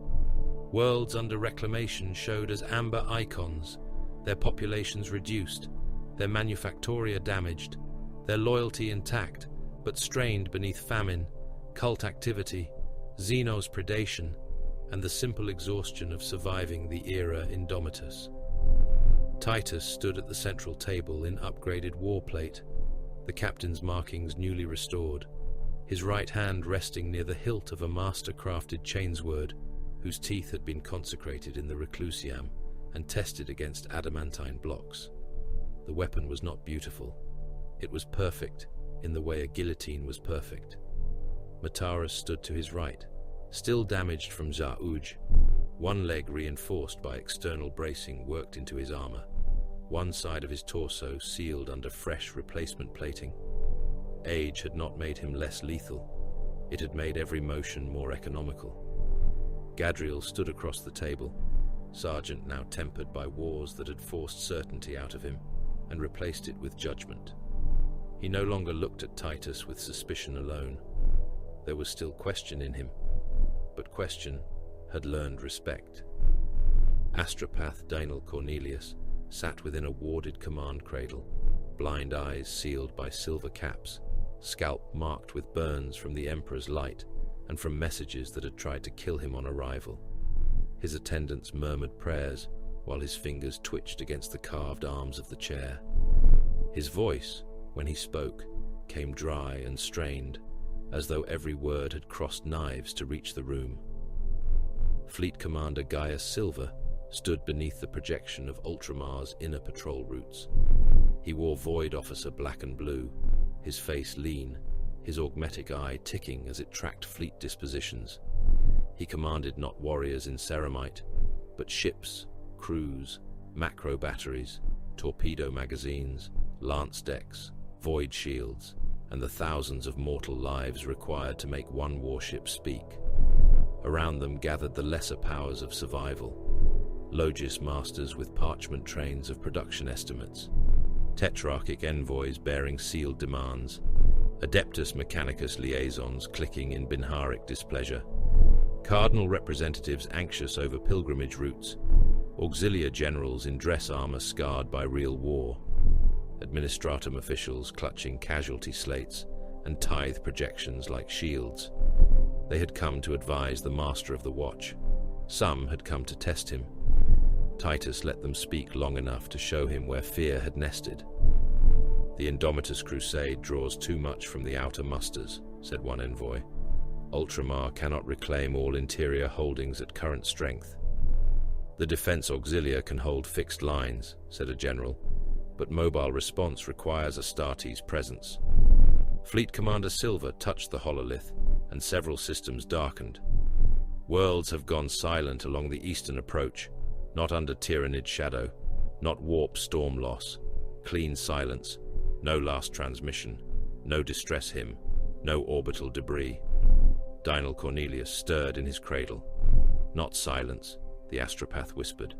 Absence arranged to resemble silence. The chamber stilled. Titus turned toward him. Speak clearly.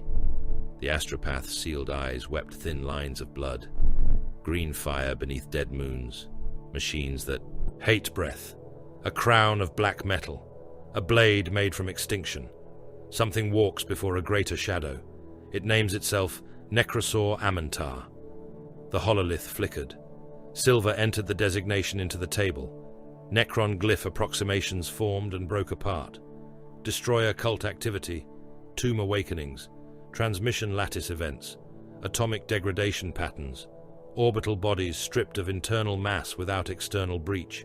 Populations vanished and their cities left standing, clean as mausoleums.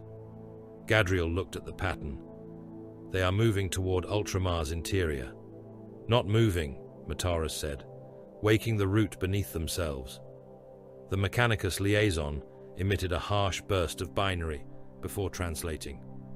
Data correlation indicates subsurface Necron transmission nodes on multiple minor bodies. Dormant network potential significant. Activation may permit rapid strategic emergence. Titus studied the projection. 3 inhabited worlds lay within range of a small moon, designated Vordrast Minor. Mining colony. Low population. Strategic insignificance by itself. Beneath it, if the data held, lay a Necron relay node capable of awakening buried networks under 3 nearby worlds whose populations, manufactoria, shipyards, and recruitment stocks mattered. What is the contamination certainty? Titus asked. The Mechanicus liaison clicked. High probability, not absolute. What time to confirmation? Uncertain. Explorator deployment would require delay and risk awakening response. What population on Vordrast Minor? A Logis Master answered at once. Approximately 8 million registered souls. Additional unregistered labor stock possible. What evacuation capacity? Silver's jaw tightened. Insufficient before probable activation. The room knew the shape of the decision before Titus made it. That did not make them ready for it. "Sterilize the moon from orbit," Titus said. The words fell colder than any shout. The Cardinal Envoy recoiled first. "Captain, those are loyal subjects." Titus did not look at him. "Were." The Logis Master began scrolling through data with shaking hands. "My lord, Vordrast Minor contributes minor but not negligible ore refinement to 3 system economies. Its destruction will require tithe recalculation, compensation petitions, noble indemnity review, and political negotiation with the associated planetary governors." Titus turned then. The official stopped speaking, as though a hand had closed around his throat. "Politics," Titus said, "are for worlds that survive." No one answered. Silver broke the silence. "By your order, Captain?" "By my order as Master of the Watch. Lance batteries. Cyclonic payload held in reserve unless the first strike fails. No warning transmission. No evacuation broadcast. No signal leaves that moon." Gadriel's gaze hardened, but he did not object. He had stood at Gate Carsion. He knew the arithmetic, even when it tasted like ash. Dinal Cornelius bowed his head in his cradle. "I hear prayers from Vordrast already." Titus looked back to the hololith. "Then hear them quickly." The moon died before the council dispersed. Macraga's defense net relayed the order. Fleet Commander Silver's vessels executed without hesitation. Lance fire crossed the void in spears of white wrath. Vordrast Minor lit beneath the strikes, its mining grids and habitation vaults vanishing under sheets of glass heat. Orbital batteries walked fire across the suspected relay zones. The crust cracked. Atmosphere burned. Deep beneath the surface, something ancient and metallic woke long enough to begin transmitting, then died inside a molten tomb. 3 neighboring worlds remained silent for several minutes. Then, one by one, their defense grids confirmed stable. 8 million souls were erased from the ledger. 3 worlds continued to exist. The Council never again wondered whether Titus would hesitate. War expanded from that decision, like blood spreading through cloth. Ultramar became a fortress of moving fronts. Defense fleets prowled the interior routes under Silver's command, their auger crews watching every dead moon, every gravity anomaly, every tomb signature half buried in geological lies.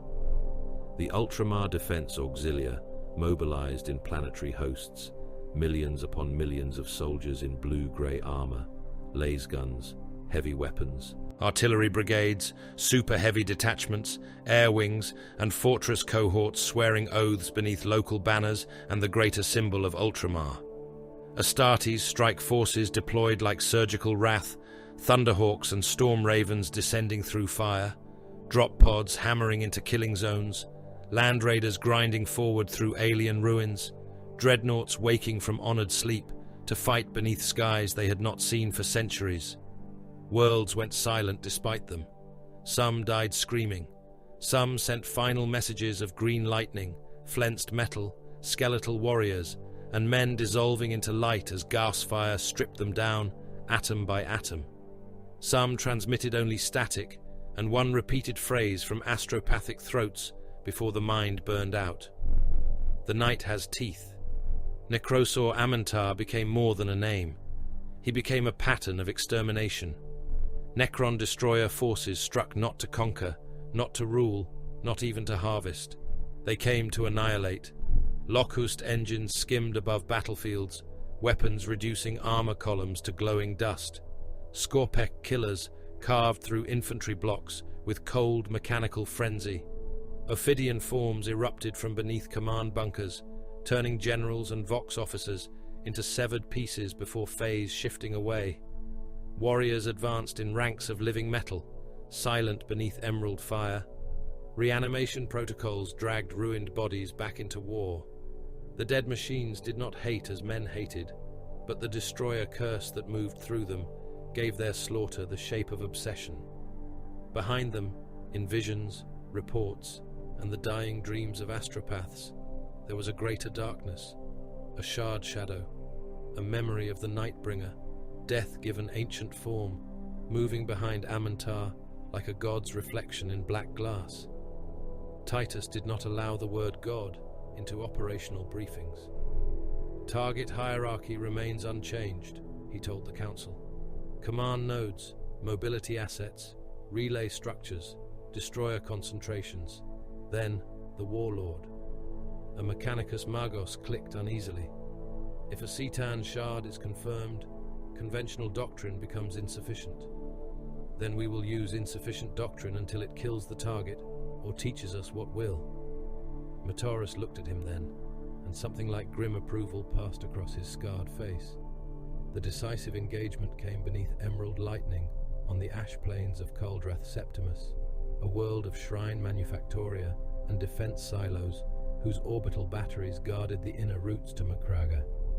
Amantar's host had emerged from beneath its dead southern continent, turning the ground into a lattice of black stone and living metal. 3 auxiliar armies had already been broken. 2 dreadnoughts lay silent in the killing fields. The sky had become a storm of green arcs, where Necron energy bled into the atmosphere, splitting clouds and igniting ash into glassy rain.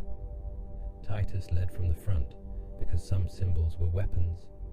Blade Guard veterans advanced around him with storm shields locked, power swords bright against the dark.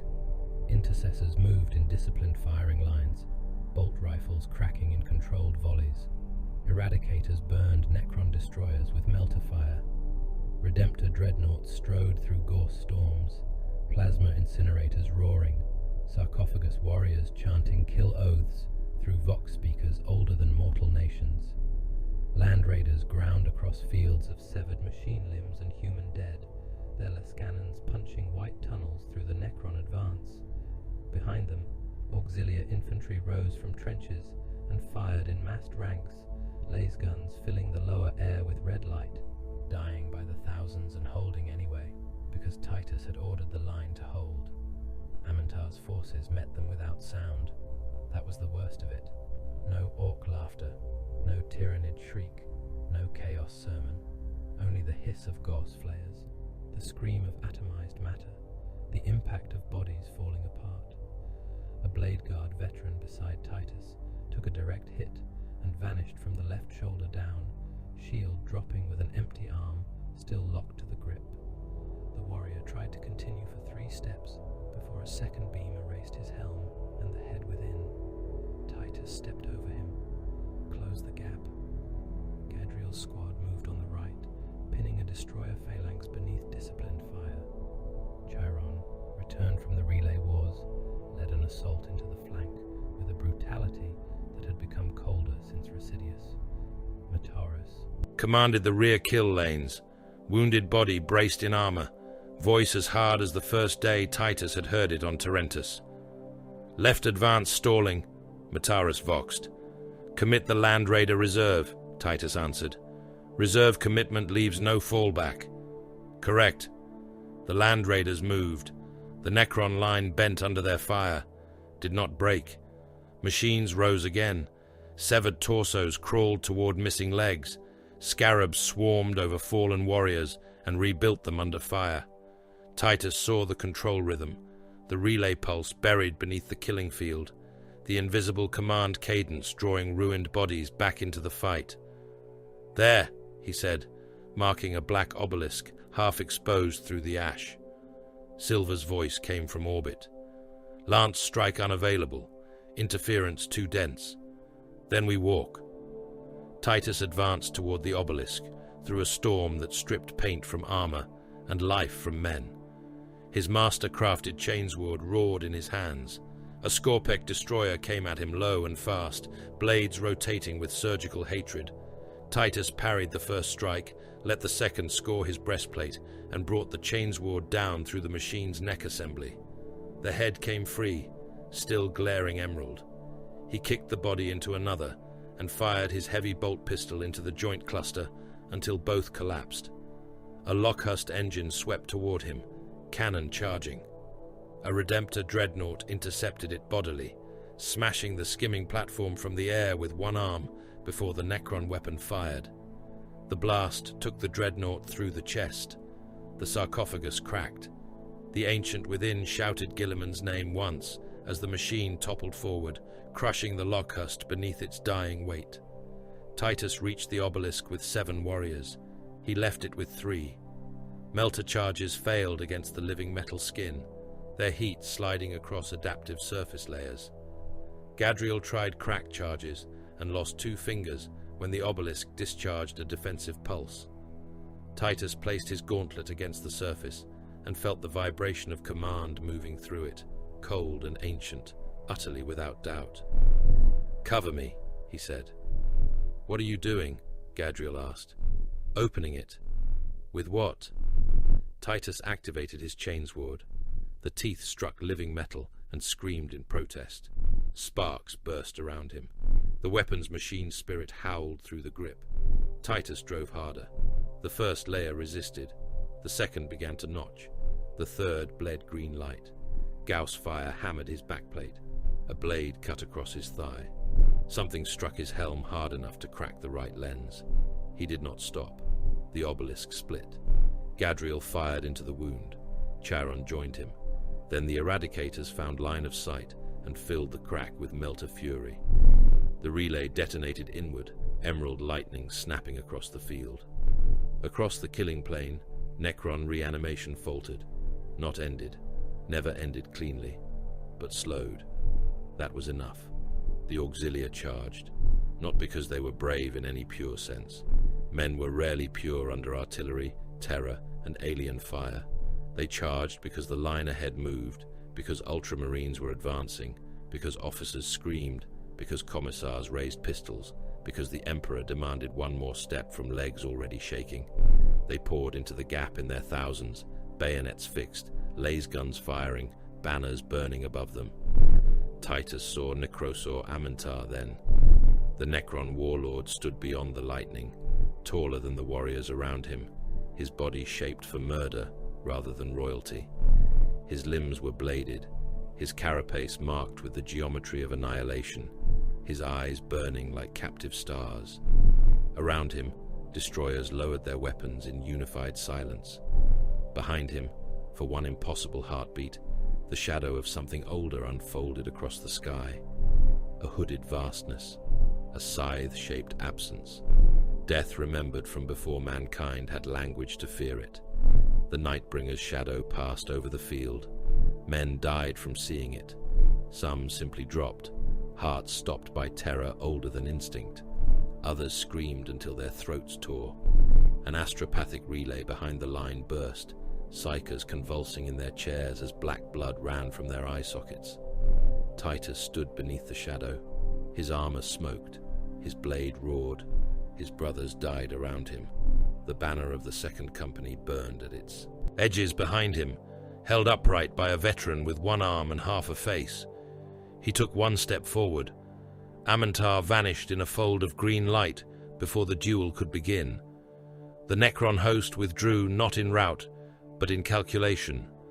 The field remained theirs in dead matter and lost bodies, but the relay was broken, the advance delayed, the path to Macragga denied for that day.